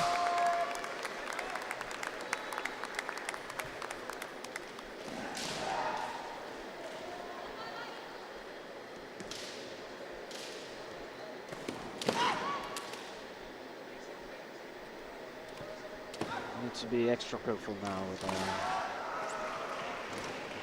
calculations of the schedule. Well, when you have a first warning, you definitely don't want to receive the second one. Yeah, Lose you a don't point. want to lose by Hansuko. That's not ideal.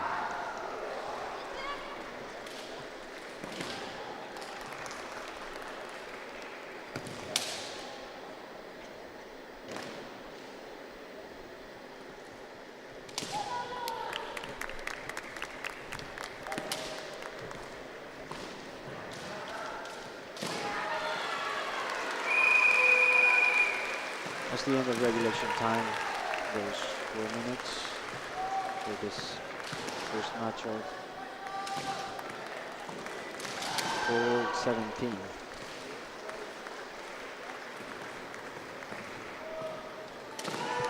Hartle in red from Austria is staying, and stepping in from Slovakia is in white, Trokta. Sorry if I'm butchering that pronunciation. Hopefully not.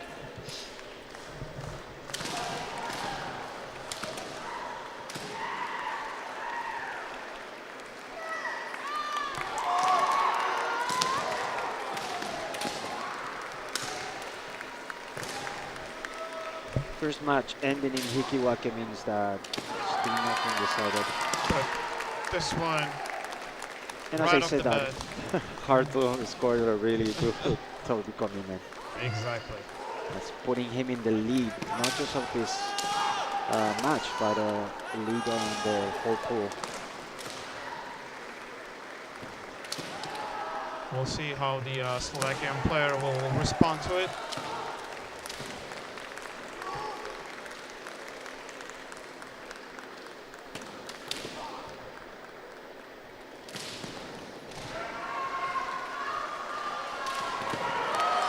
And a very nice second attempt and a second icon for Hartl from Austria, securing a 2-point win in this.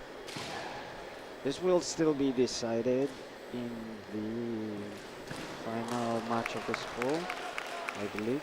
Let's see. We now have Ilic against Yeah. Trofta. Yeah.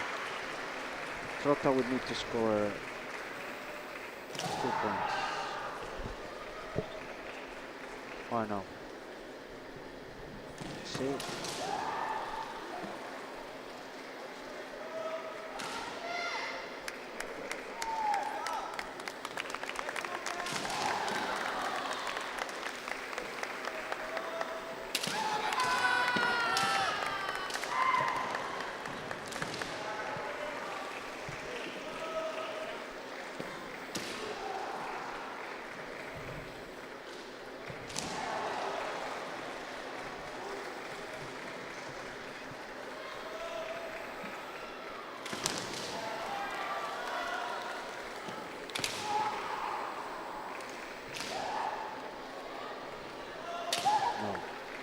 Ilic would need to score 2 points to tie with Hartle in the overall pool.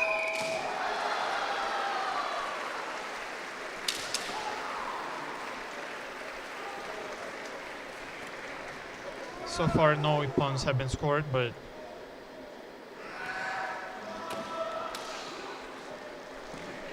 Dangerous situation there when you miss.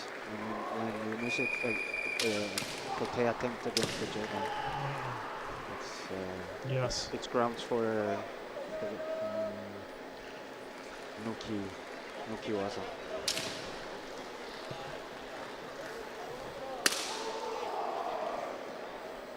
Gyakudo attempt by the Slovakian player.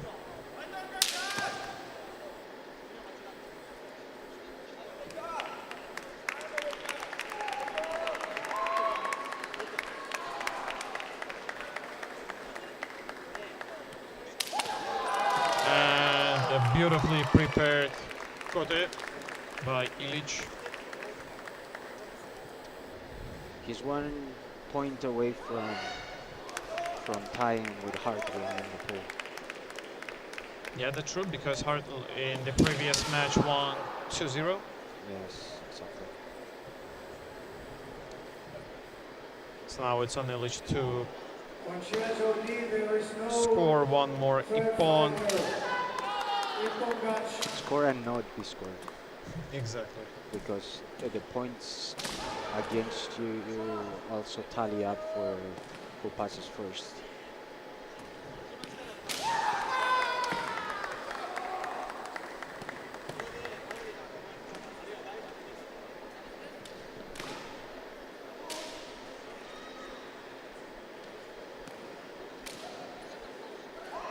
Dangerous control there.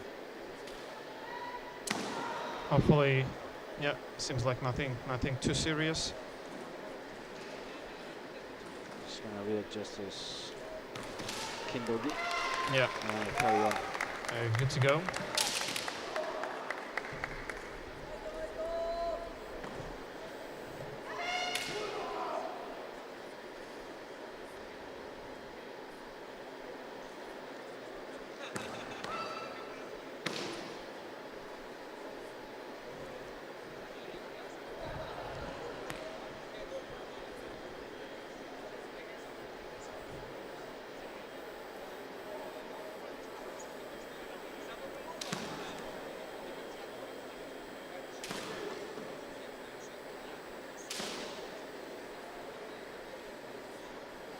And we need a supplementary Ippon show on Shiai-jo D.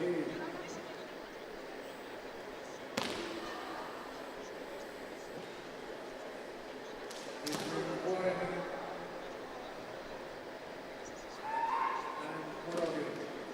Seems like the Serbian player has been given a warning hot circuit. Mhm.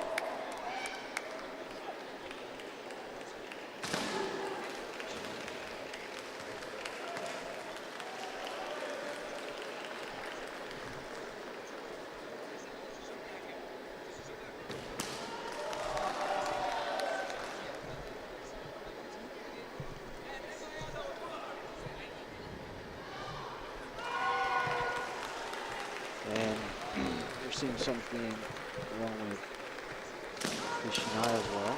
So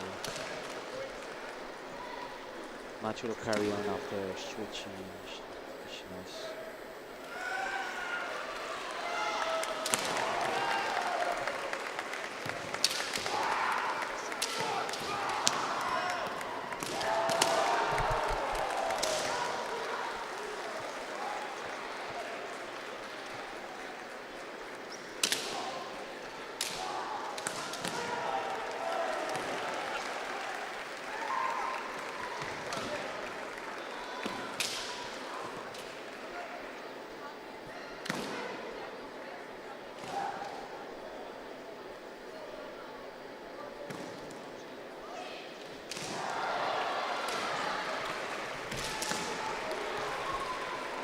Now seems like there is another gogi.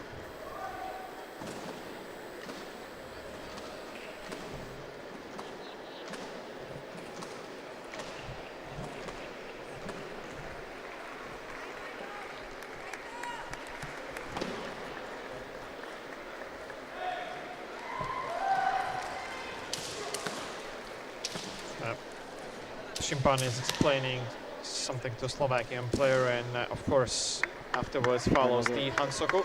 Another warning Hansoku. This time around for the player from Slovakia.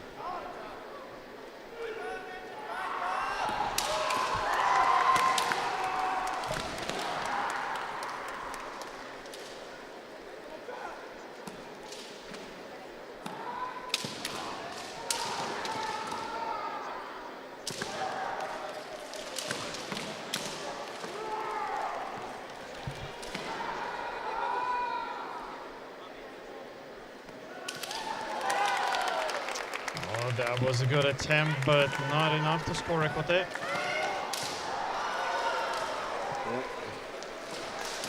sounded like ever so slightly missed the target and hit near There's the another bogey coming up. forehand.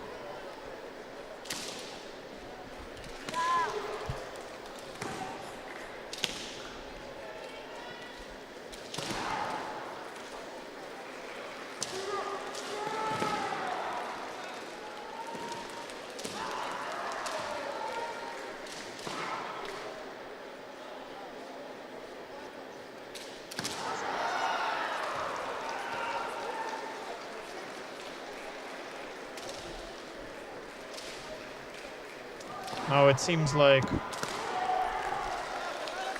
another Hansoko, yes, follows up to a Slovakian player, so it's 2 Hansokus and a Nippon to Serbian. This means, as I mentioned before, there's going to be a tie. And there's going to be a tiebreaker now between the Serbian player and Yeah, so there is an additional match. and the player from Austria, I believe.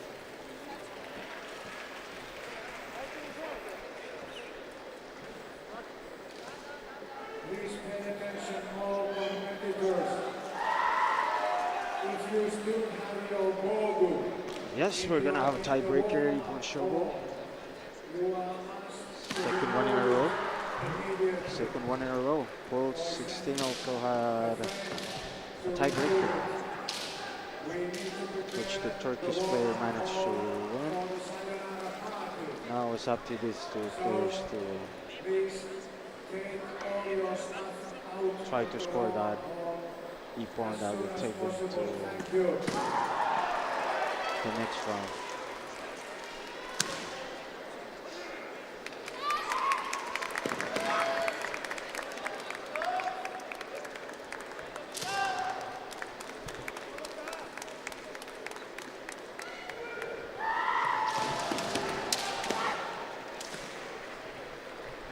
There's no time limit for this tiebreaker match. It will just be decided by And that was a close call with a yes. kick man for Austrian player.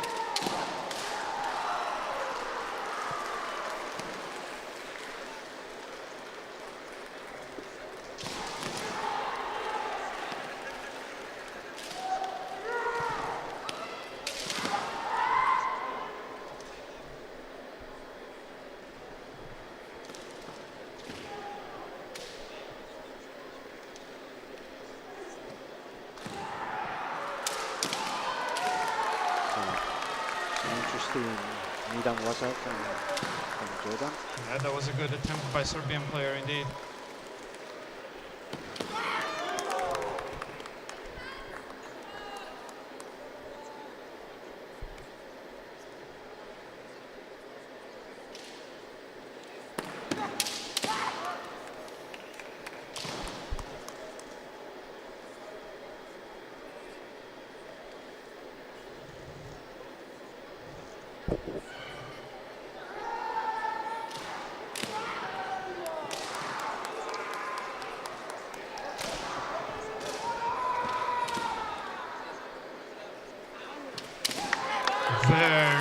Very nicely executed.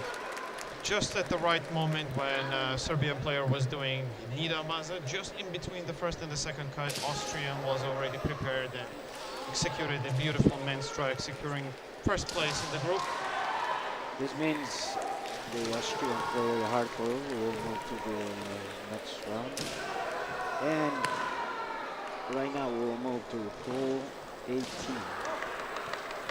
We are moving to pool 18 and starting off with Fabio Bussi from Italy and Brandon Dattling from South Africa.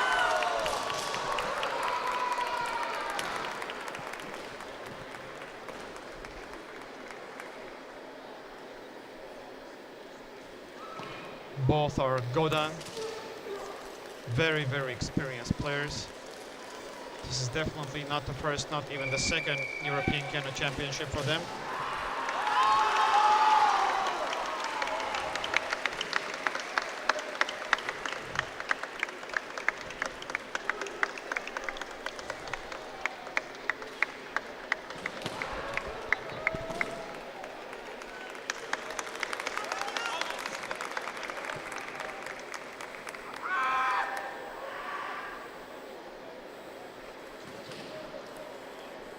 So far the players are not rushing into anything.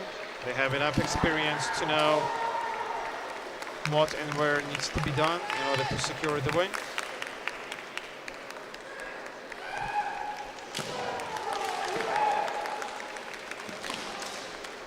Funny thing, by the way, together with Brandon in Istanbul in 2022, we were passing together the Godin exam. And we both managed. That was a very fun memory. But now, Bussi scores a Nippon men. Fabio Bussi opens the score with a first men. Still time on the clock. And a very dangerous Hiki Gyakudo by Bussi. Good control there on the line. Not to step out Indeed, of that was bounds. very good.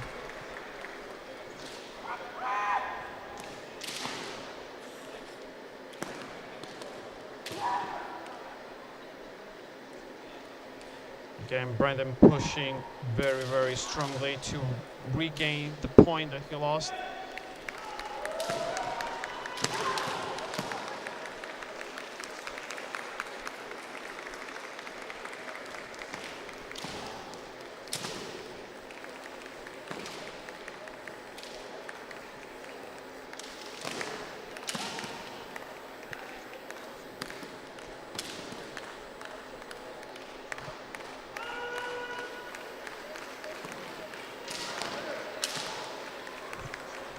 Seems that both players were a little bit too long into Podgorica.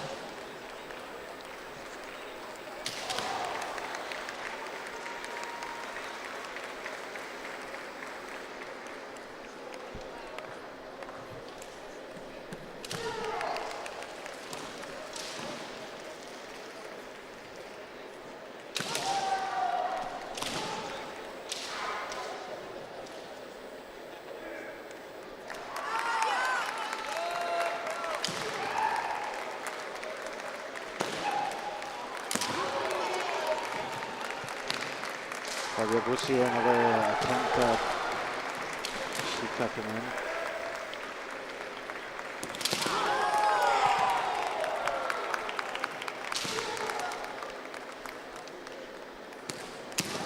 So very, very, oh, what a good attempt at Kote by Brandon.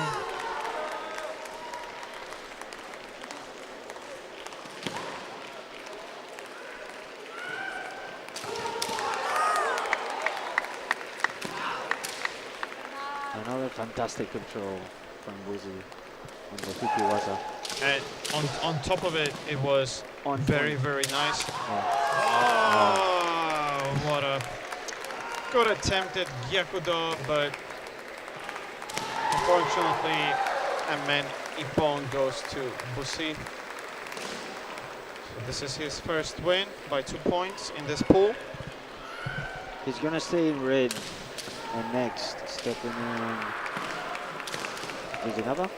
Is Gegenava, yes, Gegenava from Georgia, from my homeland. from your homeland. Stepping in now in white. Fighting against Bussi.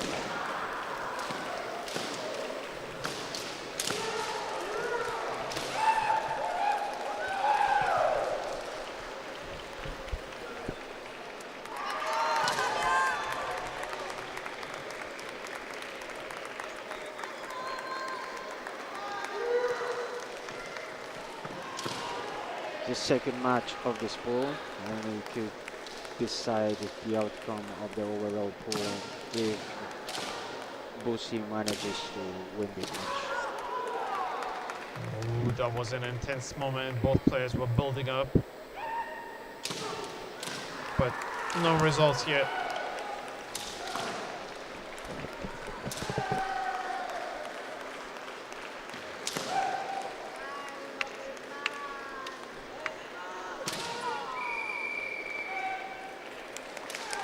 Still, both players, I see that in this pool at least, they're not rushing, they're taking the time and prepare attacks as such. And Fabio Bussi just 1 point away from advancing to the next round. At this very moment, it is quite secure now.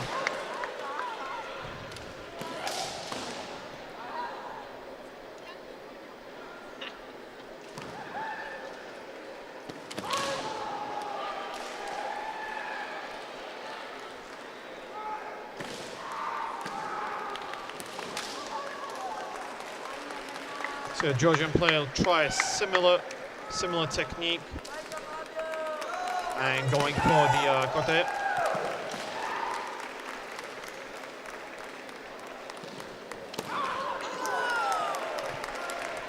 And another kote scored by Busi. And that puts him in the next round, technically. And we still have one more fight left here between Brendan from South Africa and Giganava, yep. staying the Shiai-jo in white.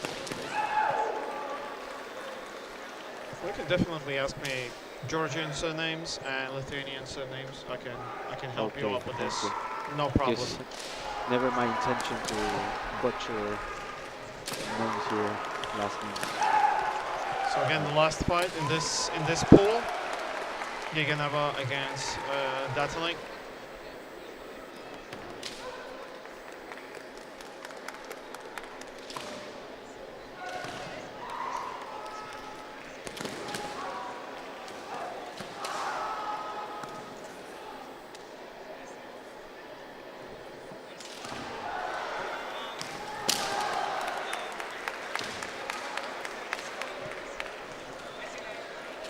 A lot of fantastic support in the chat always for South African players and Ooh, very good attempt at man, and there was a little bit hit up with the Zanshin, but Brendan kept it Yep. and scored the Nippon. Very nice. That was solid sound. Let's get it from there up here. Really nice sound again. That sounded Very, like very nice sound. very solid. Yes. Kote. Well, unfortunately for Brendan, even though he won this match this year, by having lost against Busi, means Busi is the one advancing to the next round. Good job, match, good good fight, performance. good Yep. fights, good, well played, everybody. Now we're gonna jump onto pool 19. This pool also has 3 players, which means only one of them advances to the next round. We got Remel from Germany, Kenishev from Israel, and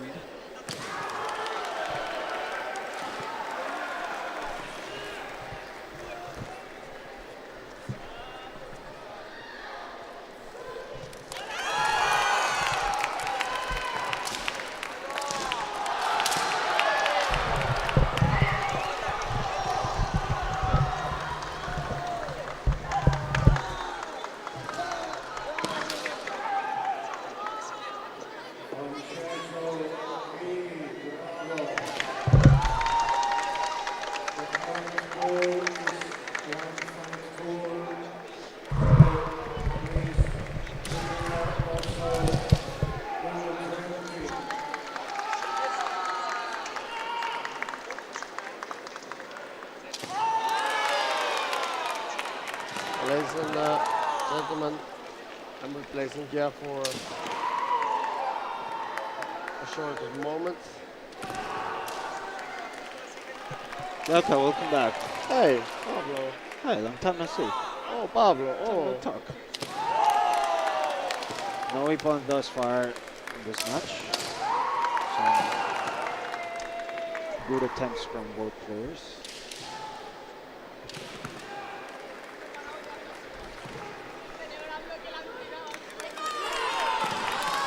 this is Moritz Remel. Oh, Wow, what a it's gonna be a hustle play. what a unusual situation. The Israeli player losing control of Shiai. means first time pool for him.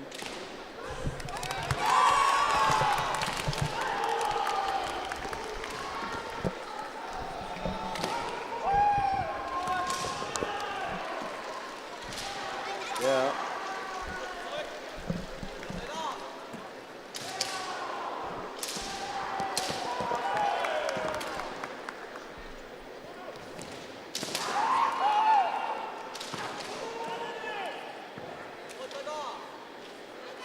Seeing a few attacks now from the Jordan player.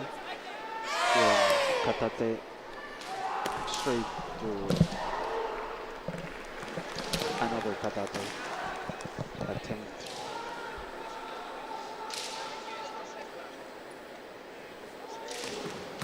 Yeah, Moritz, one of the Judges are deliberating. Could be possibly Sugazurai situation. mhm.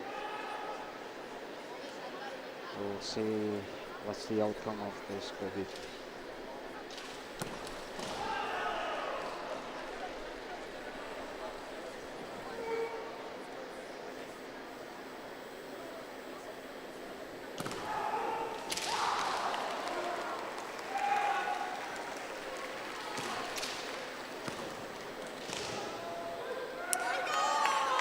That carries on. Hand circles.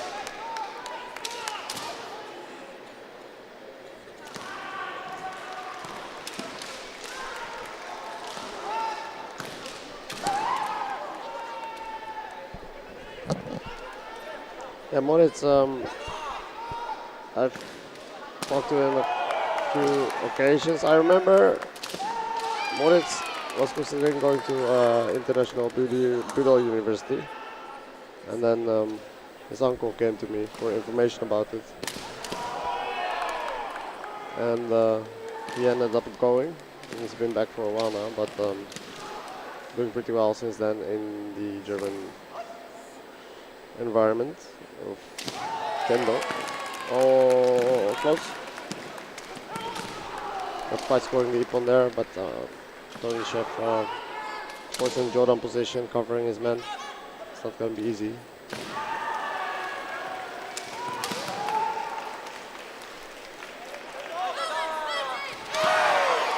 Really nice kicking in there. Since the opportunity and timing was fantastic. First Beautiful. point of the match.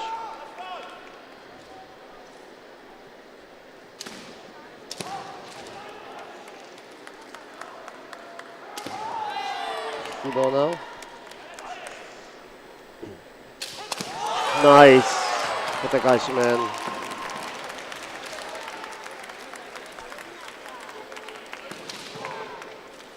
Which round is this, Pablo?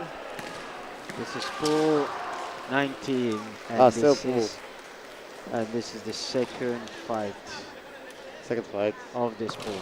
Okay. So Moritz is going to be doing his second fight now. Looks like his opponent is absent. Is that right? Yeah. Yeah, So the Sensual. player from Morocco is not present, so that technically gives 2 victories to Remmel, Yeah. and he's advancing to the next round. Yeah. And yeah, well, since he's beaten, yeah, the We're only just player gonna do the that is in his pool, present at least. The Israeli player Denis Tonishev, he's not advancing and is out of tournament.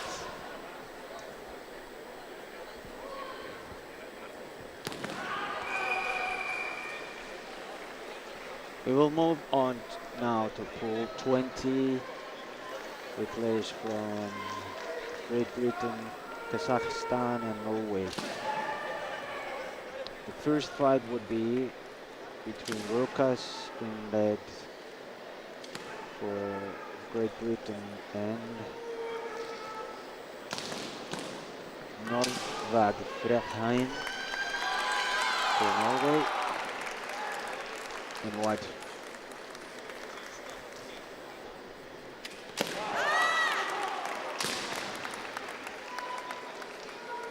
Uh, um, Gia came back, so I'll be handing it back to Gia.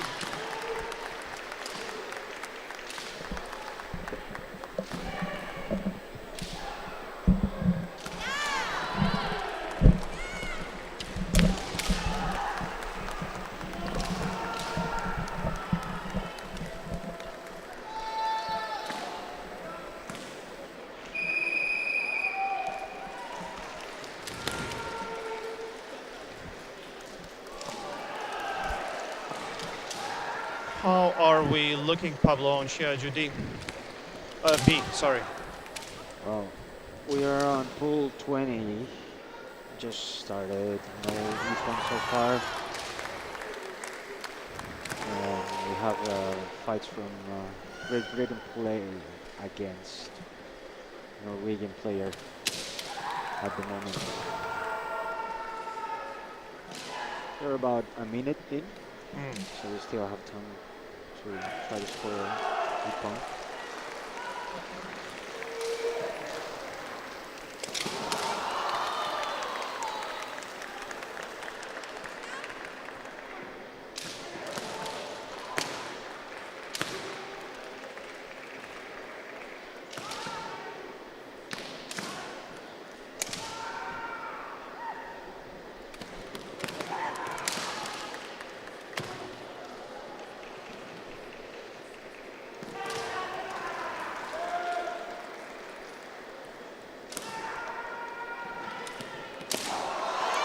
What a nice man attack by Rukas.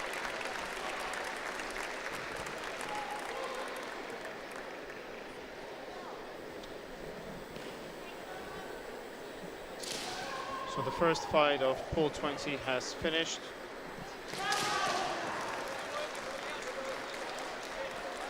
Lucas in red staying and Stephanie. Well, the Shimpan changed. There is a small break to catch your breath and then continue with the second fight in your pool.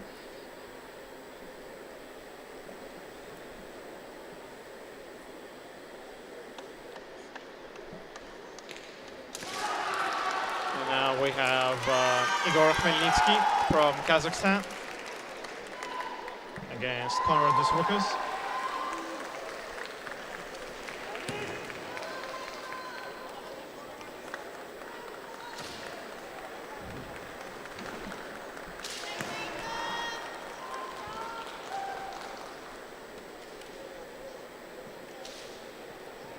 Konradas is really holding in the center and staying in the center of the Shiai-jo and pushing his opponent.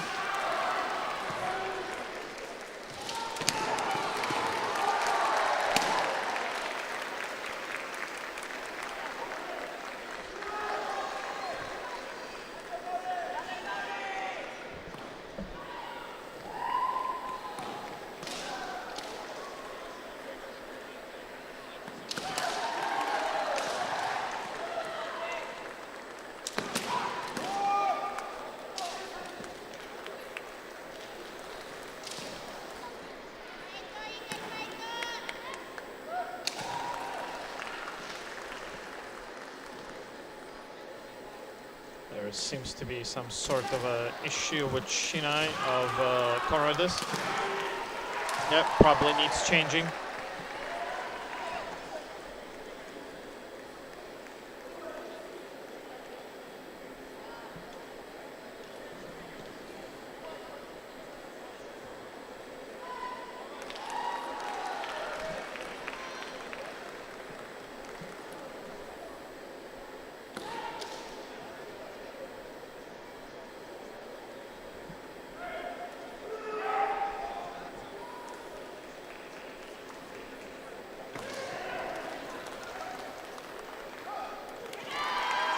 All right, and we're back.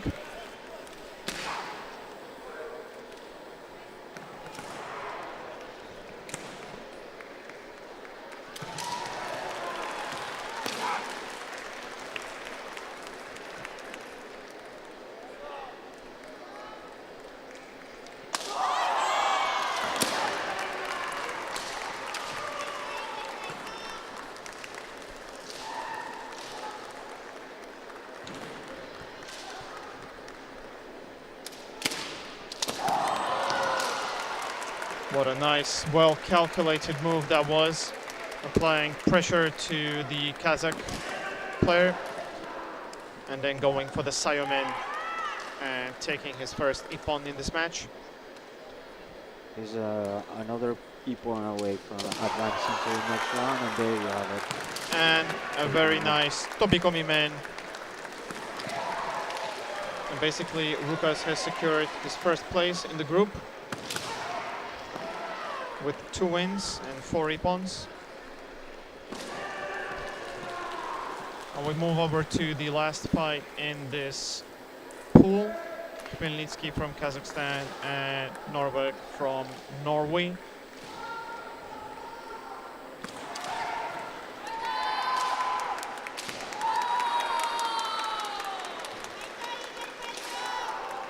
And right off the bat, Norvik goes in with a tobikomi main. Very nice main point for the Kazakh player.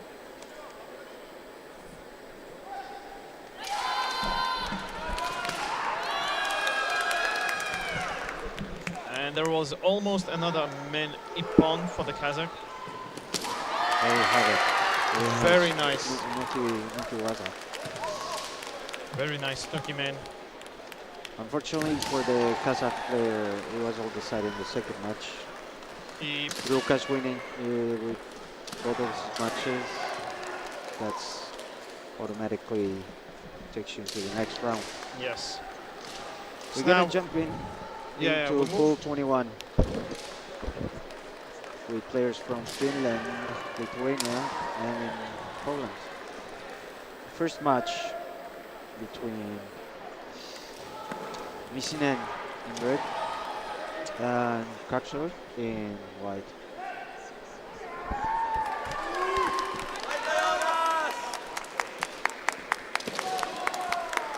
Again, both very experienced players, starting off with real strong pressure towards one another.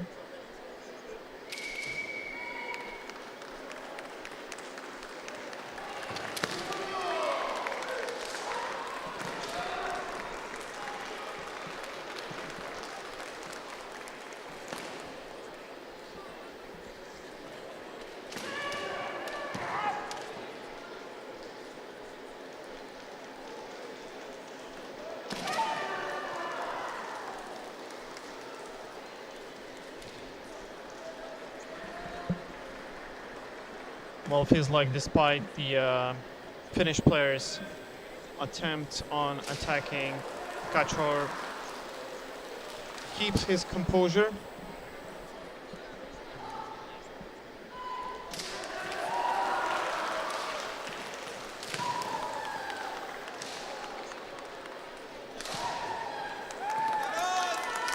And the Shiai continues.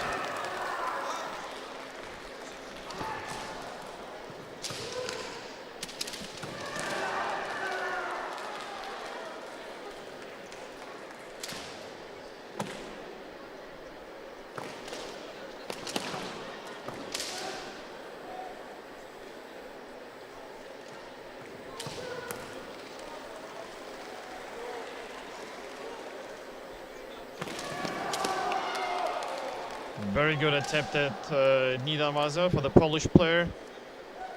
Fortunately, the opponent's Shinai got stuck. Some Kendogu readjustment before they carry on. Just a short one, keep it respectful, and the fight goes on.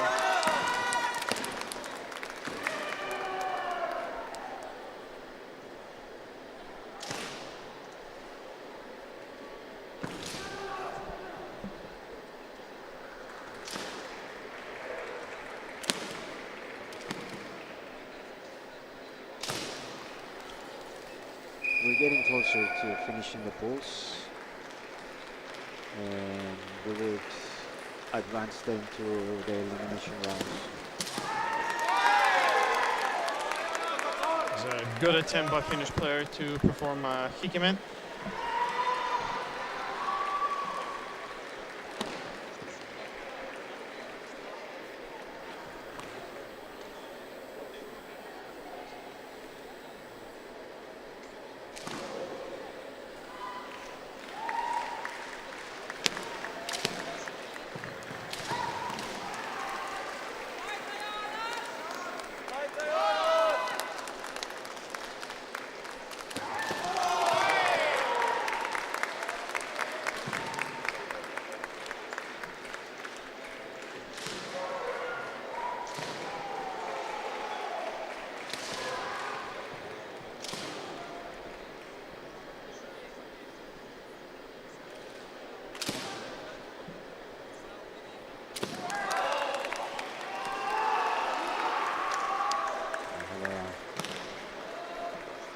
not a very small good moment. situation. Yeah. Small situation here.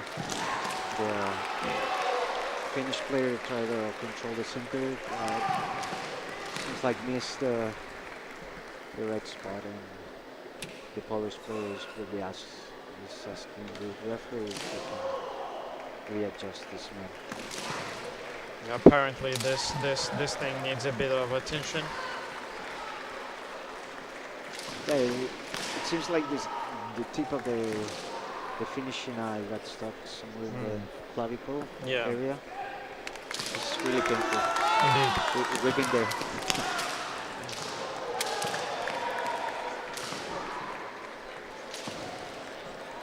So a similar situation occurred, and Shimpan stopped it at the very right moment. Safety first. And the third attempt to similar man results in Kachor's men.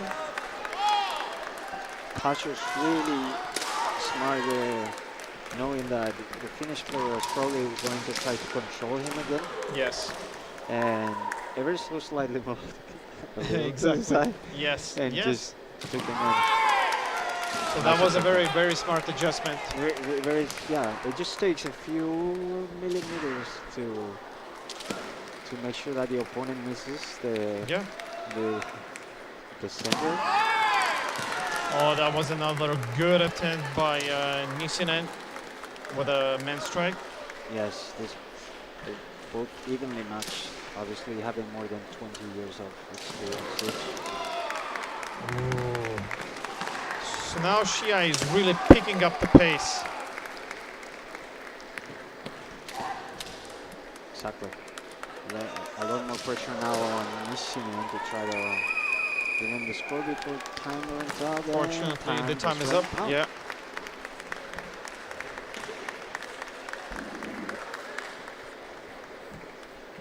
Kachor wins his first fight here. Nisinen staying in red and stepping in Stanislovaitis. Coming up, yes, it's Andrius Stanislovaitis from Lithuania. Right? Did I say that right? Stanislovaitis. Okay, close enough. That's good. You actually were good. Good. Close enough. Close enough.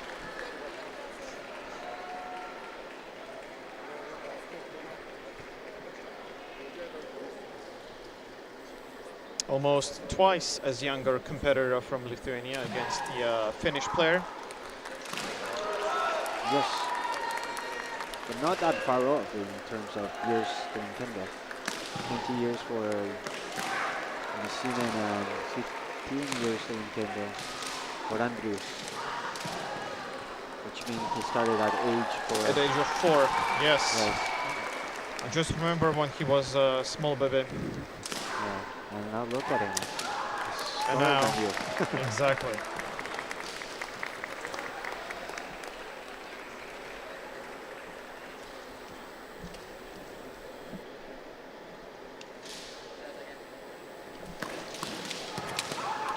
Oh, very nice and very nice. Very nice. Kai Shimen scoring a first ippon to Stanislovaitis. This is putting the Finnish player in a really tough spot. Really tough spot. At the moment he's losing 2 fights. He definitely needs to start scoring and win this match.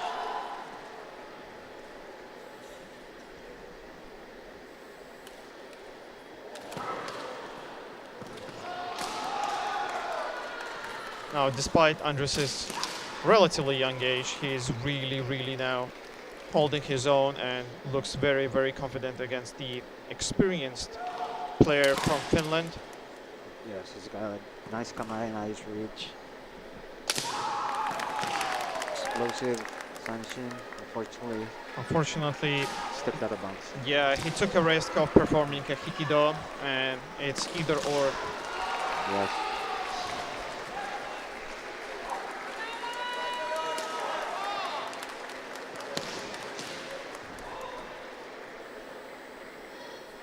Now having a small advantage now that Stanislovaitis has one hand soku, it's interesting to see How? Oh! And a Gyakudo That for a was really Finnish well timed. player. That feint to men and then Gyakudo was on point. Very good. Almost at the Banakote for Stanislavaitis. Now again. Now better control of the Shiai-jo limits.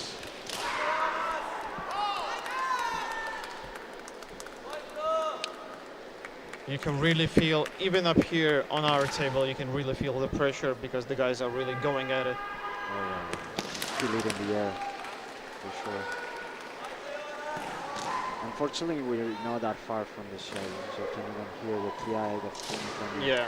yeah, the points when they hit, when they hit the spot, exactly. the kote, you can do it. Or when they hit the main cleanly, you can almost feel it from there.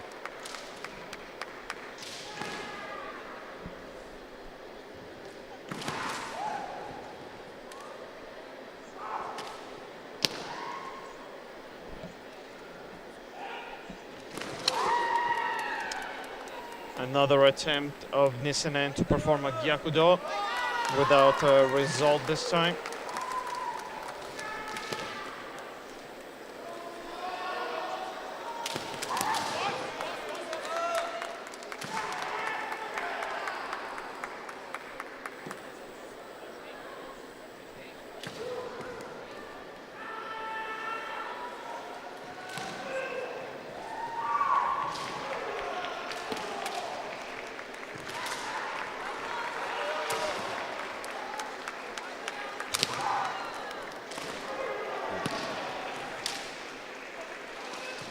Risky Hikido from the Lithuanian player. This time around he controlled the Sanshin distance. Yes. Because if he steps out of bounds, he would lose. It's a very difficult situation indeed, and this is not a mistake that you want to make at this level. Yeah, you don't want to lose by Hanshoku. That's the price will be too high. Yeah, it's not an ideal way it was.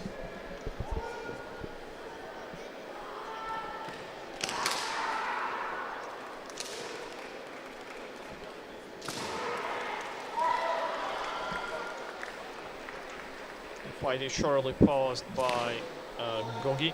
Quick referee meeting.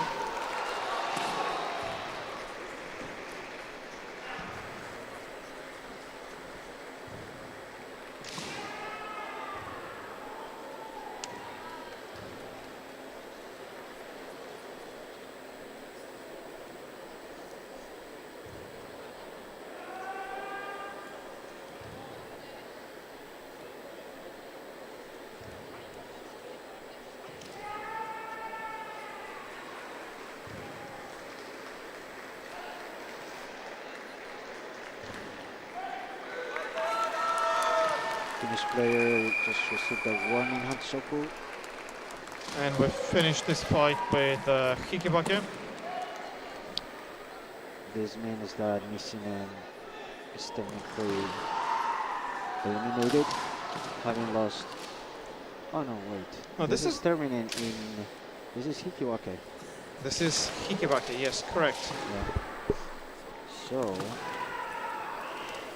Now is the last fight of the pool. Kachor from Poland and Stanislavaitis from Lithuania. Yeah. So the Lithuanian player, if he wants to turn this around, he needs to win for sure. Yes. 100%. A victory for a Kachor would mean that he's got 2 victories and we put him in the next round.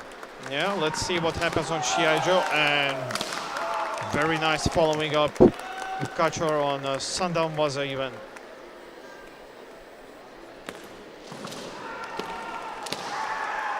Oh, very dangerous attempt of Stanislavaitis for Kote. I think that both players are experienced enough to understand the situation that they're in currently. Exactly. And they have such fantastic stamina and energy. It's nice to see.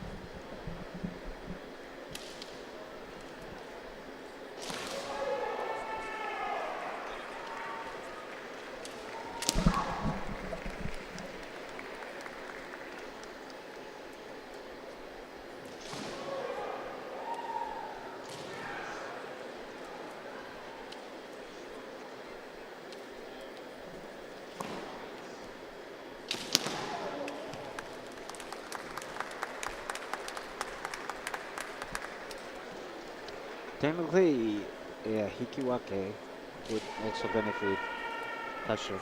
I mean, he would have one win and one tie. Yes, That would put him exactly. in the next round. Doesn't necessarily need to Yeah, but that was a risk excessively.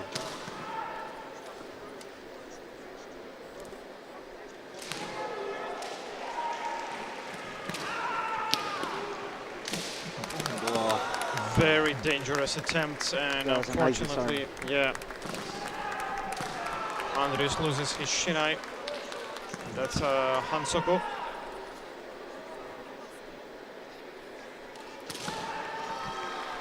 Now is the right moment not to be stressed about it, but just to continue with your plan.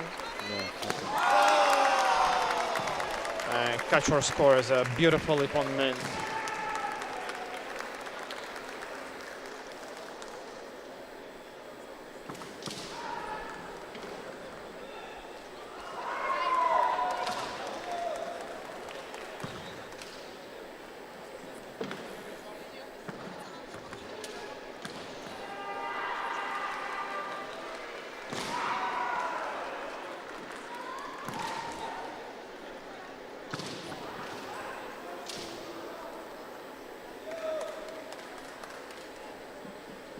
Seems like the Polish player needs to retake his wing from his foot. Yeah, probably something happened to it, so a minor medical attention is needed.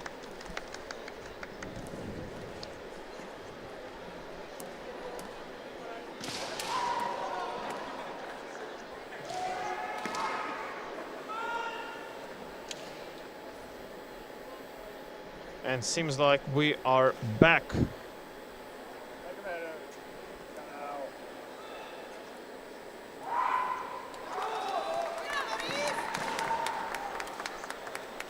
And this is the situation where Stanislavaitis definitely needs already 2 ippon. Yes, exactly. And we're about halftime on the clock.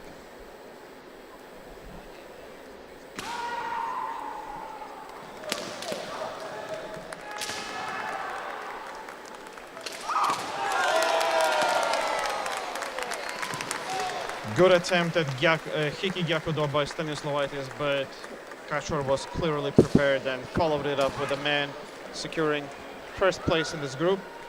The shoulder deal with the Safan is going to move to the next round. And we are going to move to the next pool, pool 22.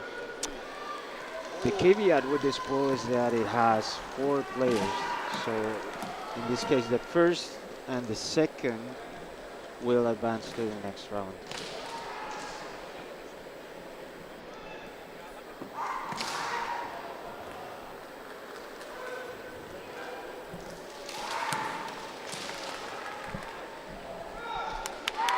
For the first side, we have Guadarrama in red and Carl from Ireland.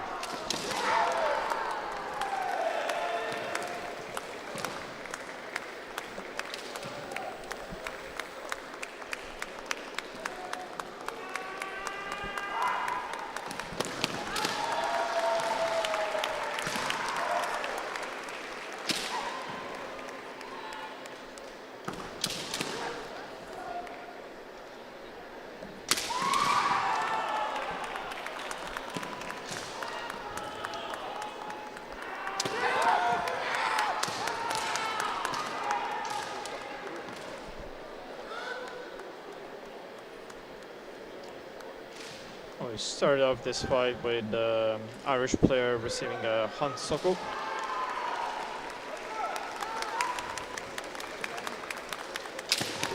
He's only been doing, according to our information, Kendo for 3.5 years. It's not bad.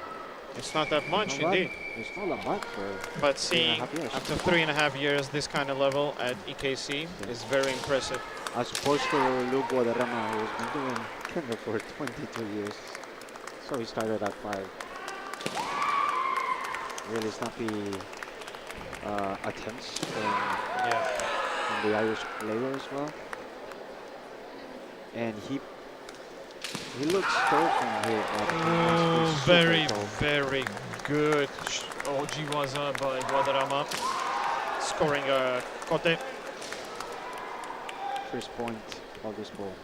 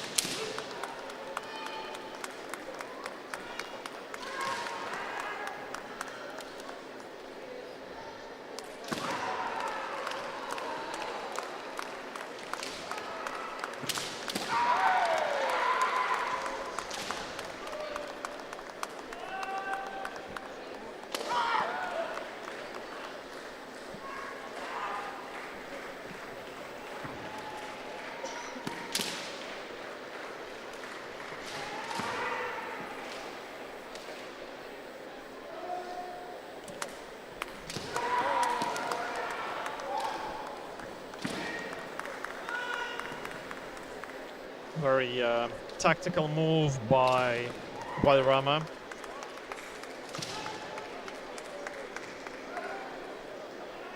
And yet it is resulted in Hansaku. Because these boys are matches between 4 players, we actually have 6 fights. So this was obviously twice as long as the regular fields.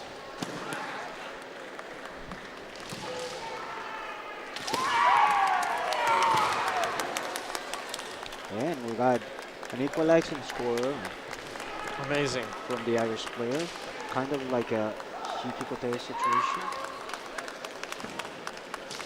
Again, not bad Oh, for that was 3.5 another years. dangerous attempt of Guadarrama to go for kote.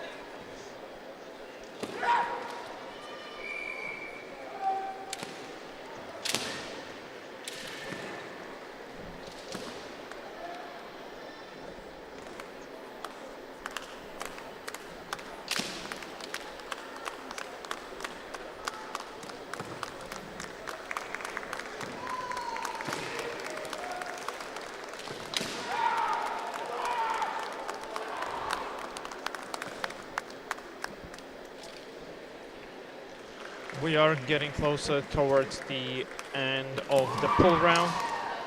So this is second to last pool on the Shiai-jo.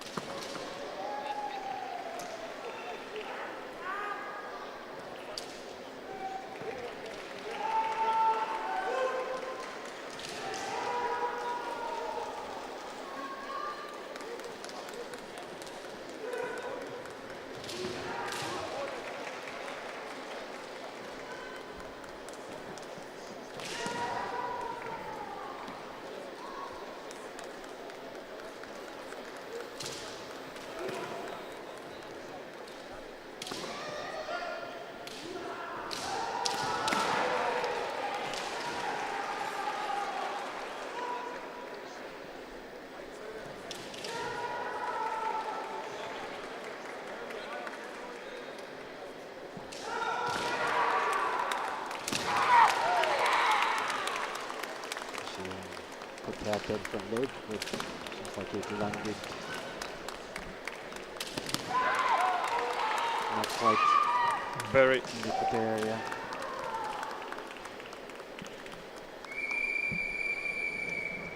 and out of time. This Shiai ending with Hikibake. Both players scored kote. But it was definitely an intensive match to watch. There is a little appeal by the organizers. These players are super tall because look, Guadarrama is already quite tall. But if you look from this angle at Ben, the Irish player, it's Yes, like, wow, that is very that's impressive. yeah. Well, we're gonna move next to the next fight between Alex Keshko from North Macedonia, stepping now in red and staying in the Shiai-jo car from Ireland.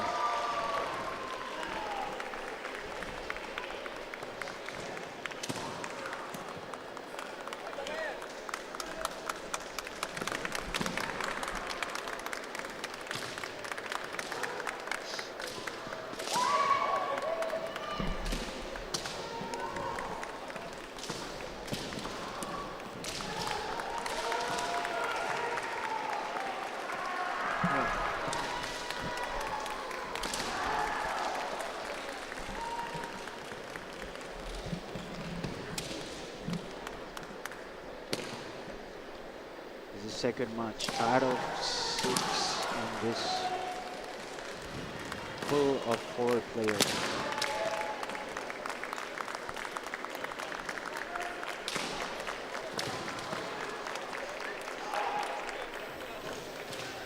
Unfortunately,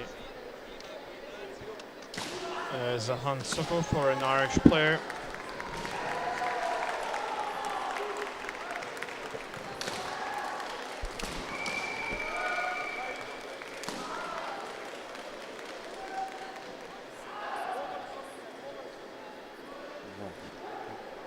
Like Alexander, that's she might change.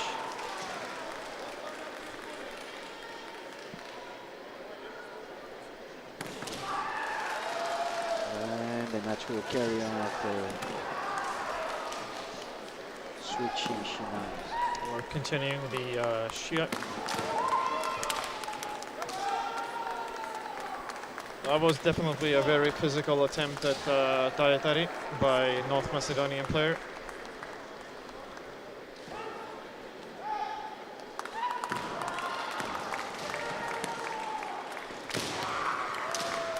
And he scores a kote.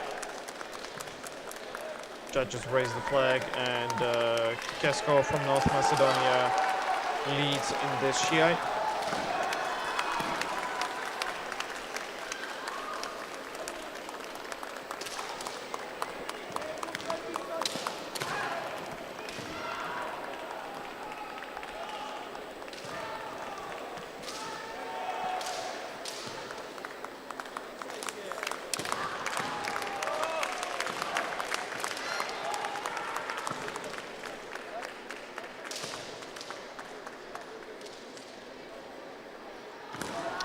Ben from Ireland needs to readjust his swing.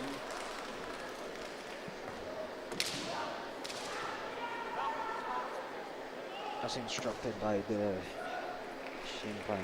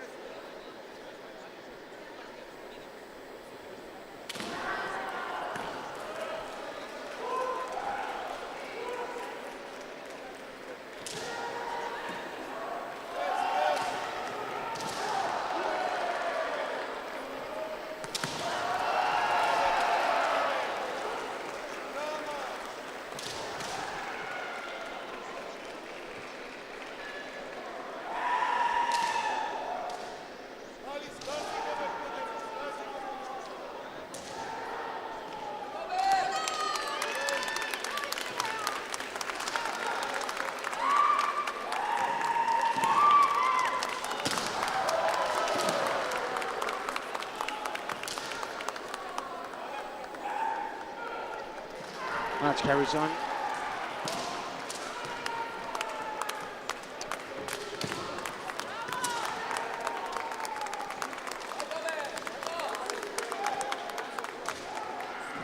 Alexander Kesko still leading with 1 point.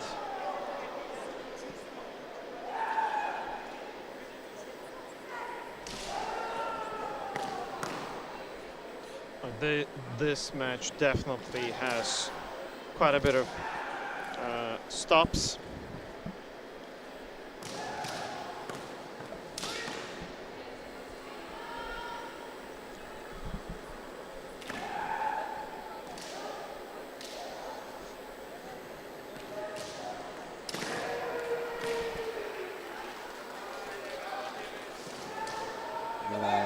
Running head circuit for Alexander. First one.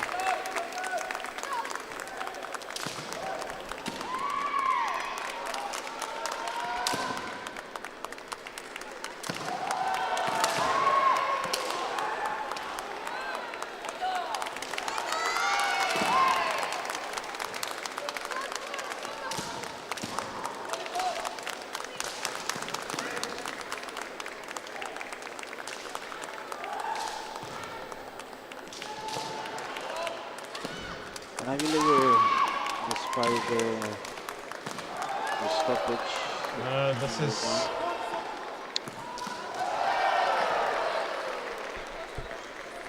should rub a bit closer to the regulation time.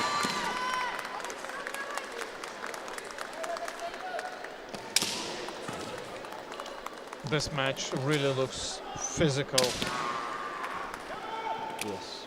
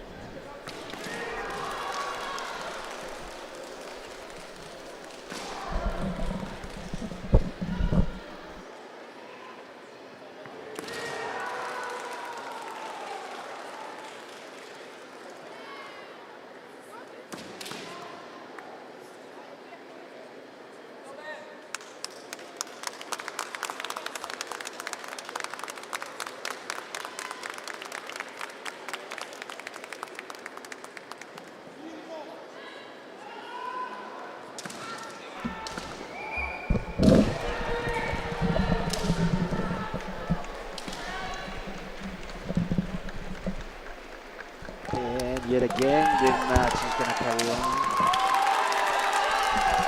And we got a equalizer point for the Irish player. Hello everyone, this is Joep van der Wood.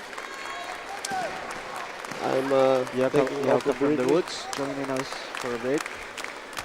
taking over briefly for Gia. Jace is starving, so he needs some well-deserved snack.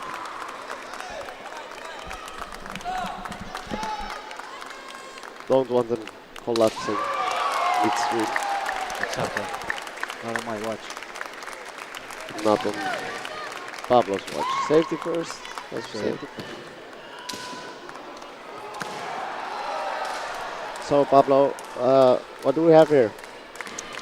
Well, they have 1 point each and 1 hand circle each.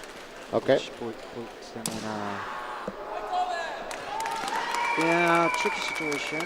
And now we have the end of regulation time. This was the second match out of 6 because this pool has 4 players. I see. The 4th out of 6.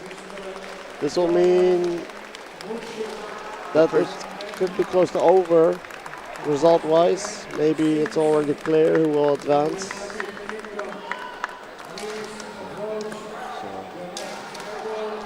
This is a pool with Luca Darama.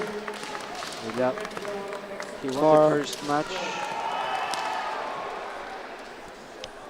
Oh no, he had a Hikiwaki in the first match against the Irish player. Against? The Irish player, the one Irish. the Jordan player. Ben. Yeah. And this second match also finished in Hikiwaki. So anything can still happen in this pool. Okay. Well, this is Kesko from North Macedonia. And we have Helmas, Estonia #1.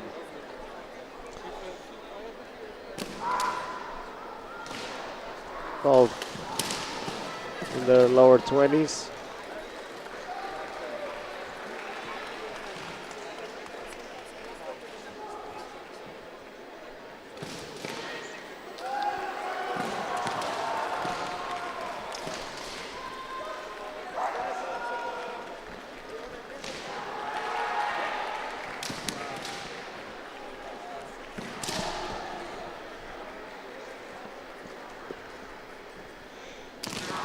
Nice put attempt by Kesko, and he does get it. So bottom put there. Two backs are enough for Ippon. That would put Kesko with 2 points on the overall tally of this pool. Pool number 22. Every Ippon counts in this pools of 4 because even if you finish second, you will still make it through the pools and into the next round. Yeah. So it's not clear yet, or?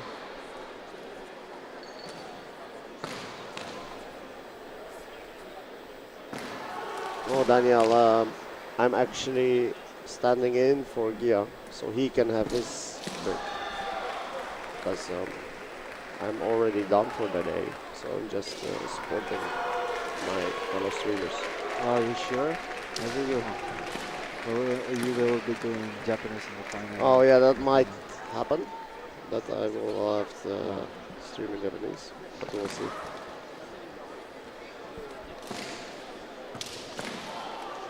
Now, Palma's fixing his main humor.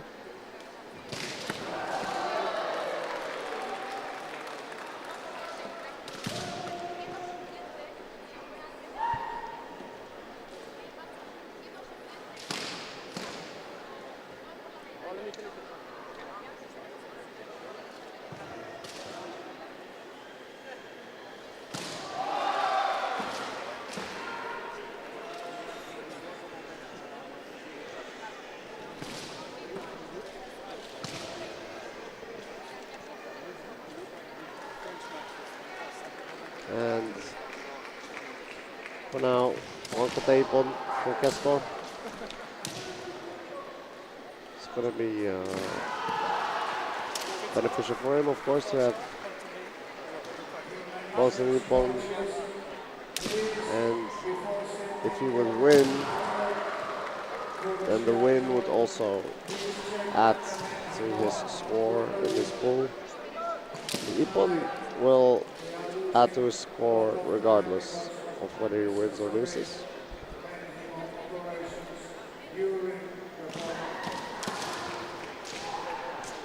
Kesko, big guy, manages to push out Pelmas. However, I think the Shinpai called the American. Yeah. Right? Good call. Let's see.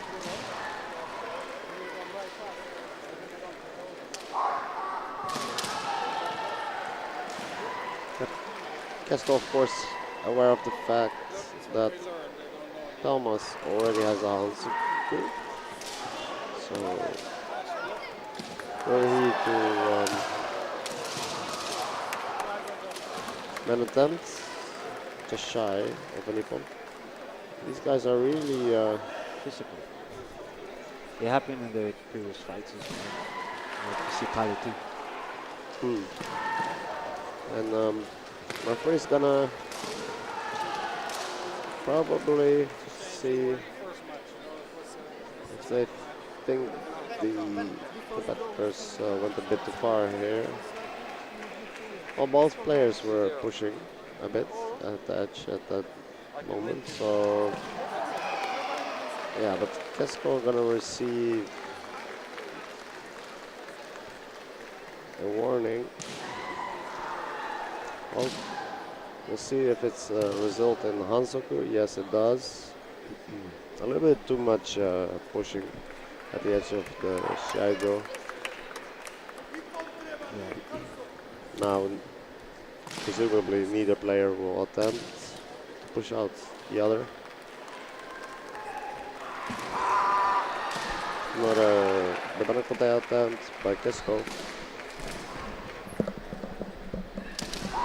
And that one did land, at least from this angle. Have another particular Kesko, where he's adding wins and points to the overall pool.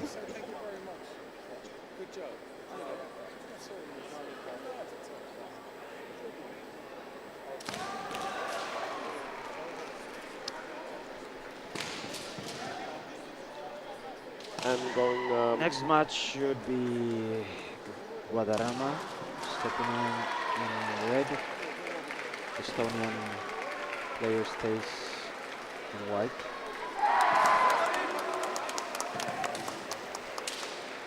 Is Guadarrama already guaranteed to Not yet. advance? Not yet? He only has one Hikiwake and I 1 see. point. Okay. And this is his second or third match even?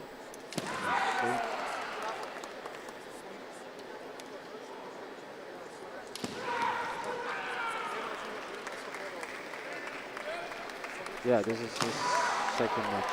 Second one. Oh, and he's fighting the next one too. So you'll be fighting Kesko after this.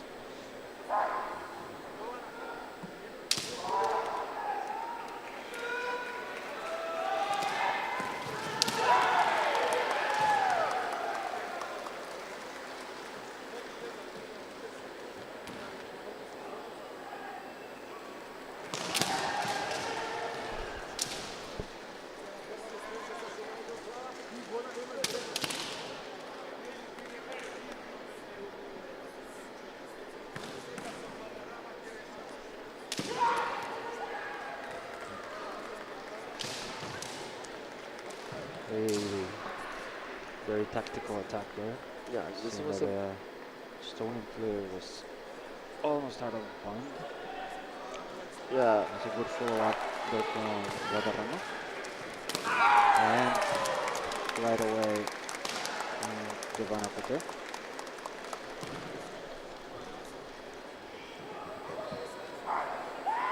Yeah, Guadarrama being a little bit more subtle about how he pushes his opponent out.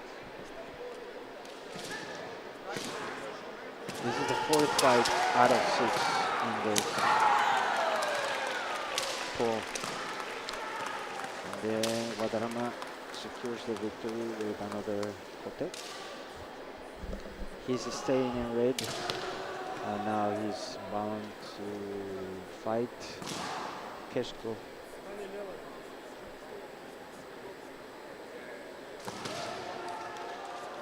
From North Macedonia. If Guadarrama wins versus Kesko here, he has a good chance of moving out of the pool, perhaps even guaranteed to move out of the pool.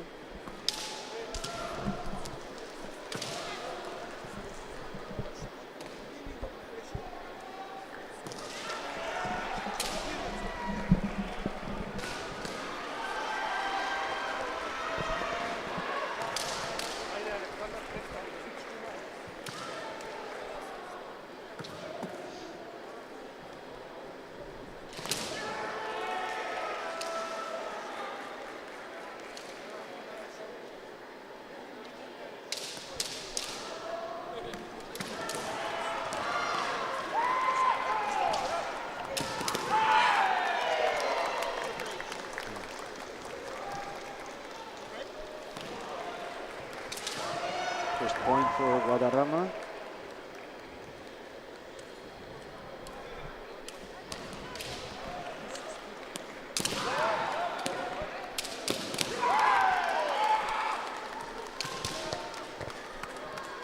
An attempt.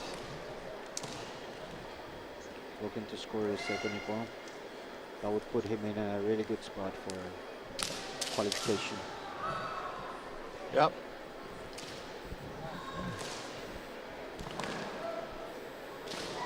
Bogi being called.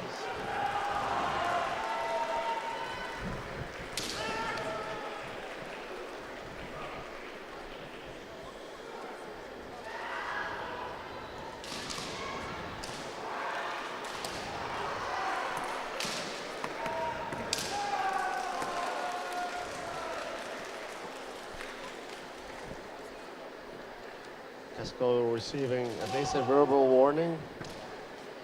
It may be followed up with a Hansaku. Would be his first in this match. So far, no ippon for Guadarrama, but Casco needs to be careful. I think the Shimpans, he's drawn the Shimpans' attention. Already receiving Hansaku in the previous, and a Hikido for Guadarrama here. Very loud impact sound. It was audible. Yeah. Very good aim. That was perfectly aimed at the dome. Yeah. Can tell by the sound even from here, from a distance.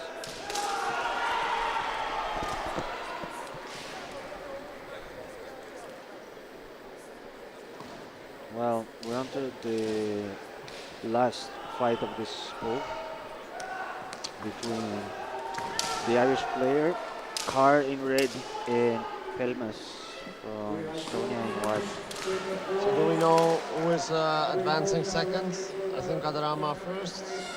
Guadarrama is definitely first. Casco second maybe? So far? Casco is looking like second. But we need to see what happens in this match as well. This Carr could get a victory as well. And then we will need to tally the wins, then the pawns in favor, and then e-pawns against. It wouldn't be the first time that we have in this Shiai-jo today a double tie.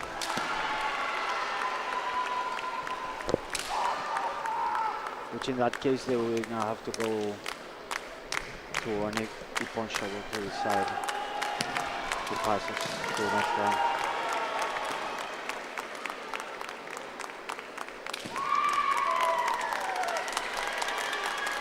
Nice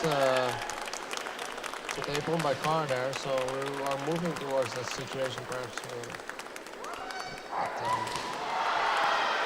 Pablo just described. Oh, something very painful happened there. Yes. Carr is on the ground, clearly in pain. Not quite sure what Definitely happened. This has been the most physical pull that we'd had today. Okay, yeah. What happened exactly, we do not know. I do not know, at least. Perhaps we need where our first responders, medical team.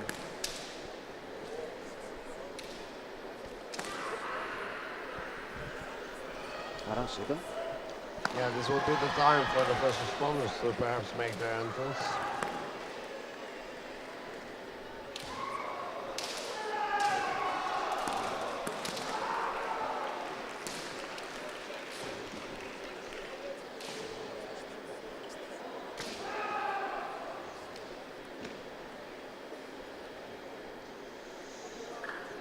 Let's hope Carr is able to continue here. Taking his time to recover from whatever happens.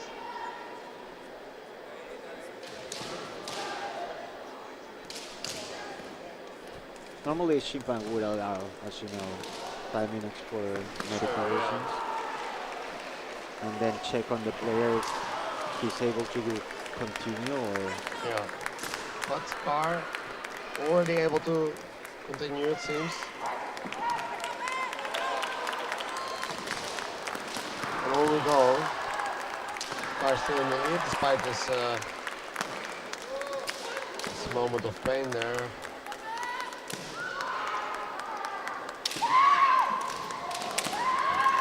And Second for point. Carr.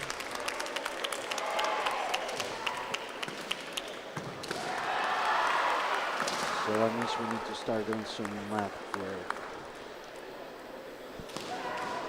So is this now a complicated situation for this pool, or? Yeah, all the matches are done. It's just a matter of tallying up points, victories, points against, matches tied.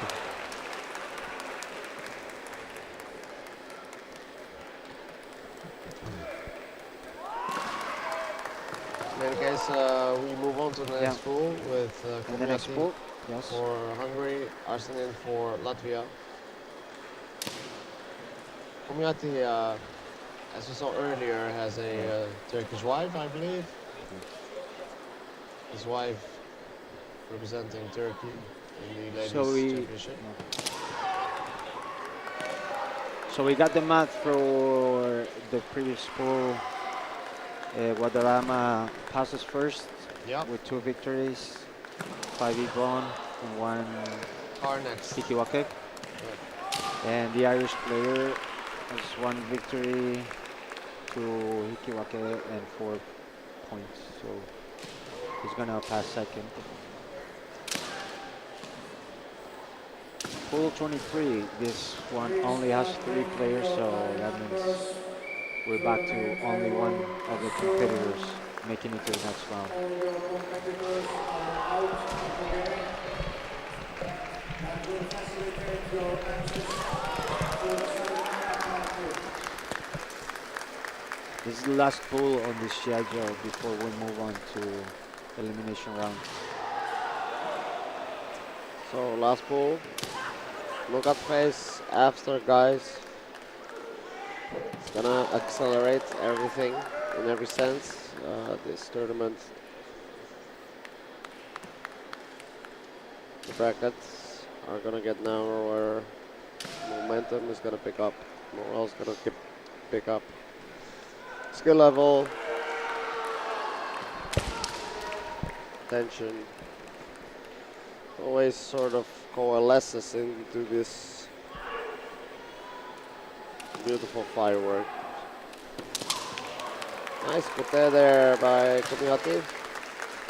Able to force the Latvian player Arsenin to raise his hands, securing the win. And yeah, he's gonna be happy about that, winning his first match so convincingly. Maybe he can carry his momentum into the second Shiai here. Komachi stays in red, and from our host country, Miras in white. Montenegrin player. Also on Shiai-jo D, Delta, we are Srivanchanin. Srivanchanin is Kumiatti.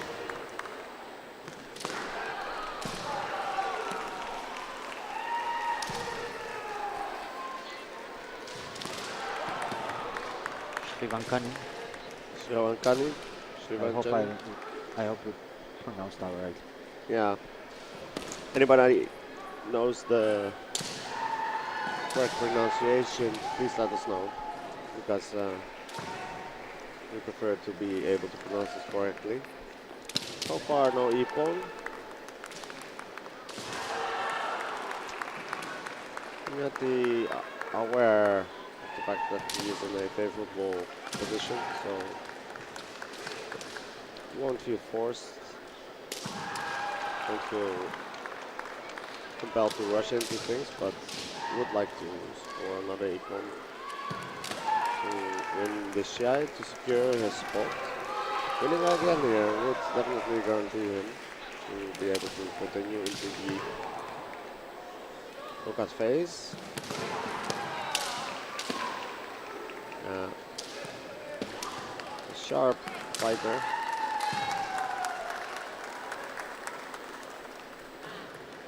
Shivanchanin doing a good job so far, holding Kumiatti at arm's length. And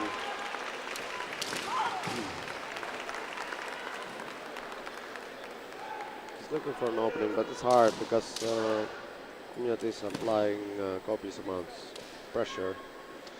So let's see what happens here.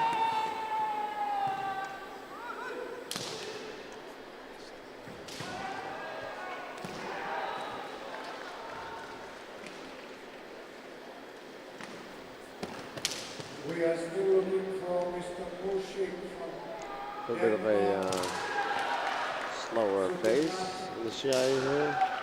his Both examination. players communicating their intent a little bit, and I think I should attempt by Kumiatti. Mushik to our round, please, coach.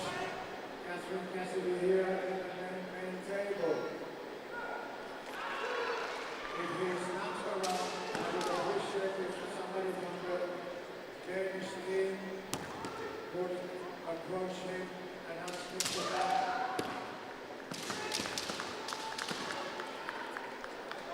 Yeah, Kumiatti really feeling out Shivanchanin's reactions. Trying to apply some pressure. Not really committed to anything, but he seems to be observing what the reactions are. And taking a little bit of a approach that will take a little bit more time, but he's happy to do so because he's ahead already here in this pool, so no need to rush things. Kumiatti in a better position. Now after that e-pawn, Yeah, very nice. if time runs out, he would have to retrace and automatically advance into that round.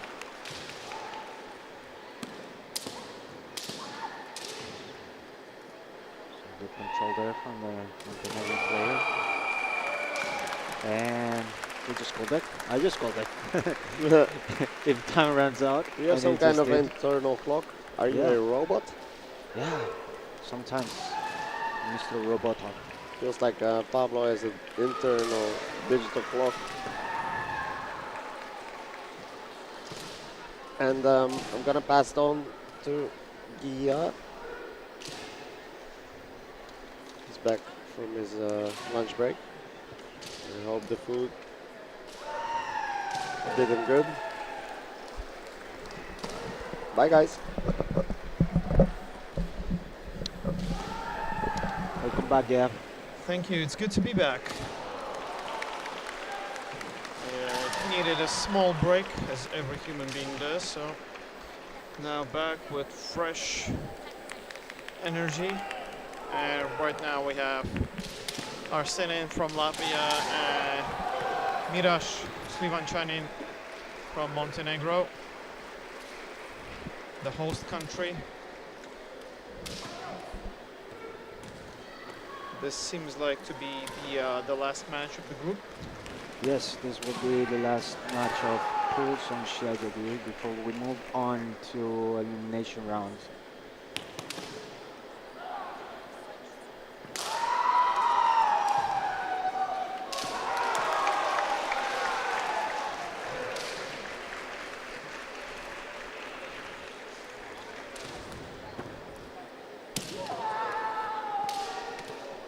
Oh, very dangerous strike by Montenegrin player.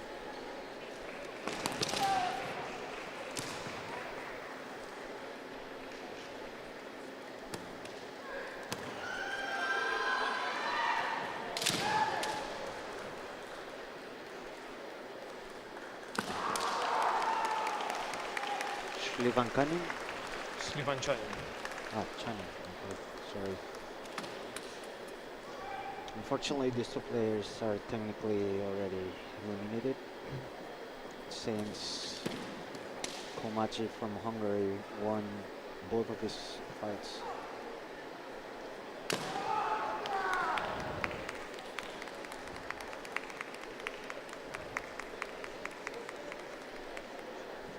And the first point for the Latvian player.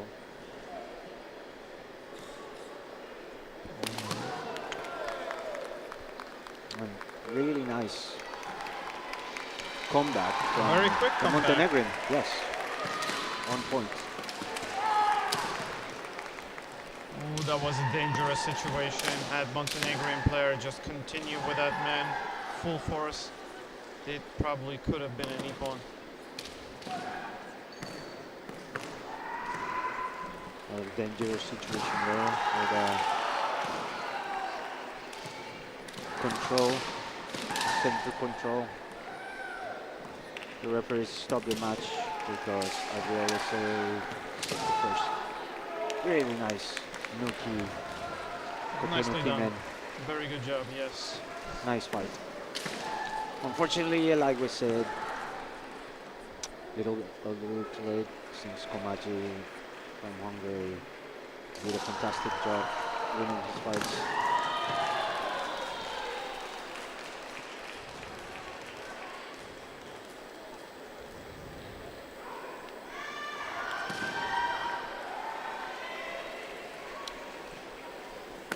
So, let's move on to elimination rounds.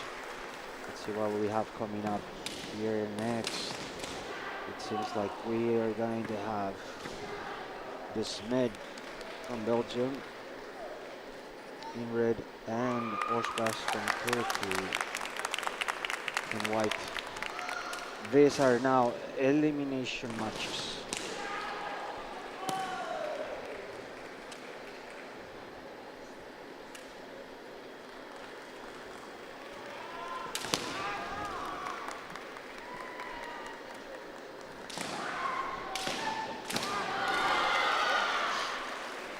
Trying to fix the information on screen.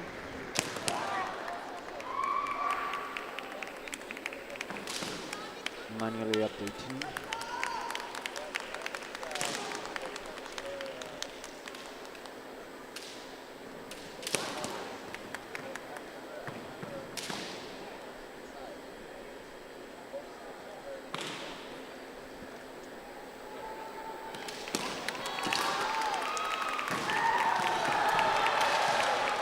No point so far.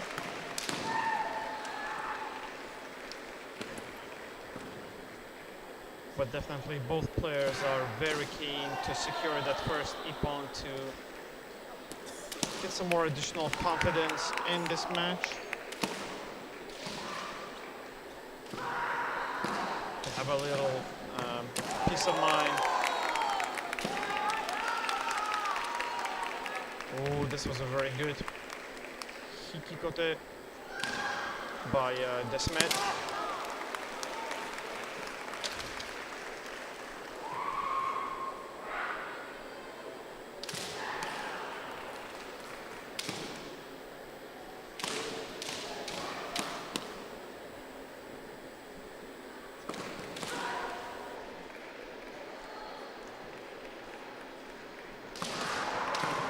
Regulation time for these knockout pools elimination rounds is now 5 minutes. So I'll try to use my internal clock to try to kind of guess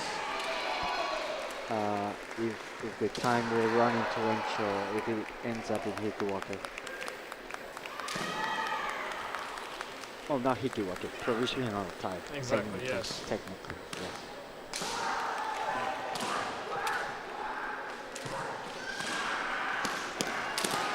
Oh, Nice, kind of that was a very good moment. men Clearly, action. yeah, this man was prepared.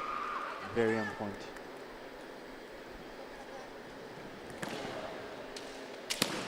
Now the pressure on the Turkish player to score before the time runs out.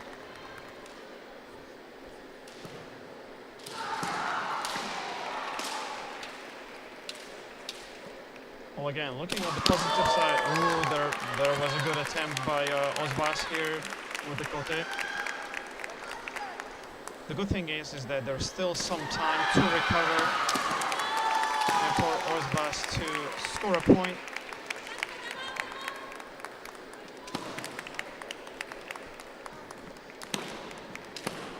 That's why we see now multiple attempts from him. I would like to kindly remind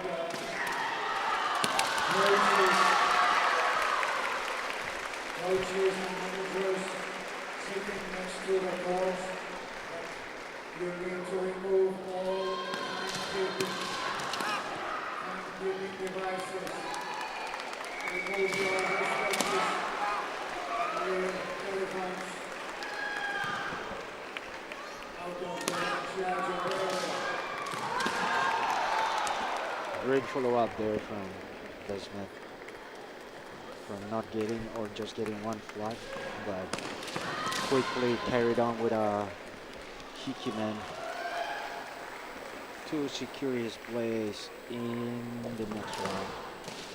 Coming up next on Schedule B, we're gonna have Bremel from Germany in red and Rukash from Great Britain in white.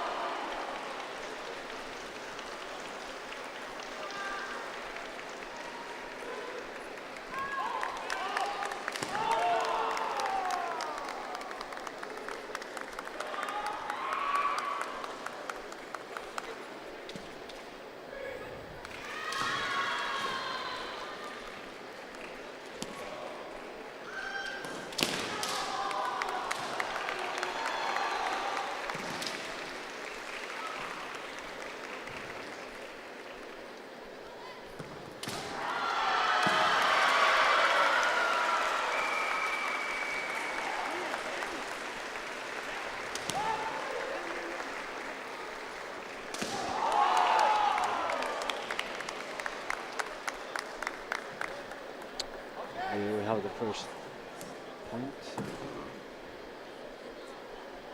So there was a small hiccup on the main table. The point for Rukas is men, Yes, exactly. not do. And the issue is now fixed. Should appear any second now. And we continue. We're just waiting for the information to update so it shows up correctly on screen. Thank you for your patience. It will reflect on shortly, yes. As you all know, this is an automatic system which feeds off the official information from the table. It's not something that we can control manually. Perfect.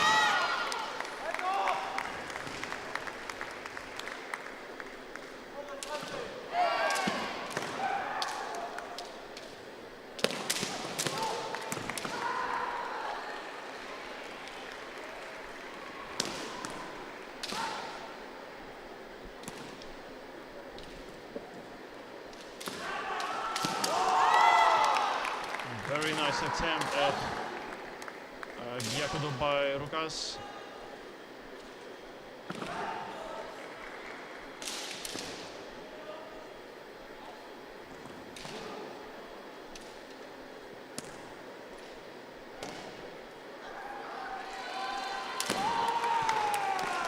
Oh, and another very dangerous attempt by Remel. And then we have the Very nice, equalizer. very good follow-up, Very good follow-up. and it paid off. Despite the high difference, Morditz really Yeah, full but- extended there. Exactly, but I Actually think got, that both got players reached the men. are using their advantage, their physical advantages to win this fight. So literally next deep one wins the match, whether it's within the time limit or in neutral.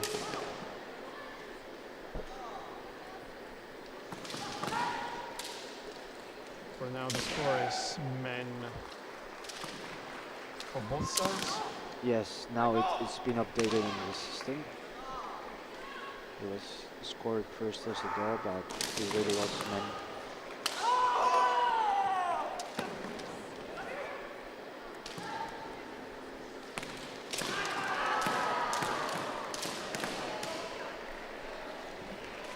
Dangerous situation. The first point was a goal attempt from Moritz, followed up by a main from Lucas. That was the first action.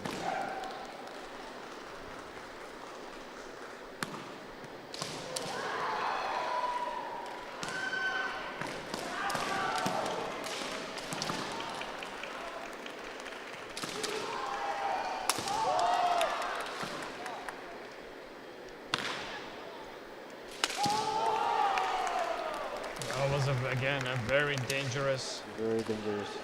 Very I would say dangerous. Yakuza is even more dangerous. Indeed. If you miss, you're quite open for retaliation.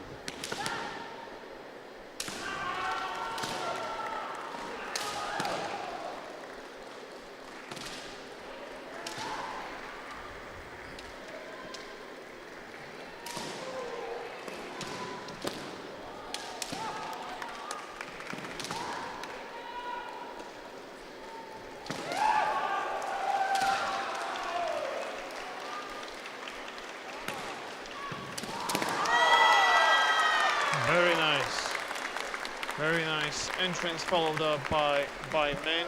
That gives another opponent for Lucas.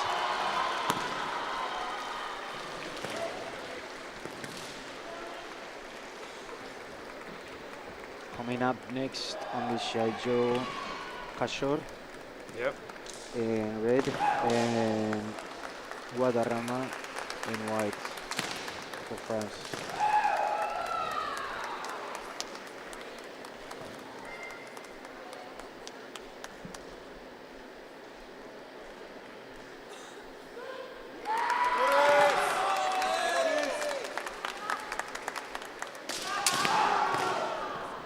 Both players similar age and similar years ago, actually 22 years ago, both of them started Kendo at a very, very young age. Yeah. Both of them been representing 5 and their 6. countries 5 and 6. quite a bit of times. Yes.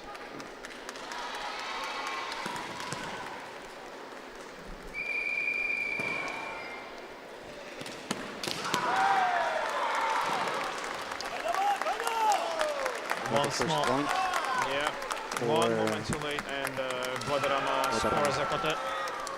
Yes.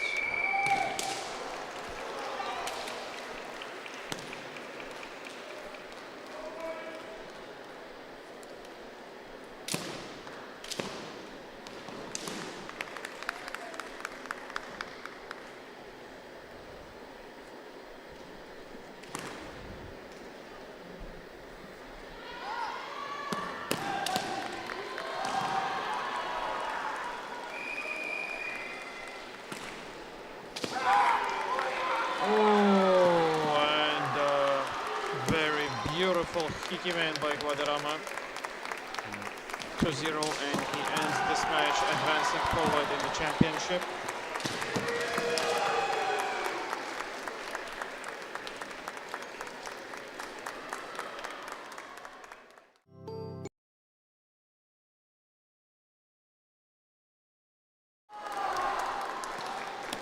Next up we have Kato from Denmark and Arfert from Sweden. This also, I think, Pablo, is going to be a very, very interesting match. Yes. We have some really good players. Let's not forget that Marcus Harford won the last European Kendo Championships in the Yes. both very strong kendoka, so it would be very, very interesting to observe the match.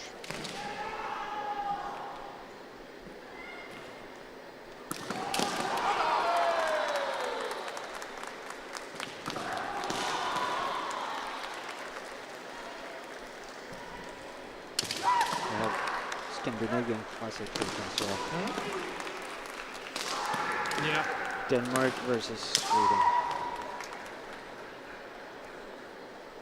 Neighboring countries. Yes.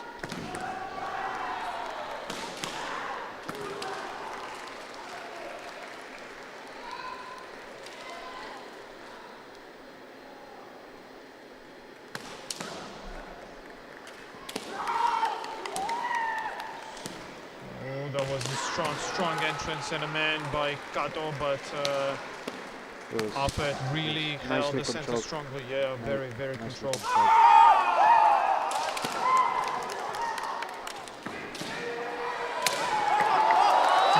What a chance! What a chance! So they have been in and he took it. Unfortunately, no facts. Well, this is really breathtaking to watch. Yes.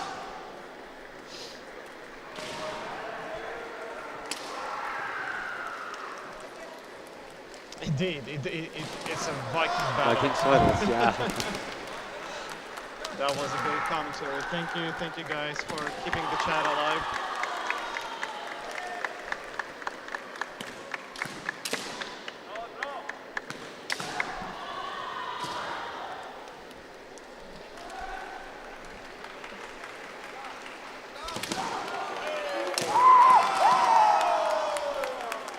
Both players really strongly commit to the cuts that they're making. Super snappy Kendo. You don't see 50 men throw out with like 50. It's almost simultaneously.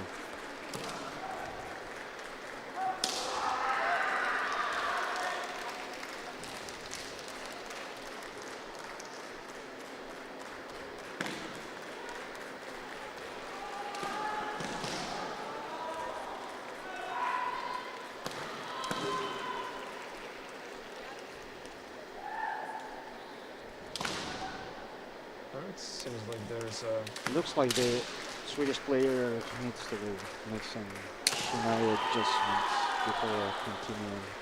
Yeah, some minor adjustment. It's good that the fight will continue on. As you all know, it is super important to have correct Hasuki. So the Tsudo should be super well aligned if you want the judges to score you correctly.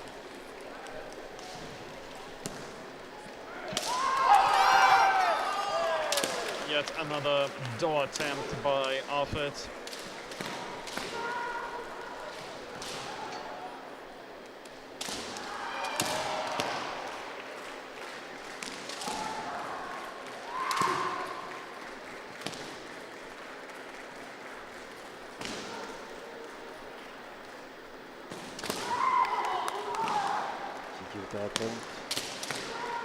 Well controlled.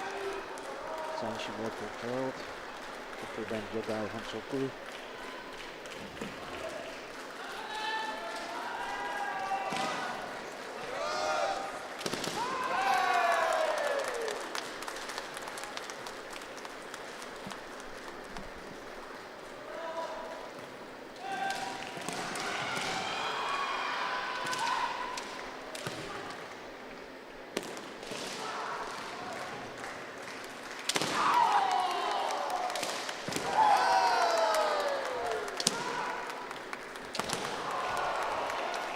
Really nice Otoshi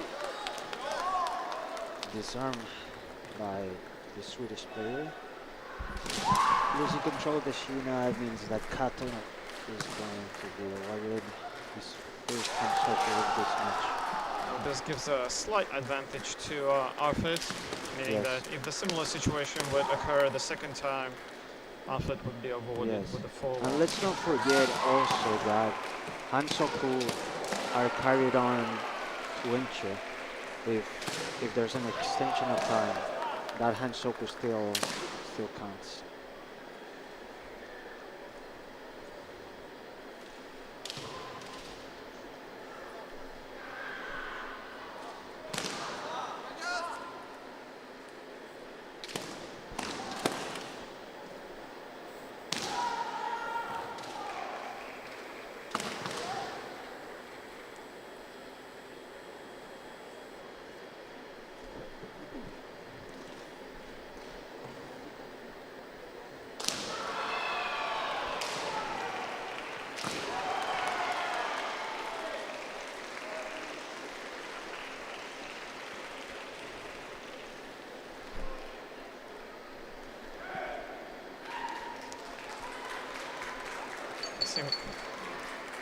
Seems like there is some sort of a decision to be made.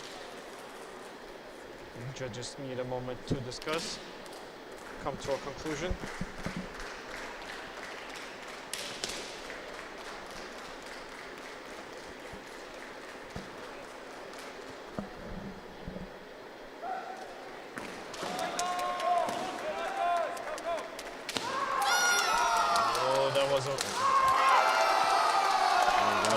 Followed up by Gyakudo, very nice. Yeah. Ever so slightly moving the kote away just to create that opening. Yes. That is very technical.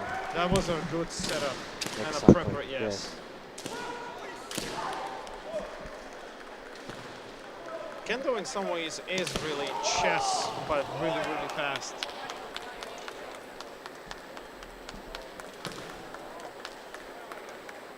Teams who no longer have competitors in the tournament, please return your numbers to the table. At your earliest convenience, this will facilitate your access to the Semifinal party.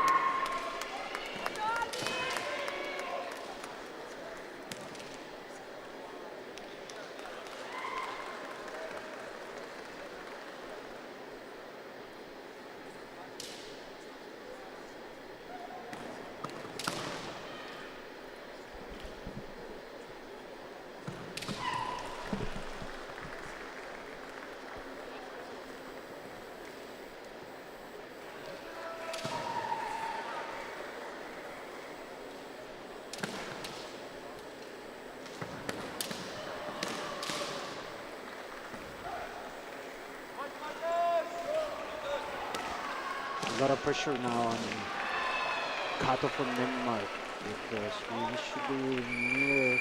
I just called it. I haven't been turned on. Yeah. Wow. Yeah, unfortunately, Kato from Denmark ran out of time to try to equalize the score. It happens, especially in this at this level of championships, of course. But it was a very beautiful fight. It was a again, to watch. beautiful, clean, very technical, really nice attacks.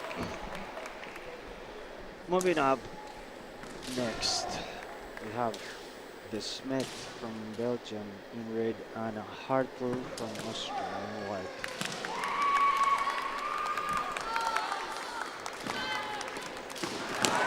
This is the round 2 of elimination rounds, the knockout series.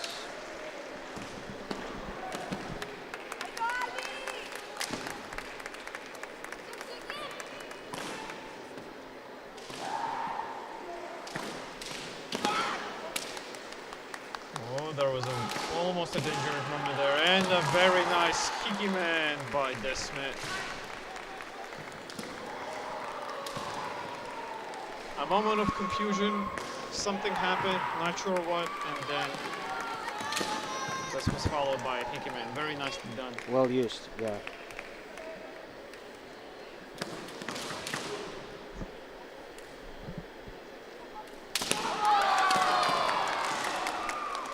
Yeah, but Hartl doesn't seem to take it and goes for a very nice man. Unfortunately, not a deep one.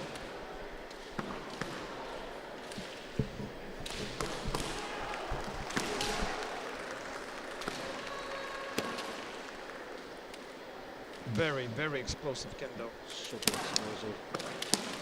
And the Austrian players there has some time on the clock to Yes. find that spot. Exactly. And What? there you go. I see What? this coming. It's uncanny. Now the situation It doesn't make gets any less impressive. even more interesting. 1 point each. Next point wins the Now we're ticket to getting the back next to the round. same point, yeah.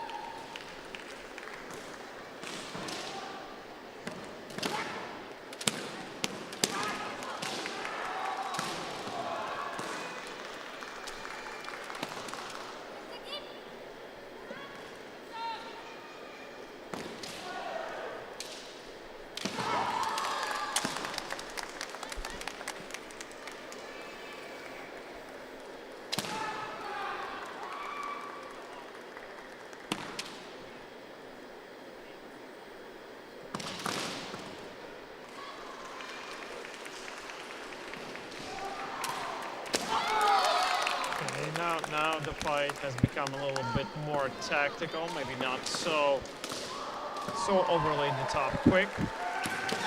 But oh, there it is, there it is. Beautiful move. Neither was Atanon. Amazing.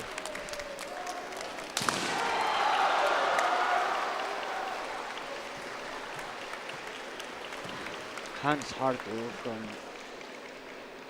Austria moving on to the next round. But before that, Very well done, very beautiful very fight. beautiful Kendo. Very back and forth match. Yeah, very Yeah, emotionally, clean, very invested. clean, explosive. That's what we're gonna see. It's beautiful Kendo. Now we're gonna have from Italy, Fabio Bussi in red, and from Great Britain, Lucas in white.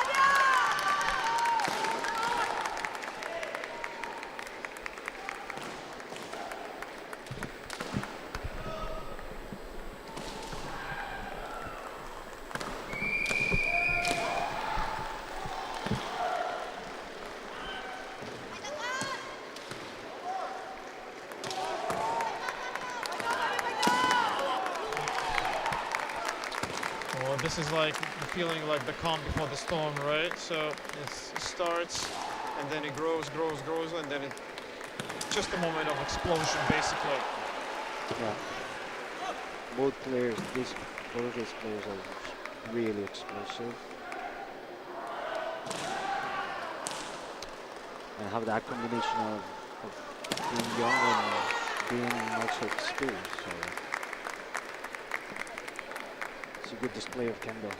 Yes. And they start with intensity, but not risking from the get-go. Just feeling each other, giving them eye, finding that spot, finding the right distance.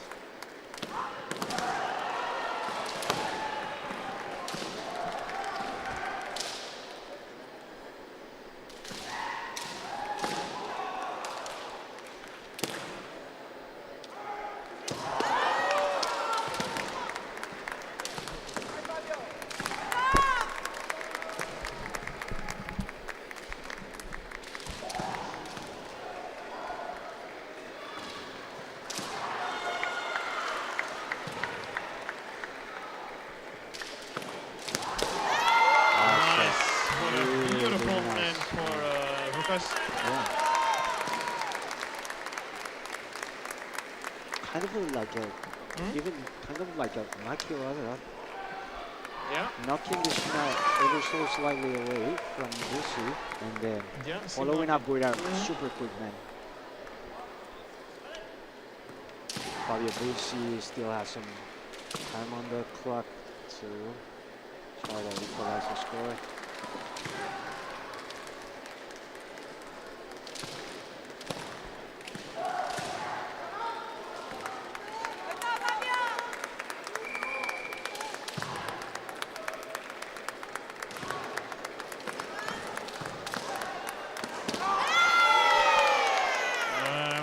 Again, a very, very difficult situation, but still no point yet.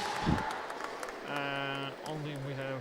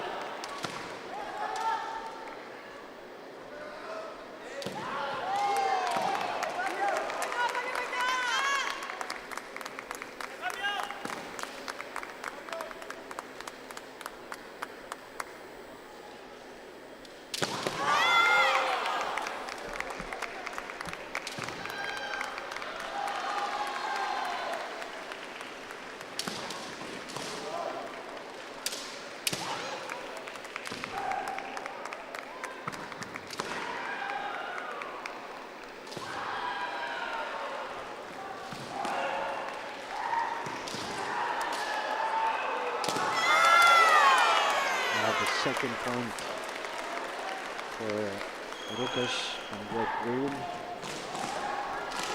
Yeah, if it the works, Banakote, the judges were split between giving the men or the Kote. But it seems like the Kote actually landed first. That put Lucas in the next round, and moving on to the next match here on Shiai-jo B, we're going to be seeing a really good fight between Luke Guadarrama from France in red and Kumiatti in white for Hungary.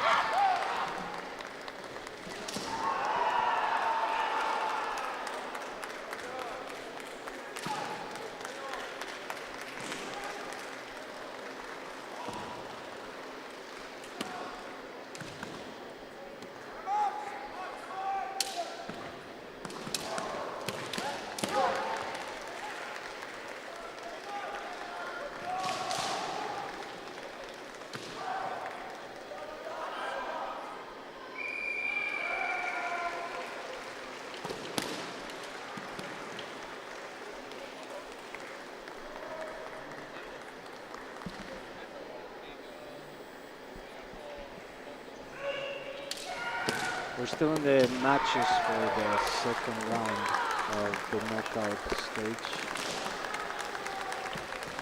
No points thus far in this match.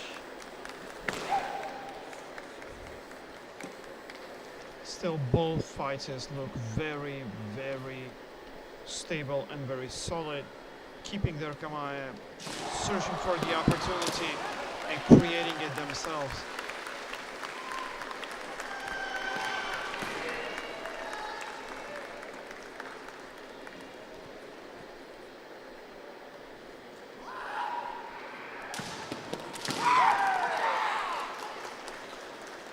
That was a very sharp kote. That was sharp. Didn't quite find the angle, the precise angle, but definitely super snappy, super quick. No, luckily the dangerous moment has been avoided.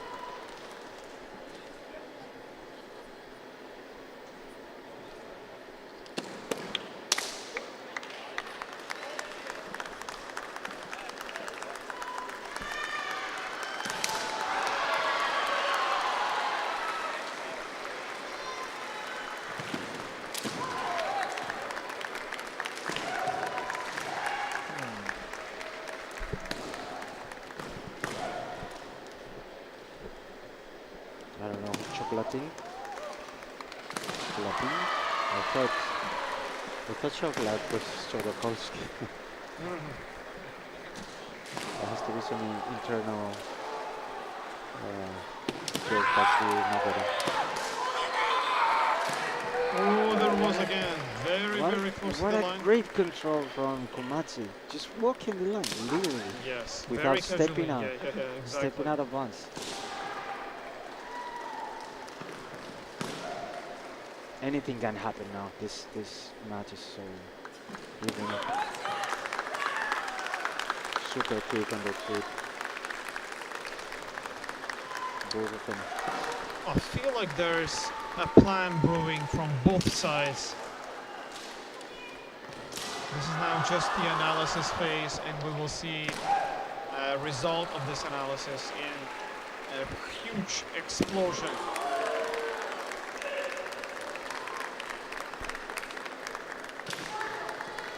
So these players definitely know and are capable very well.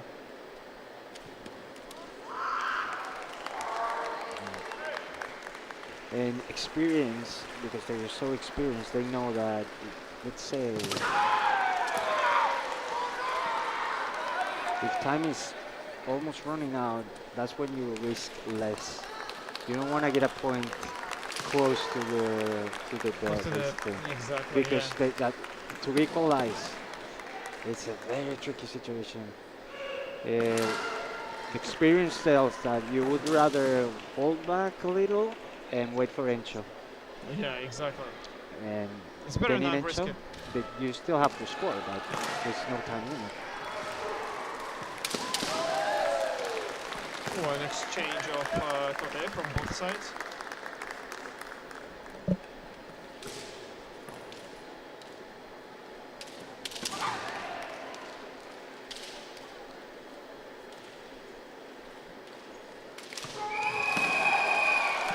There we go. As Moving in. predicted, Yeah, they were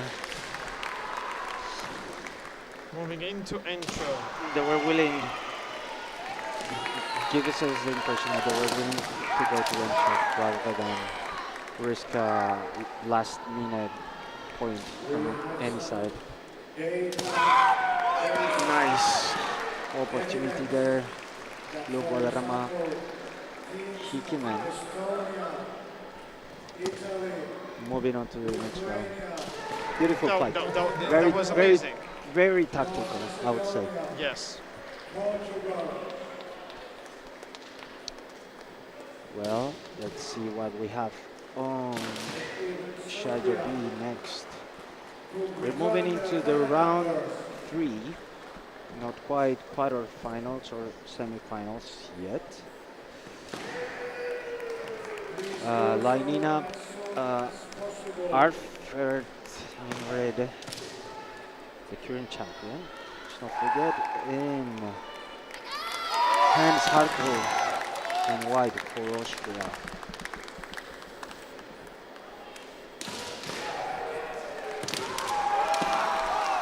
Very dangerous situation with the offense kote.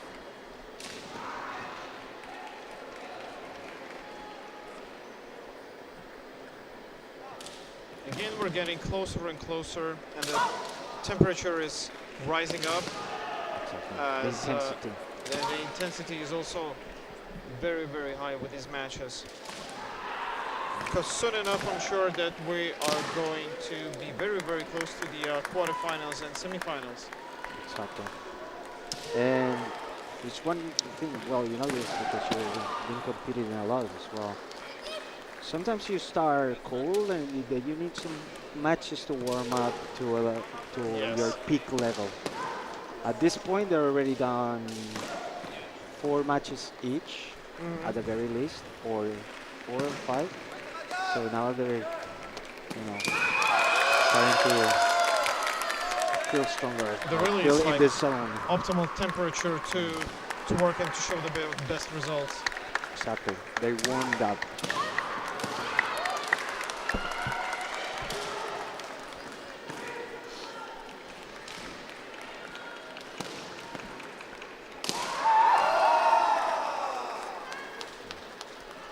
The point there, well controlled, tension.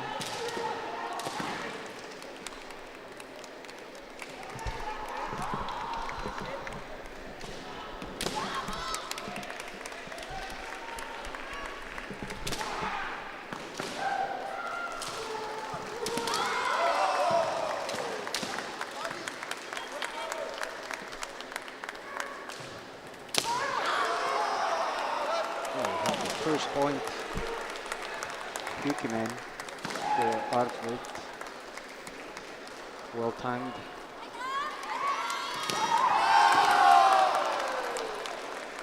Right away, second point.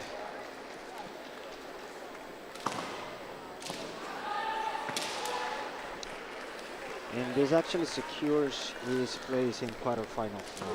That's, yeah. We still have one more match on. We still have one more match in Shiai-jo B before semifinals. And we're gonna have Lukash from Red Britain stepping in red, and Luke Guadarrama from France in white. This should be a super exciting match. I'm pretty Yes. sure they've met somewhere or fought Oh, in I think that some they've tournaments. definitely been They're roughly the same age. fighting so one they're- another.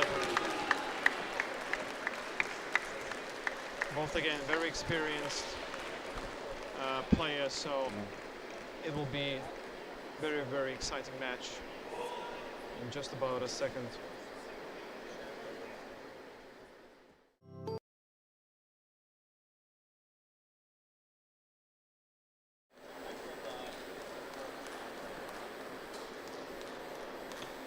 I think we could do a quick word from our sponsors while they get ready. Maybe later. Well, there's a lineup shrimp already. Here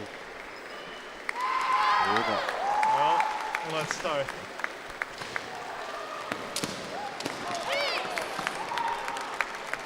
Right from the get-go, this is very, very, very, I don't even know what word to choose. Active, straight, very nice. Energetic, electric. Oh yeah. Yeah. Definitely they call it Guadarrama Chocolatini for some reason. Someone explain in the chat, please. Someone explain why chocolatine, yeah. Why is it related to chocolate?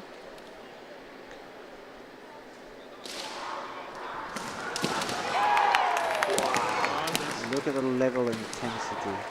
I need to watch. Kote man.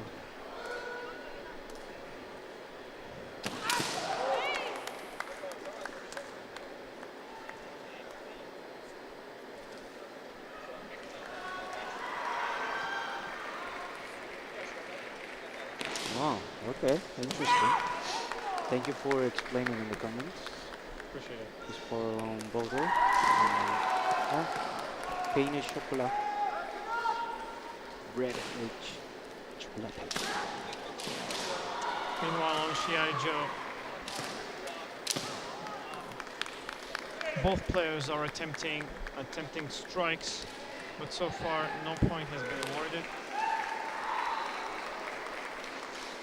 Very tactical as well, because they look I for think the opening, they look for the distance, but not risking 100%. not risking because Yes.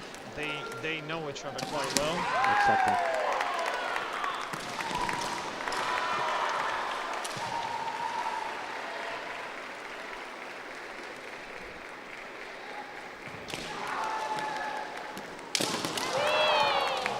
Very strong attempt from both players.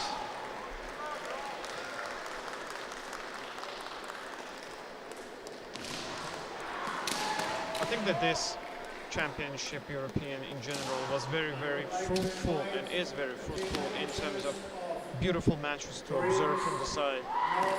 Yes, it's only getting better year after year. The level is just insane.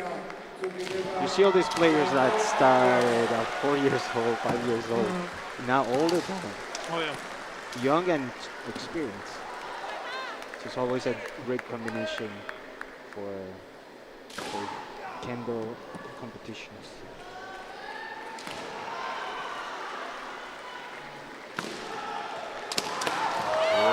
Nice. A nice qualification.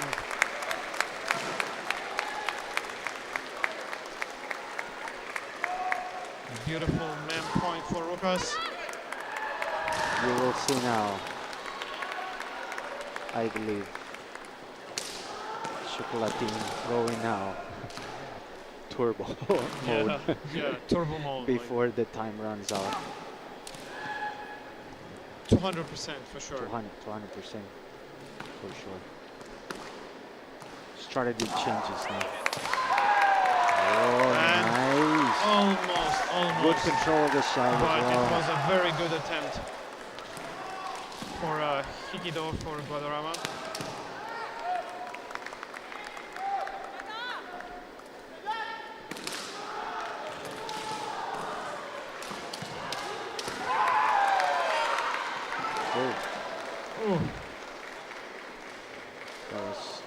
dangerous situation, good sportsmanship.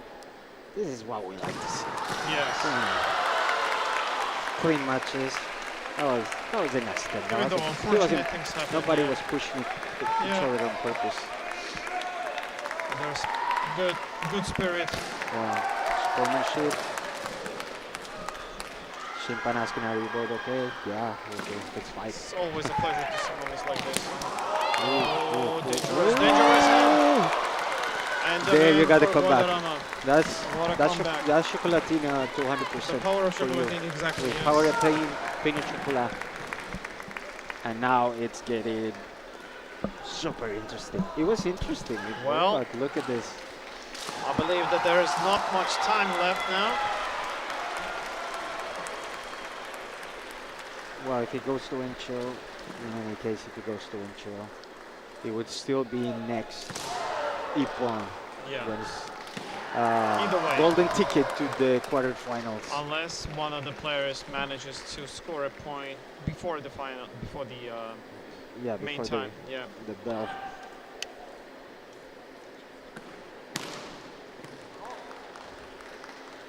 Well, like the tension is rising exponentially for sure now. Exactly.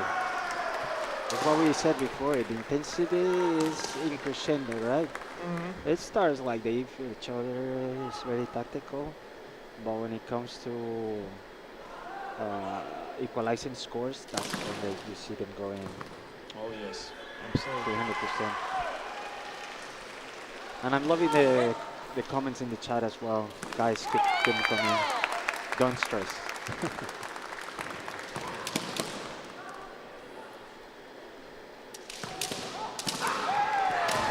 Very, very dangerous. Yes.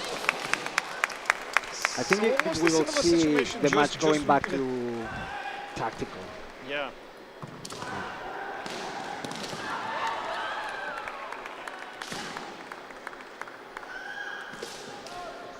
It definitely feels like the end of the main time is soon to be finished, and Debana Kote Ooh la for la. Guadarrama. As they would say, ooh la la. That was Just very before the close. whistle. I Very think just close. before the whistle, like Yes. 1 second. wow. Great match. Super intense. Super fun to watch and super fun to do comment. It was very fun to comment on this. Yes. Beautiful match. Kendo. Beautiful Kendo. Absolutely. Good sportsmanship. That's what we want to see. Let's see what A we job have. well done. Next on B, we will be starting with the quarterfinals.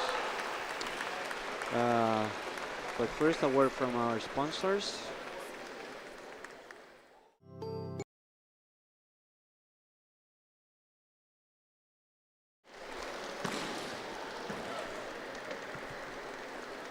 So for quarterfinals, we will have.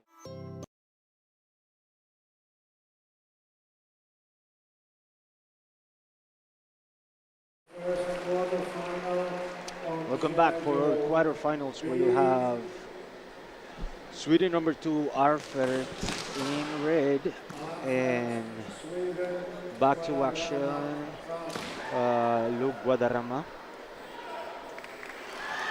They will give them a couple minutes to recover and get some air before the next round.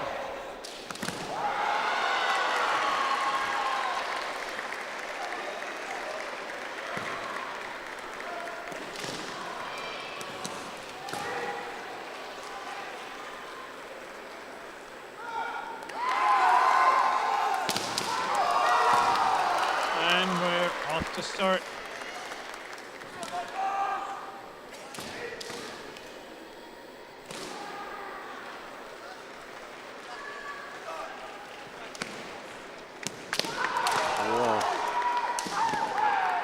Beautiful exchanges. Yet again, Definitely we're started working. 100%. Yeah, with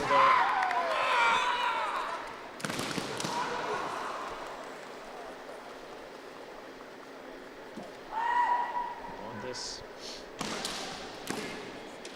Have a lot of supporters in the chat as well for both sides. Thanks for tuning in. Oh, that was a very dangerous moment, was almost like from Guadarrama. Yeah. That was similar to the last one he scored. Exactly. Against Lucas.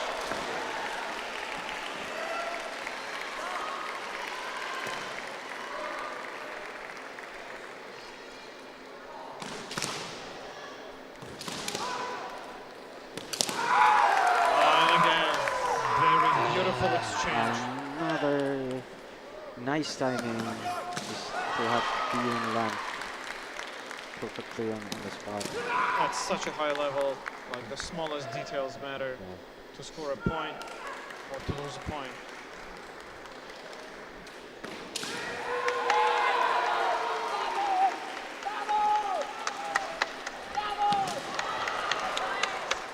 And I invite the teams of South Africa, Romania, North Macedonia, Kazakhstan, and Belgium to return their medal numbers.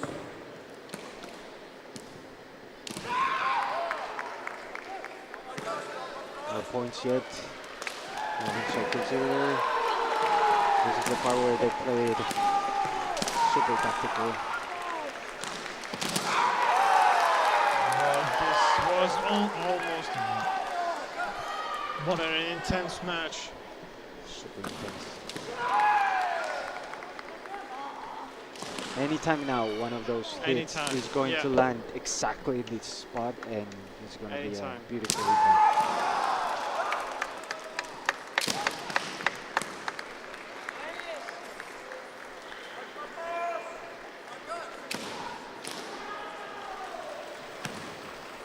I'm telling you, we can feel the pressure even here. Quarterfinal, Natalia in France.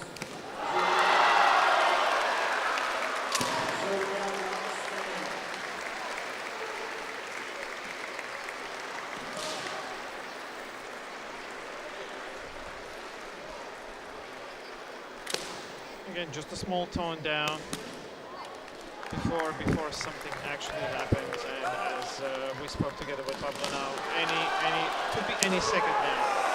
Exactly.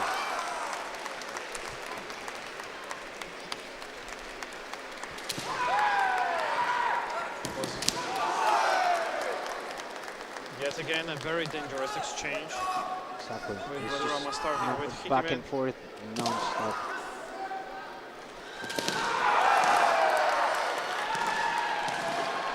Another close call.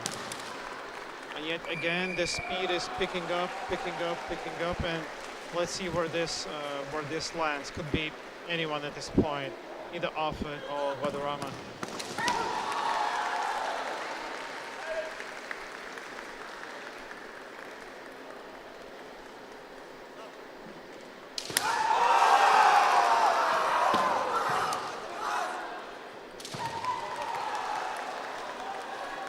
And yet again, a very nice.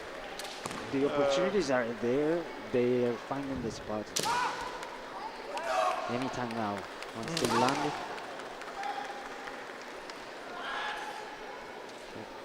Might just stop the match. There's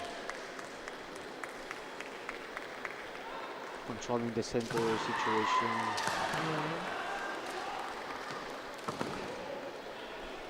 And as we always say, safety first. It's a good call.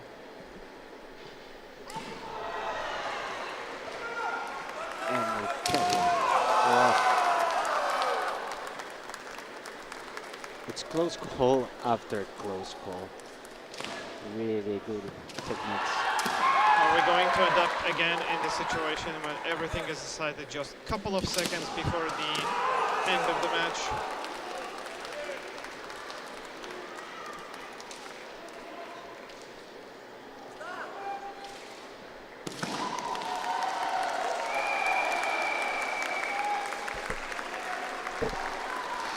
It seems like we're going into intro.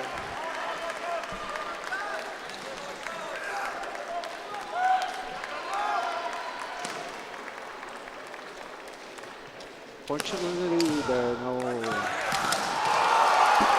This was very dangerous No hand situation. sokus because, as we mentioned before, the hand sokus carry on to enter. To enter, yes. Yeah, and they change the dynamic.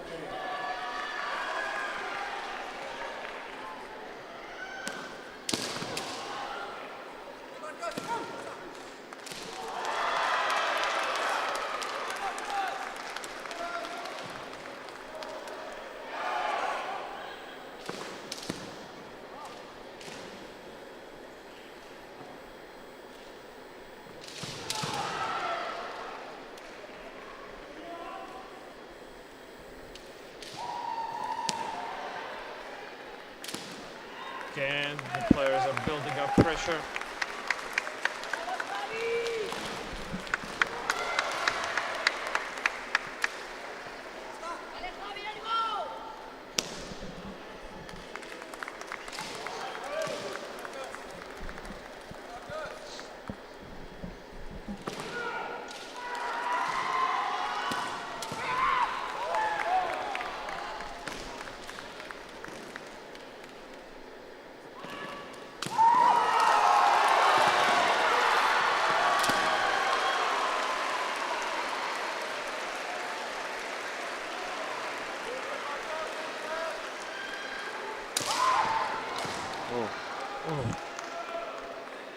Slippery floor.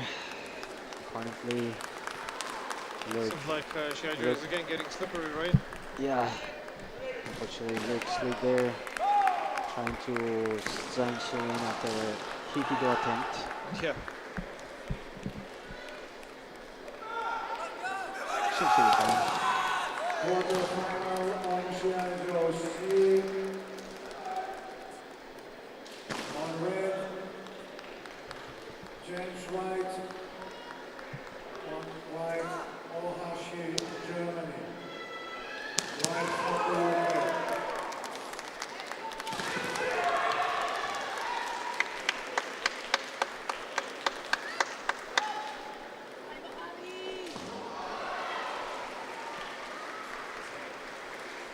Looks like we're bad at Bogu situation.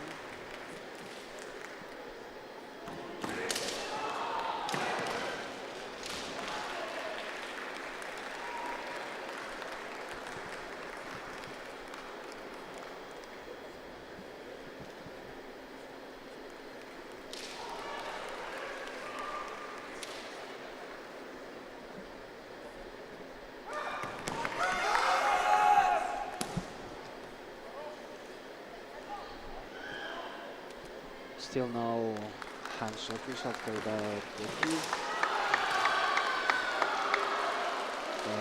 Overall in the match,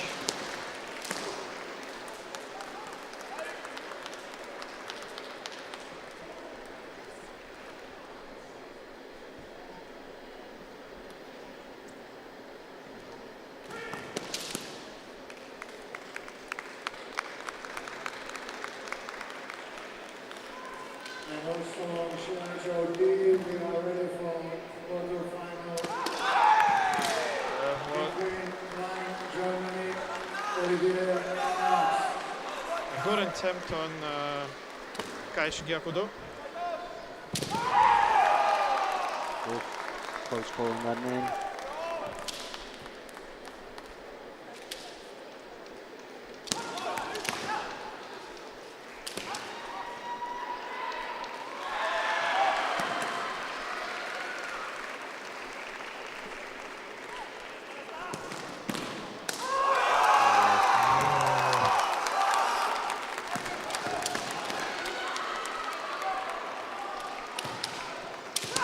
And what a follow-up. Great follow-up. Unsuccessful Hikido, but then amazing footwork and just shooting forward with the man.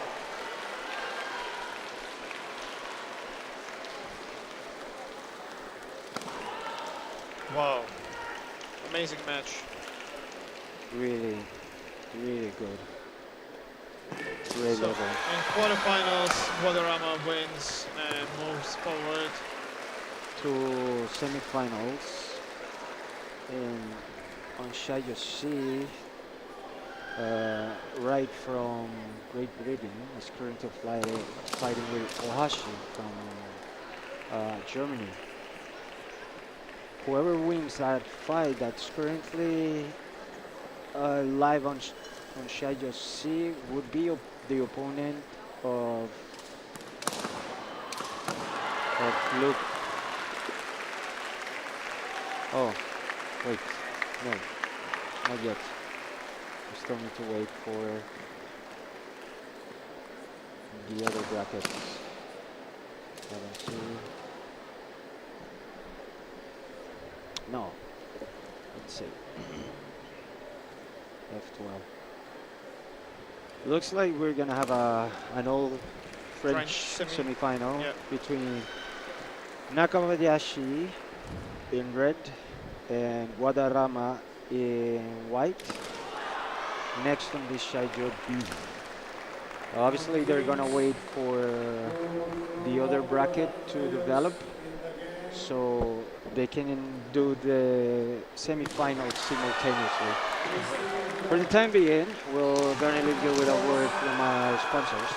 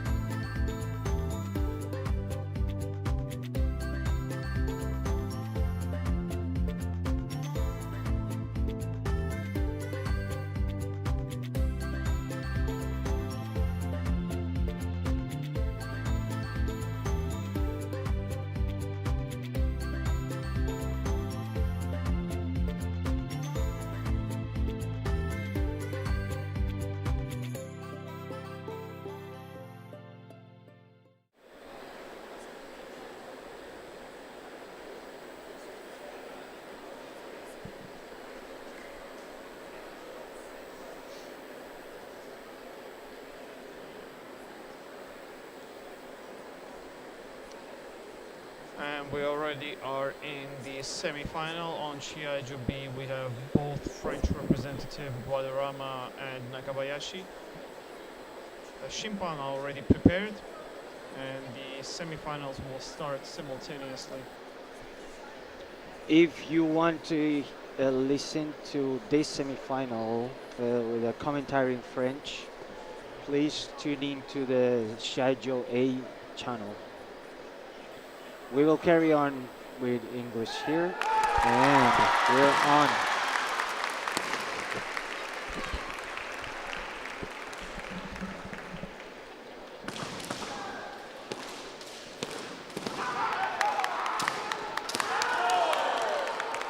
What a great follow-up with the men from Nakabayashi.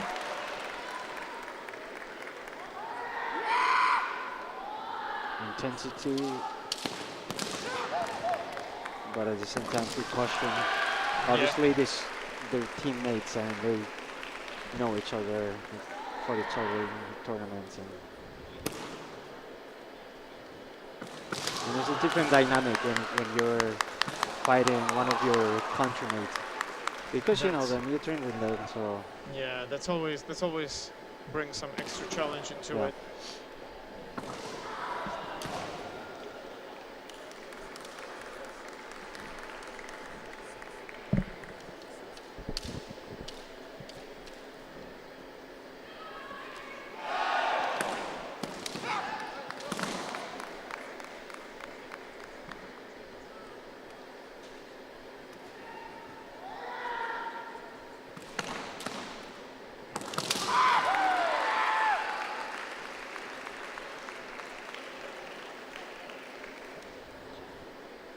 in the other semi-final in Shiai-jo, we have the first point. Let's go back to the Shiai-jo. Guadarrama scores the first man here, first ippon in this semi-final, taking the lead. Taking the lead.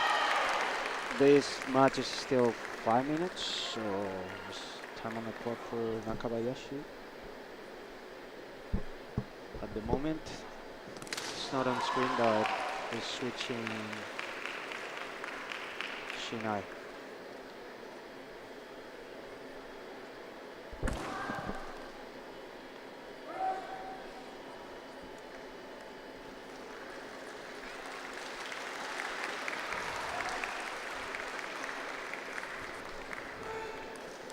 Alright. The match carries on. Shinai.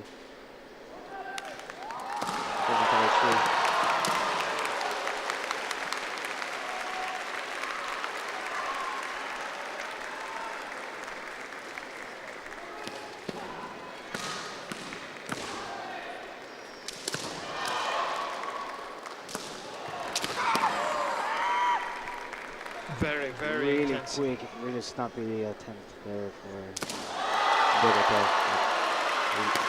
It did sound like Suda. And an ippon for Nakabayashi, who evens out the score. So now it's That- actually getting even more interesting and Yeah, exciting. exactly. That was a fantastic comeback. Guadarrama's attempt to complete, What? and now right off the bat again. Just Comeback after this comeback. is a lightning fast comeback, and both semifinals are now finished. We'll be having a short break and a demonstration of Nihon Kendo Kata just before the finals. So stay tuned in, and in the finals we'll be having James Wright and Luca Guadarrama. Exactly. We will announce the different languages that we will be streaming. Exactly. Stay tuned and see you in a couple of minutes. See you in a minute.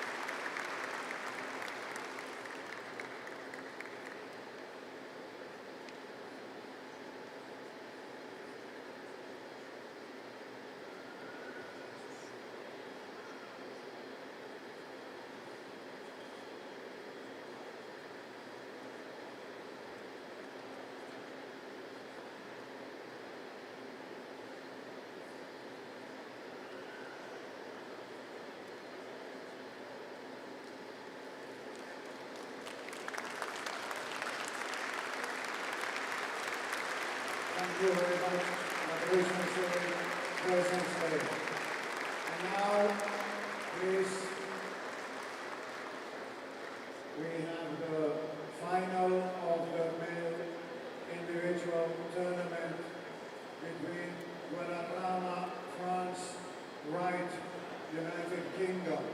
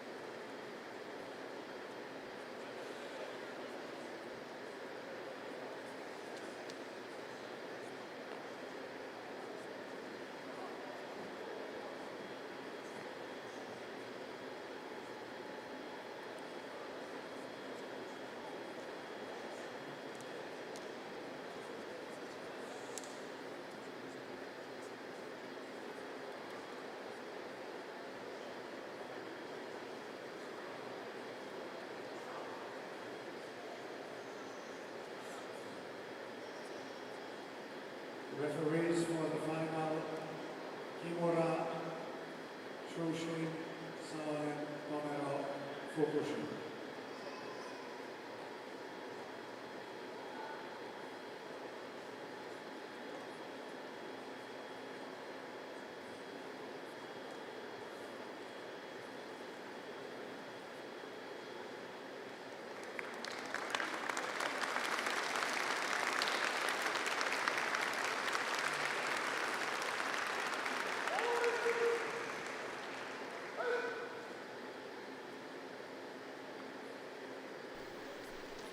Okay, welcome back everybody.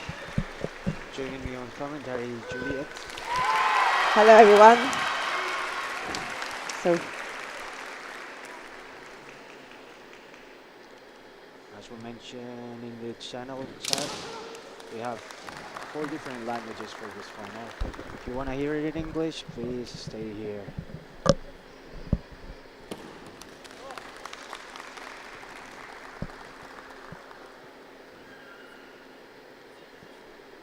So we have teams Wright in white and Guadarrama in red.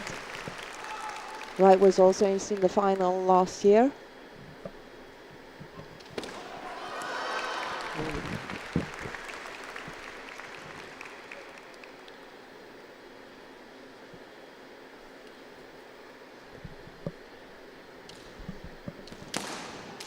Thanks for your patience. The names should be now corrected on screen. Let us know if the video is okay and if you can hear us okay.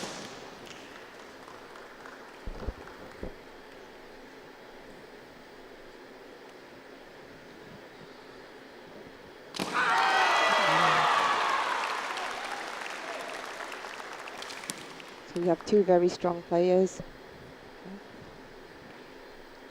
Thank you for the confirmation in the chat. Oh.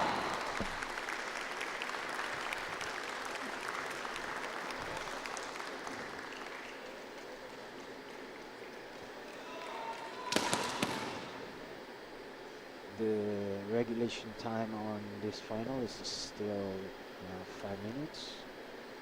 And after that, if necessary, entry. Oh. Beautiful man. And Wright starts strongly with the men. Beautiful, beautiful preparation as well from Ura to Omote.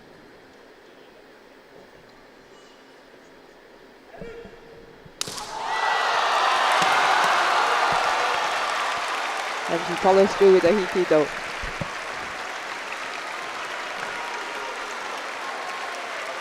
Very explosive, very fast.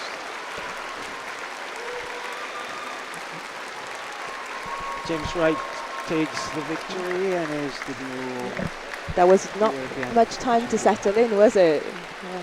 Yes, that was rather quick.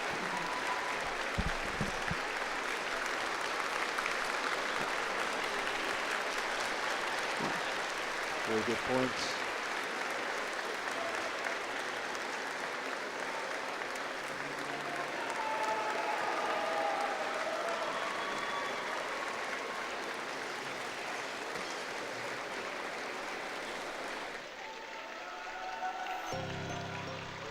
So yeah, welcome back. That was a quick final. That was a very quick final. Very good points. 3 flags. Yes, I was trying hard to stay objective. Yes. Although I know, having been with James Wright last year, how much he would have wanted it. All the hard work. Well, that was a very interesting tournament. What do you think, Juliet? I think the level is definitely increasing every year. We're gonna have now the closing ceremony. Trophies and medals for the winners. First place, second place, third place. Also the Kanto shows, the fighting spirits.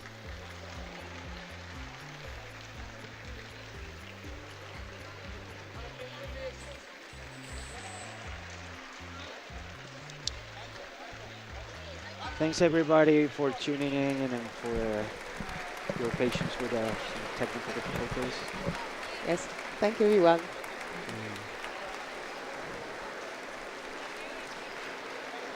Things are now national selections are lining up for closing ceremony.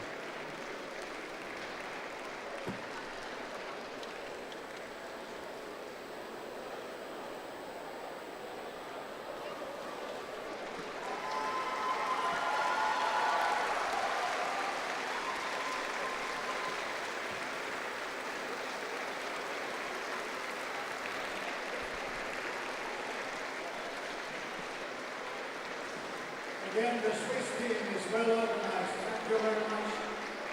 The others can just illustrate, follow the example of a great Swiss team.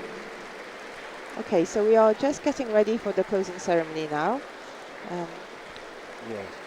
I was on Shiai-jo D for well, all day.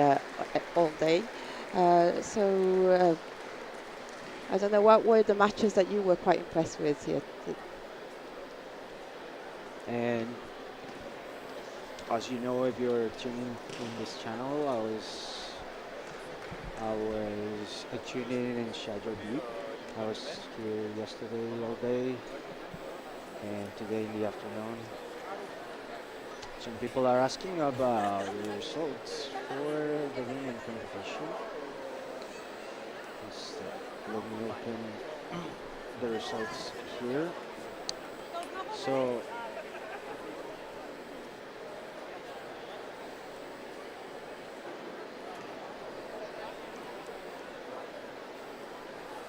looking at the chat.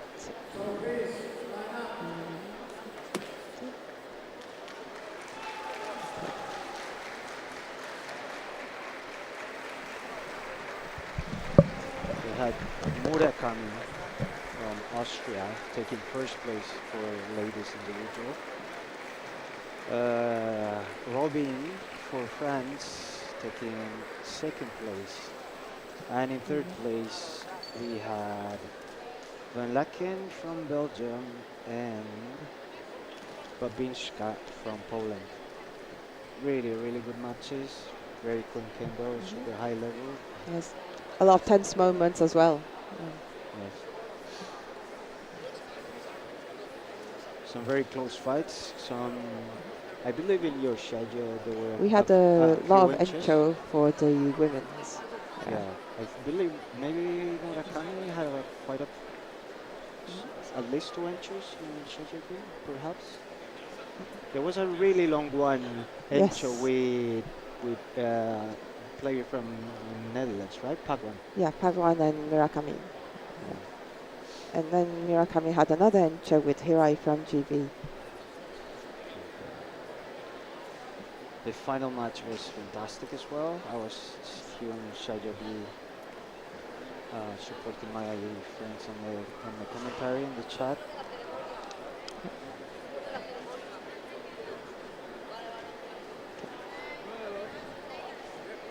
Seems like teams are almost ready to start receiving their well-earned prizes and medals. I think it's been a long day for all of us. Yes. But for everyone who has been watching on Kendo live streaming, thank you very much for following us. And we'll see you next time. Yeah, we'll hope to see you soon. Thanks for tuning in. See you guys. Tak się podniesie, pociekło mu jak wygrał w raj. No właśnie, marszem do przodu. Musiałem mieć ręce i się oblać. No bo szybko ci wysnął. Puszczałem pod wiatr.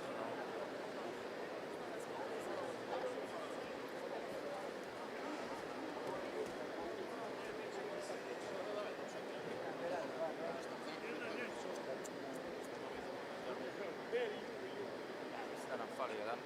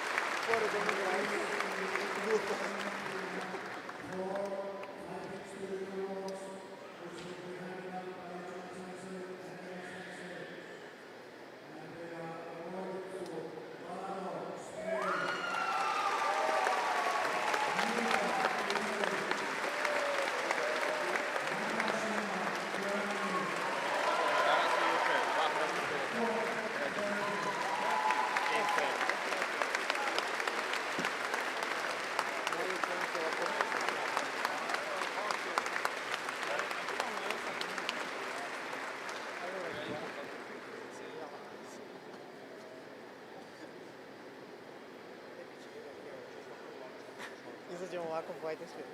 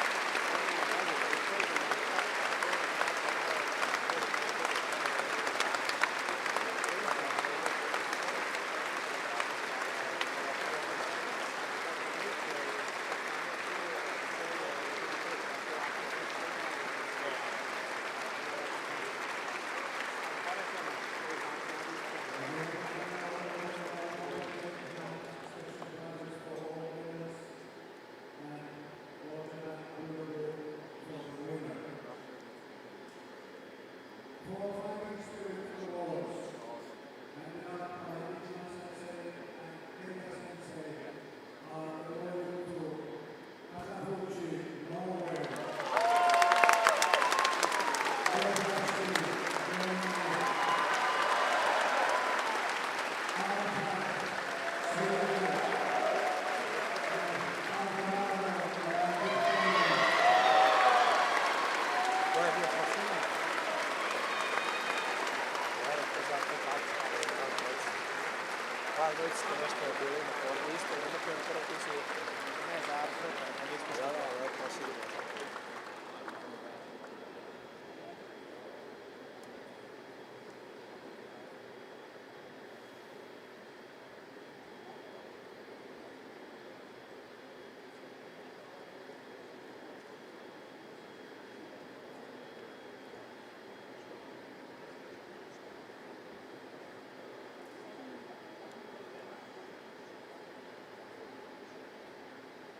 Congratulations. And now, please rise for the national anthem of the United Kingdom.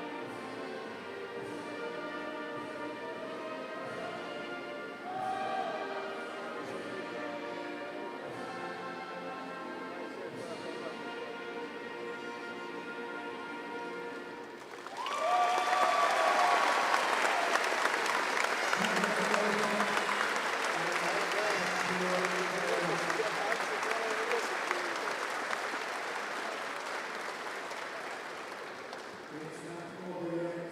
There is a special Kendogu award given to the best team and of this European Kendo Championships.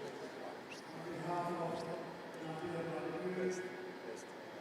Technical Director of the European Federation, I would like to read the following message. European Federation would like to thank all Kendogu for these 3 days for their contribution to the smooth running of the European Championships. Whether you won or whether you didn't win, and even during such experience, you have always demonstrated exemplary agility. Your teams are fortunate to have you as coaches. Choosing among you as Kendogu was difficult. We have decided to award the League Technical Directors Kendogu Trophy to Safan, France.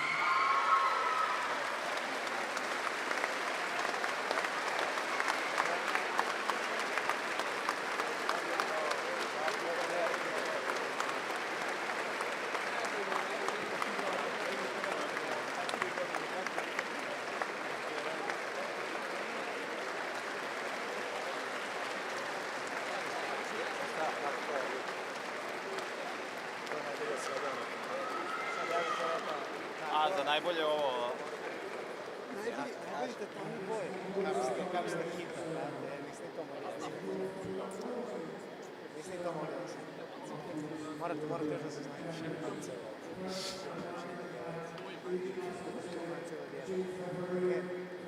Sve se to gleda. Lakše ih ušijali. Sve se to gleda.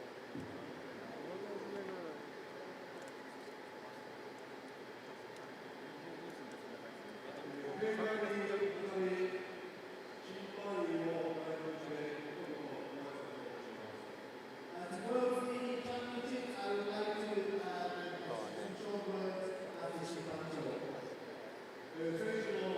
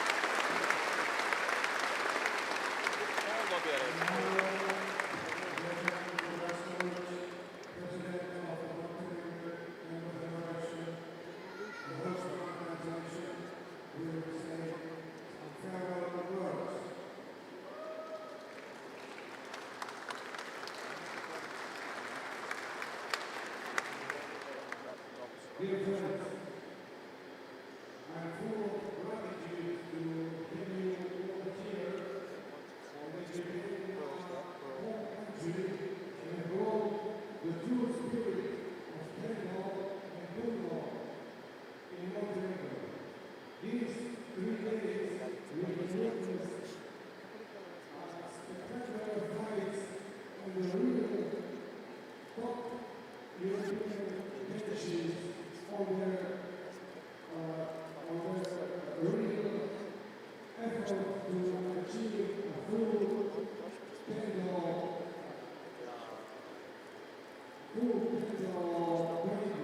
say like this. I wish all you safe trip home and see you next year on the next championship. I would like also to give my gratitude to the European Kendo Federation for their guidance, which has led us to conclude this championship.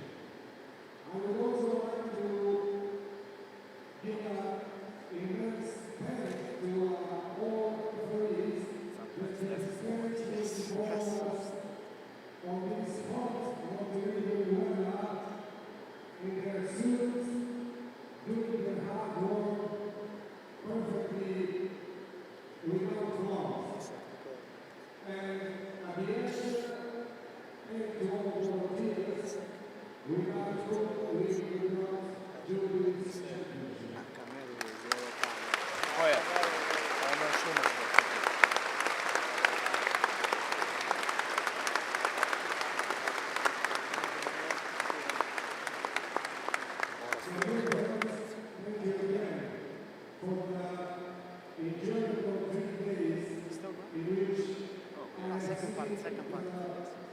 Wonderful European Kendo and enjoying it, and I also hope that you will enjoy this championship at least as much as I do. Hope to see you again next time. Thank you.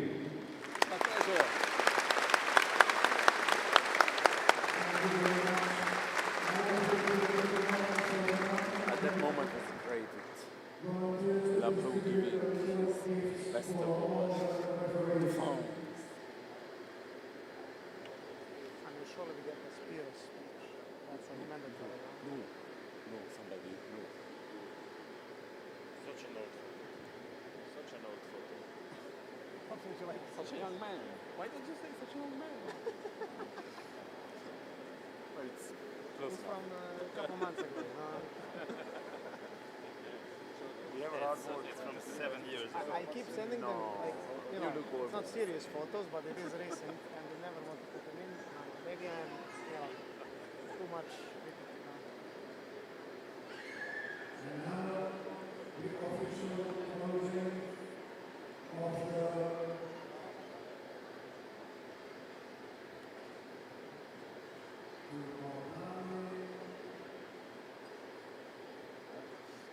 Zbunio oczy. Referee gifts. official closing of the 34th European Kendo Championships in Podgorica, Montenegro by Spiros Konsulati, Vice President You are so of good. the European Kendo Federation. Brothers and sisters in Zor. He has to say one sentence. I declare this competition closed. Brothers and sisters in Zor. He's gonna say. Oh God.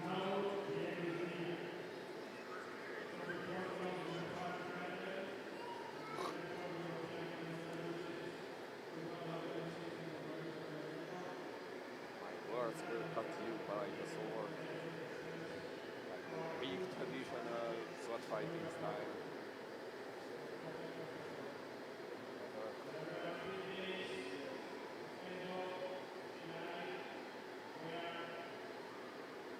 Questa asciuga il ferie, perché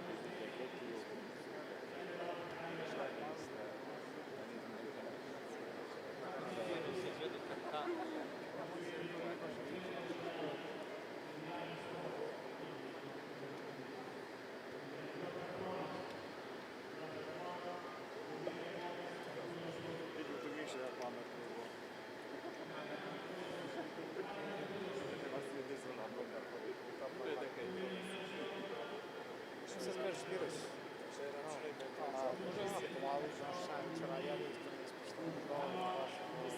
I da, nisam se sapao drugi put.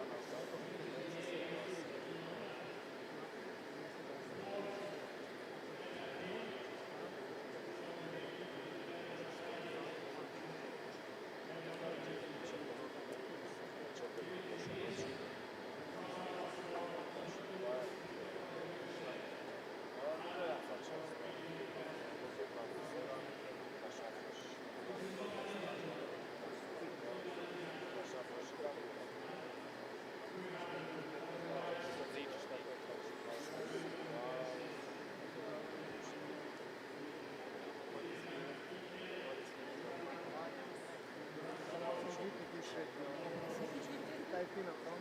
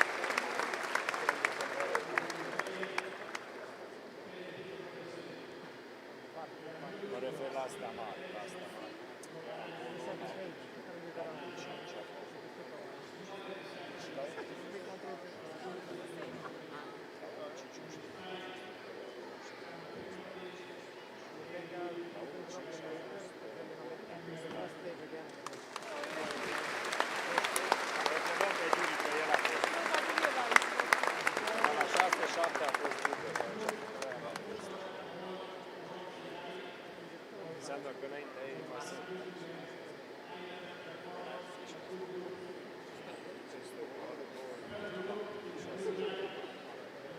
Ci dà una credi. Questa è una gioia.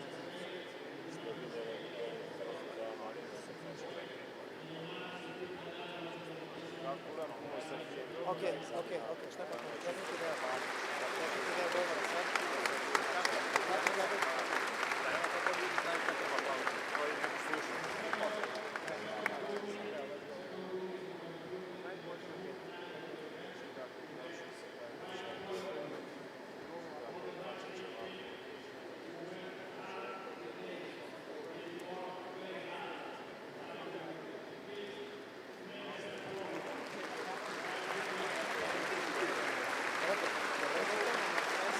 Mora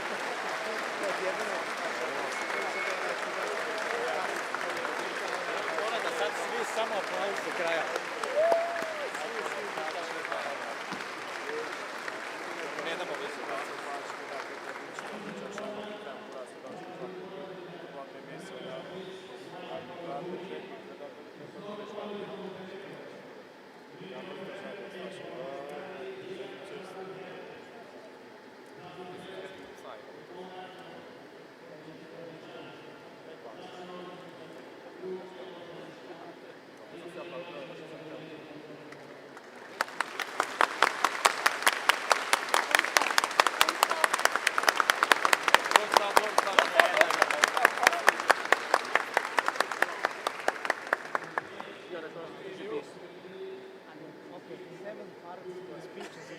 I gotta say, let's hear it.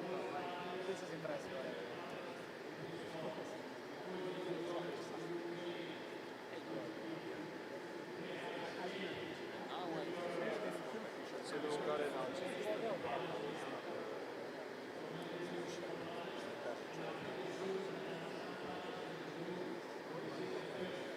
So if you leave towards 8, and now I declare this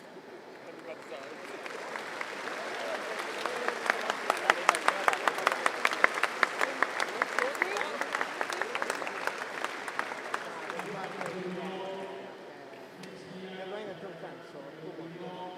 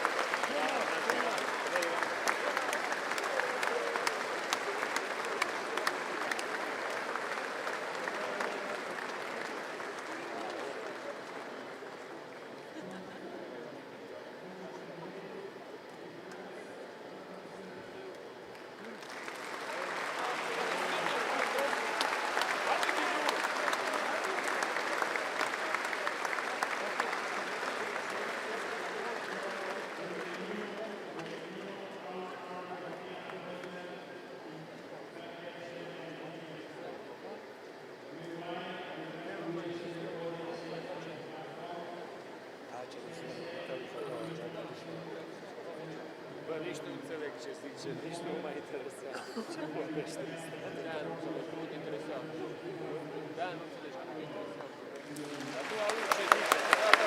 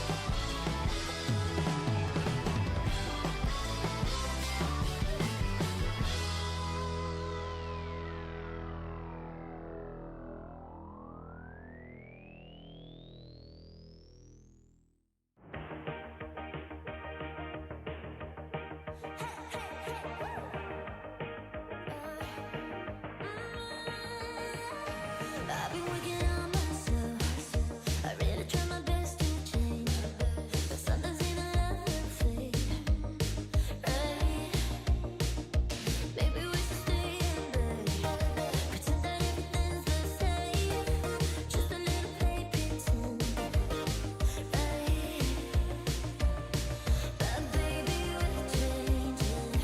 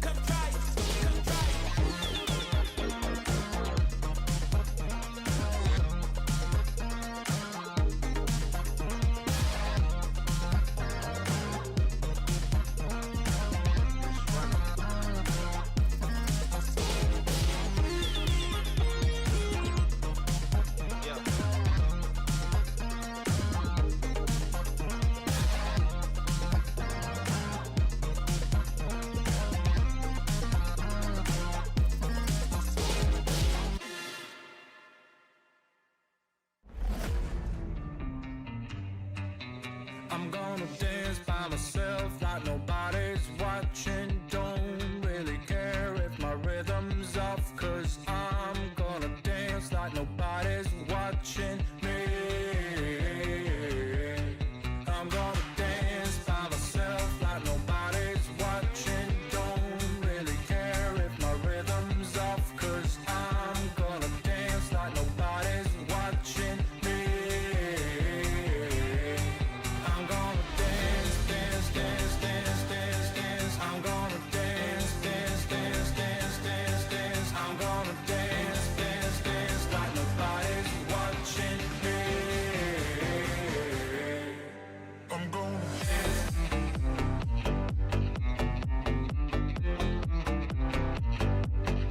I'm gonna dance.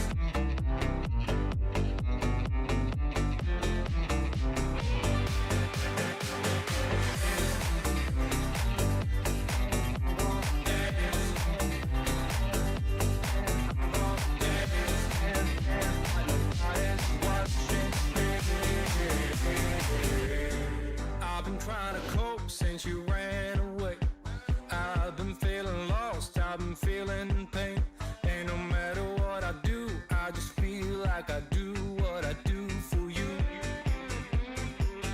I tried to call the doctor, it didn't help. Took a trip out to the sun to revive myself. But no matter what I do, I just feel like I do what I do for you. I'm gonna dance, dance, dance, dance, dance, dance. I'm gonna dance, dance, dance, dance, dance, dance. I'm gonna dance, dance, dance like nobody's watching me. I'm gonna dance.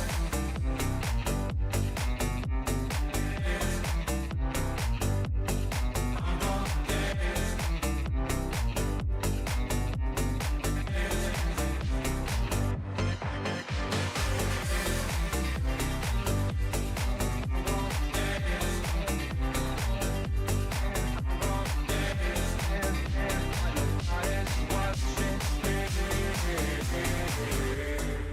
I'm gonna dance by myself like nobody's watching. Don't really care if my rhythm's off, 'cause I'm gonna dance like nobody's watching me. I'm gonna dance by myself like nobody's watching. Don't really care if my rhythm's off, 'cause I'm gonna dance like nobody's watching me. I'm gonna dance, dance, dance, dance, dance, dance. I'm gonna dance, dance, dance, dance, dance, dance. I'm gonna dance, dance, dance, dance, dance, dance. I'm gonna dance, dance, dance, dance, dance, dance. I'm gonna dance, dance, dance, dance, dance, dance. I'm gonna dance, dance, dance, dance, dance, dance. I'm gonna dance, dance, dance, dance, dance, dance, dance.